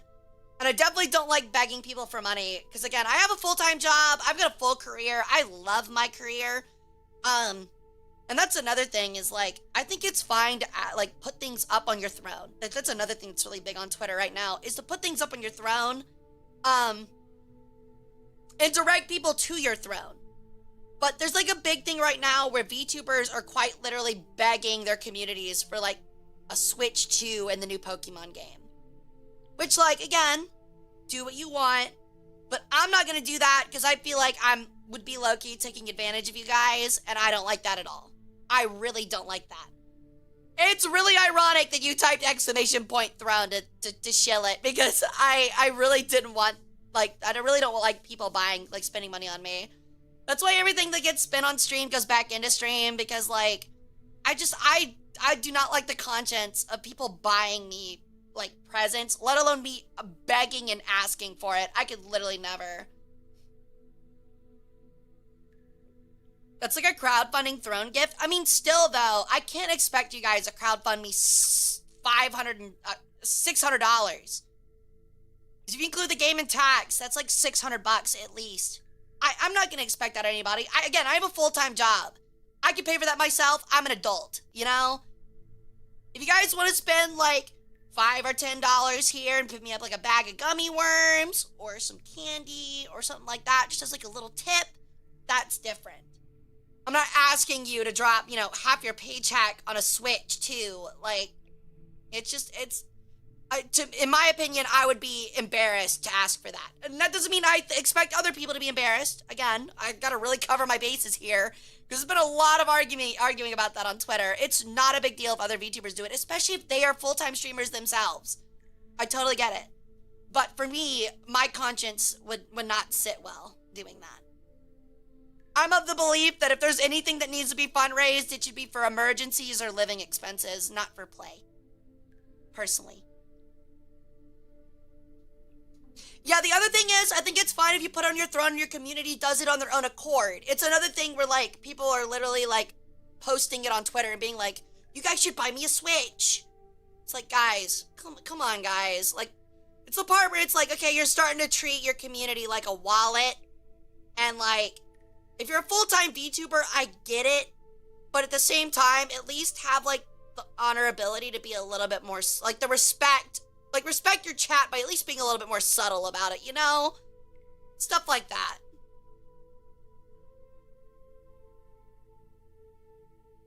An honorable bird.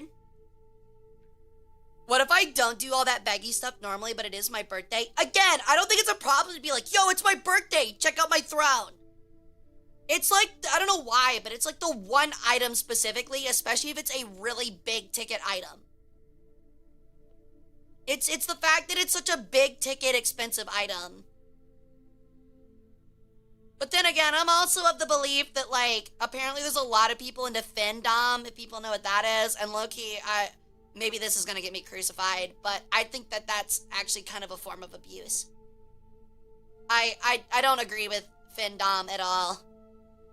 Even if it is consensual, it's one of those things where it's like, okay, but, like, it's kind of like feeders, if you know what that is. It's like, yeah, like, it's consensual, but, like, it is 100% at the detriment of someone, and you are low-key taking advantage of them. Like, you are low-key taking advantage of them. Like, let's just be honest about it. Even if they're consenting, you are taking advantage of them, you know? Like, you are fucking them over a little bit. Like... Now, if it's like a fucking millionaire, like, oh my god, pop off, queen. Fucking kill it. If they're making $600K a year and don't have kids or a wife to spend it on, pop off, queen. If it is that fucking Arabian oil prince of your dreams, literally milk him for every dollar because he's worth billions. But, like, dude, that is, like, not anyone in anyone's Twitch chat. Like, everyone is like, the economy's rough, like... People don't have a lot of money. The people that are in chat almost definitely don't make a ton of money, at least enough to be giving away $500 and being fin-dommed.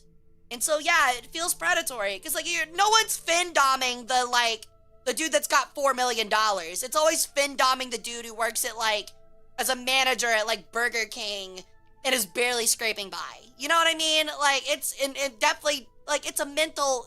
I would argue it might even be a mental illness. Like, frankly. Not to shame... Again, not to shame anyone's kink, but, like, there's gotta be a limit, you know?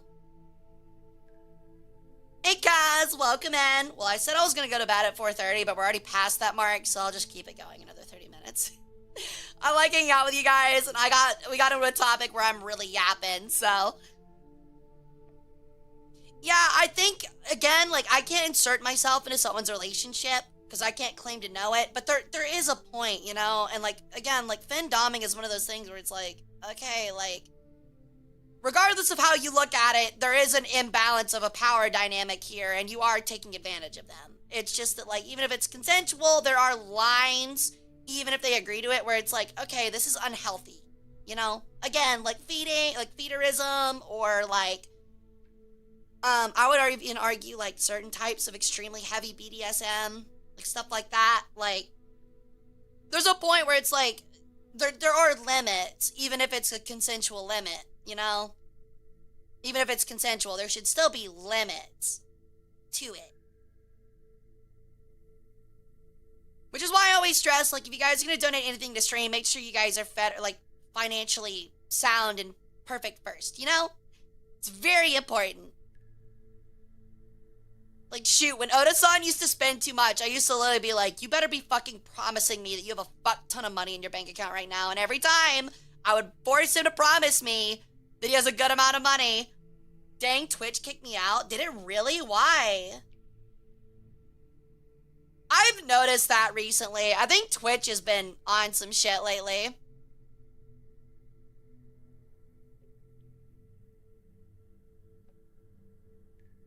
And every time I did, yeah, and I cut you off.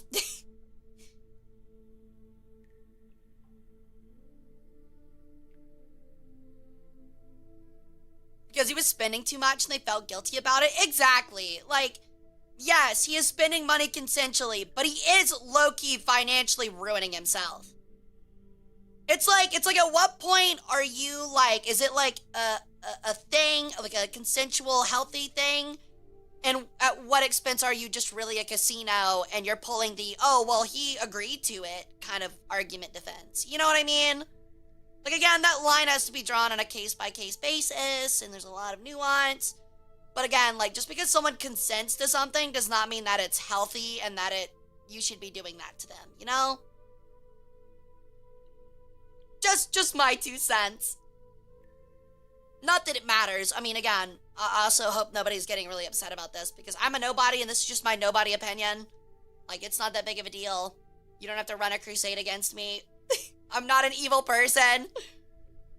I feel like that is an entirely fair take to have.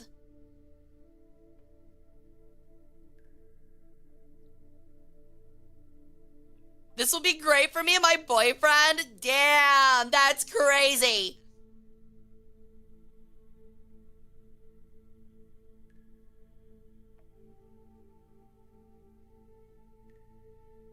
Hey, fair enough, T, if that's your opinion on it.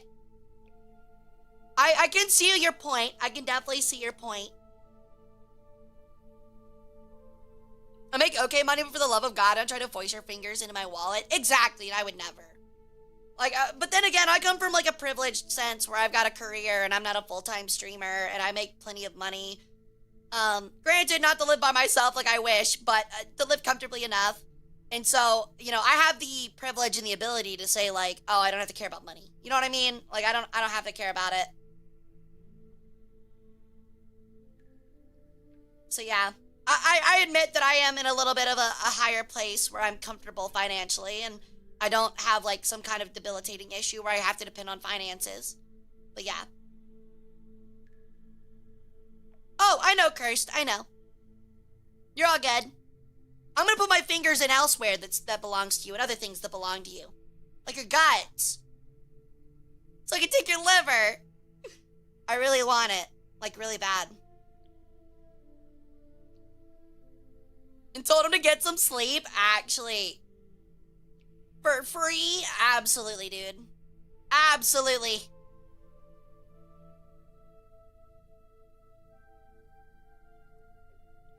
You are correct, Q. I do want everyone's liver. Hara, take your fingers out of my dad? Sheesh, dude. You don't want that? It's abuse? Well, then I better save it before you kill it off. You're gonna need that. That's even more of a reason to take it. That argument doesn't work here.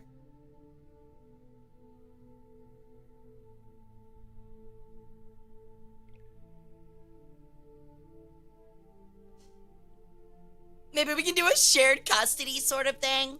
What, like, you get it on, like, Monday, Tuesday, and I get it the rest of the week? That's crazy.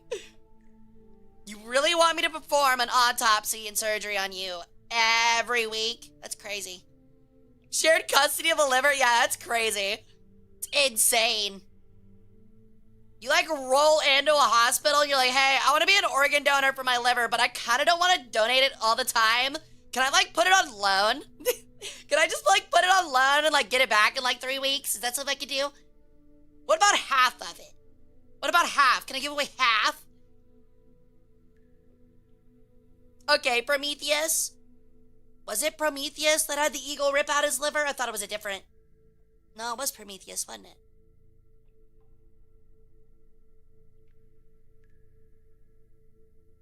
Also, Hara gets it for Christmas and the birthday of the liver. That's crazy.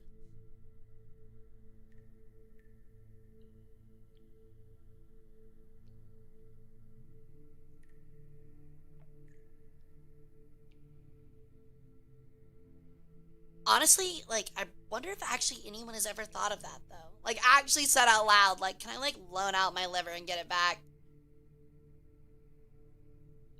There's no way, right? There are really dumb people out there, but... Okay, it was Prometheus? Yeah, I was about to say, I was like, I didn't think it was Prometheus, so I thought about it for, like, 2 seconds. I'm like, no, it was definitely Prometheus.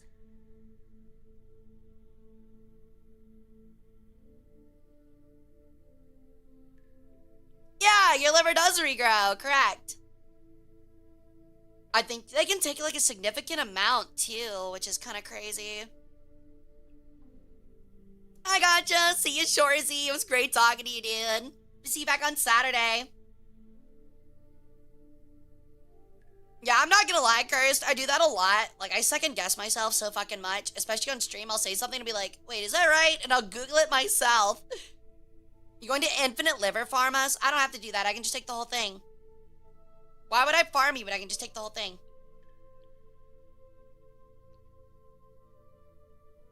Were there any questions about Ozymandias from Fate? There were not, but there were ones about Tutankhamun.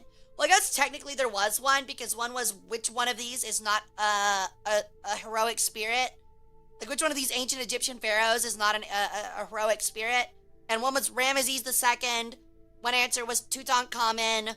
One was Cleopatra, or no, Ptolemy, and then the other one was Thutmose III. So technically, yes, we did talk about Ozymandias once.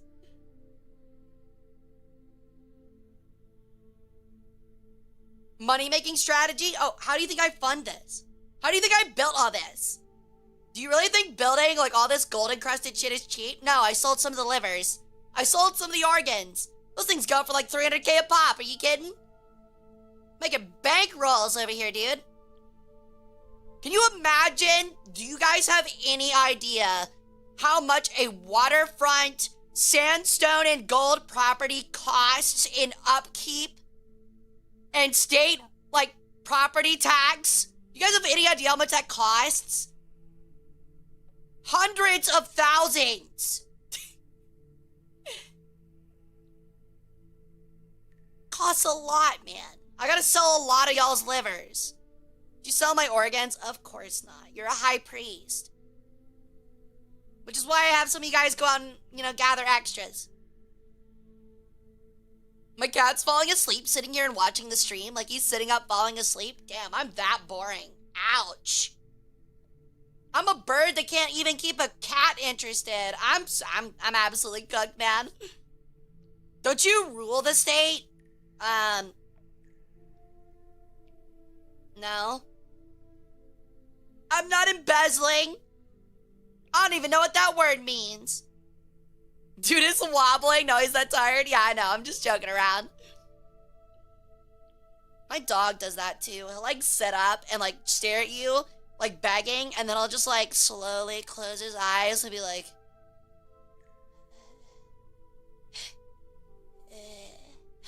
he'll do that repeatedly, and you're just like, buddy, go to bed, and like, go lay down on the couch. How is he? He's stinky. He needs a bath. You're a fair ruler, and you don't get stuff for free because you run the place. This is to garner legitimacy amongst the people. True. Don't forget all the propaganda. Is it embezzling that thing you put on jeans, like little plastic gemstones? Yes, you're entirely correct.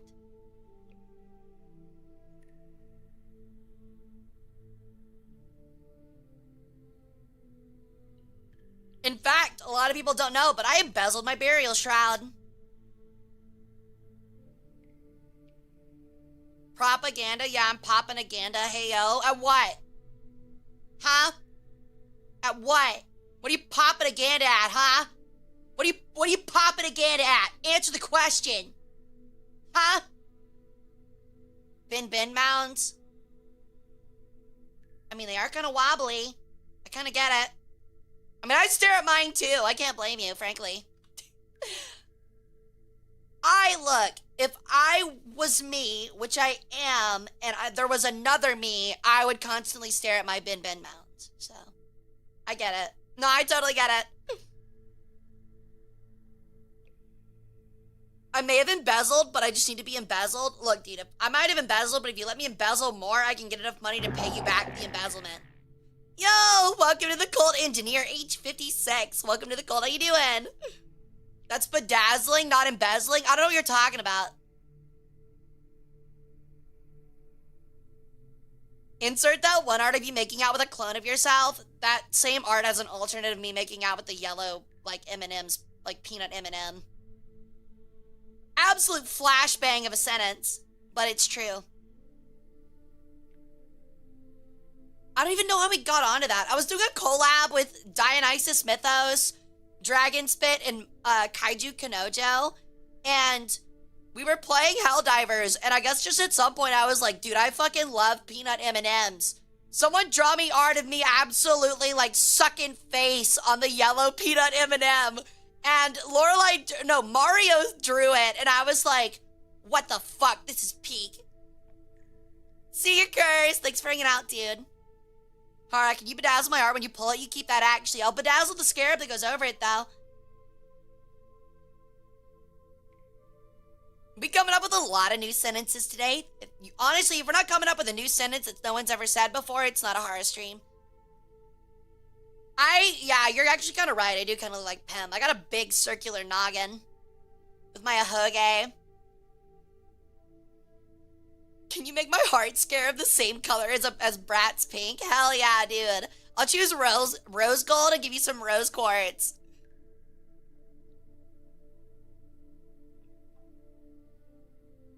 That actually goes so hard, though.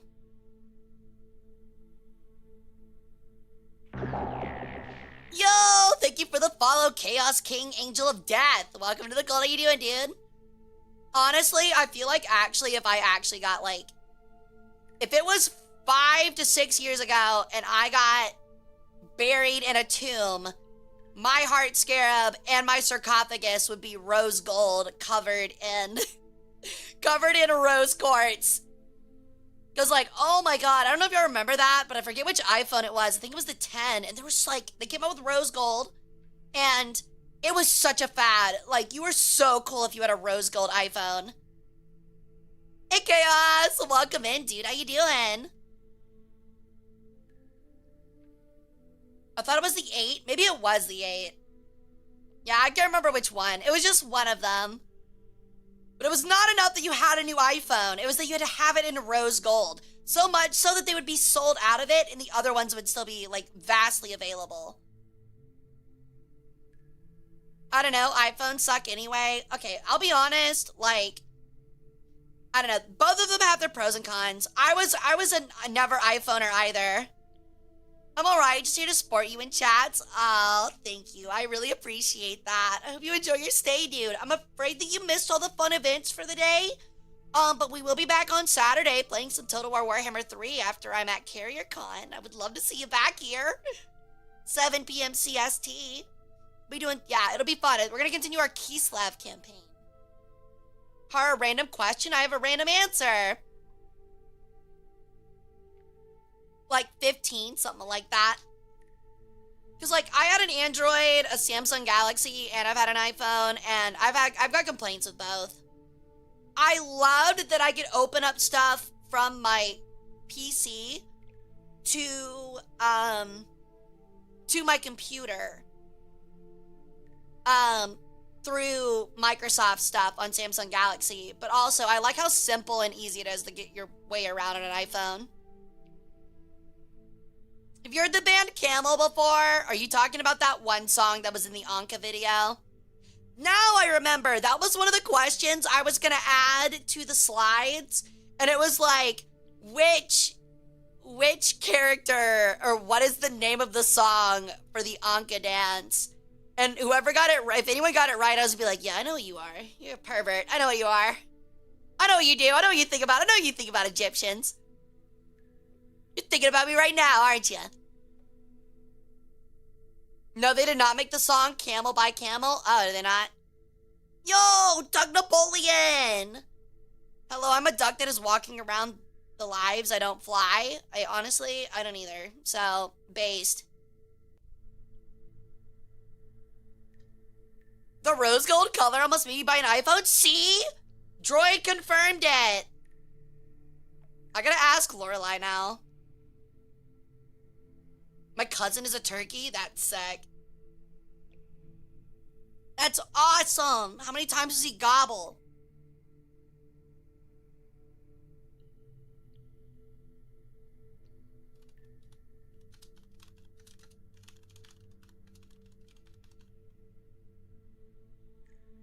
I'm trying to get Lorelai in here so I can ask her a question.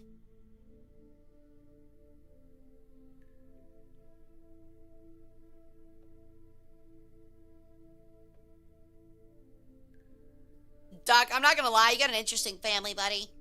So Lorelai, we were just talking about it, and I know for a fact that you're a fellow girl.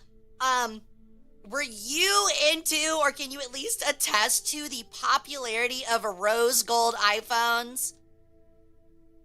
Oh, is she not feeling well? I hope you feel better. I'm sorry for bothering you. My bad. Remember when Hara said you had to sleep for work tomorrow, chat? I remember. I remember.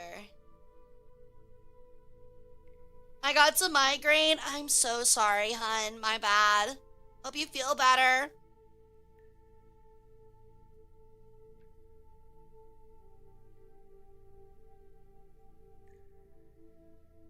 With the rose gold iPhone, see?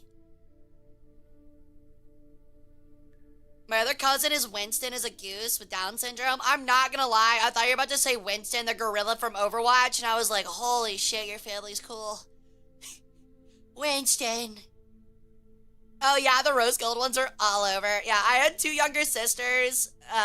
Well, I still have 2 younger sisters. And I remember at that time, like, all 3 of us were like, yep, rose gold. TF2 better? Based! Based! Holy based! Alright, favorite TF2 class, go.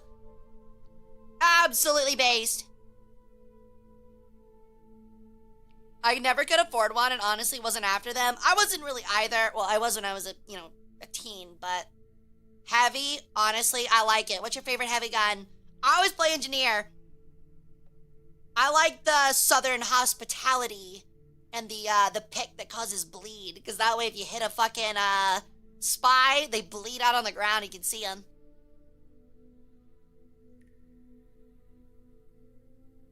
But I second guessed, haha, Iron Curtain, really? I've always liked the Hui Long heater. For the same reason, I hate spy players and I like that they get caught on fire if they try to backstab me. I was never that good. I just always had fun with it. I hope they come out with TF3, honestly. Would be amazing. I had 2 younger sisters. I sold their livers. I would never.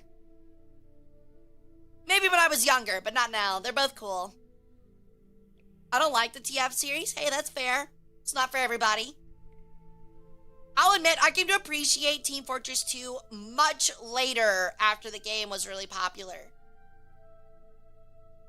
Loadout I want is Iron Curtain, Family Business, and Fists. That's a fun loadout.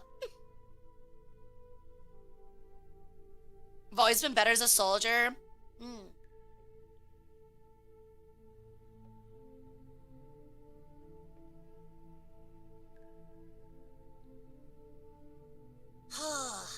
Okay. I think it might be time to finally call it. So, I want to thank you guys for coming and hanging out. My mom used to get all the new popular iPhones because she'd break them on accident and insurance would send her the newest one. That's actually insane. That's crazy, Lorelai. I didn't know it would work like that. But we're gonna go ahead and call it. I'm gonna find somebody to raid out to, and I will see you guys back here on Saturday at 7 p.m. CST after CarrierCon. Okay, guys? No, I'm sorry. I'm so sorry, buddy. You're late.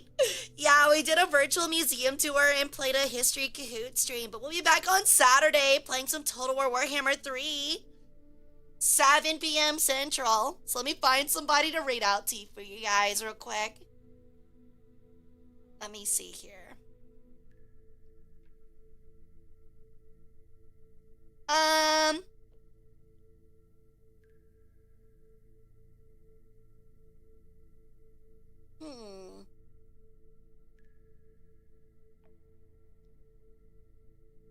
Who do I want to raid?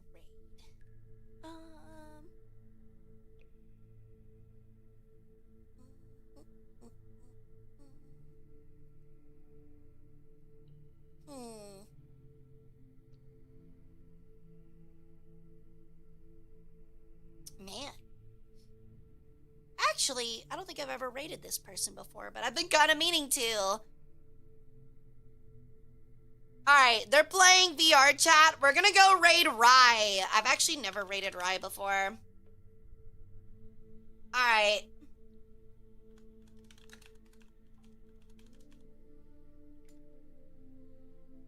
Alrighty.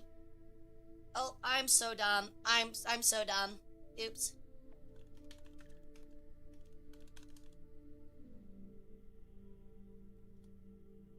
My bad. Alright, I actually typed into their chat. Luckily it didn't go. But yeah, we're gonna go, I'm gonna send y'all over to Rye. They're playing VR Omegle. It looks really funny actually. So we'll be back on Saturday. Make sure if you guys are in the Oakland area and want to come see me at CarrierCon, I would love to see you guys. But stream will start at 7 p.m. Central Standard. So hope you guys have a great rest of your week. If you want to get to me until then, you can on Twitter or in the Discord. And I have a YouTube and TikTok short going out almost every day. So please go check those out. I'll see you guys later. Love you a bunch.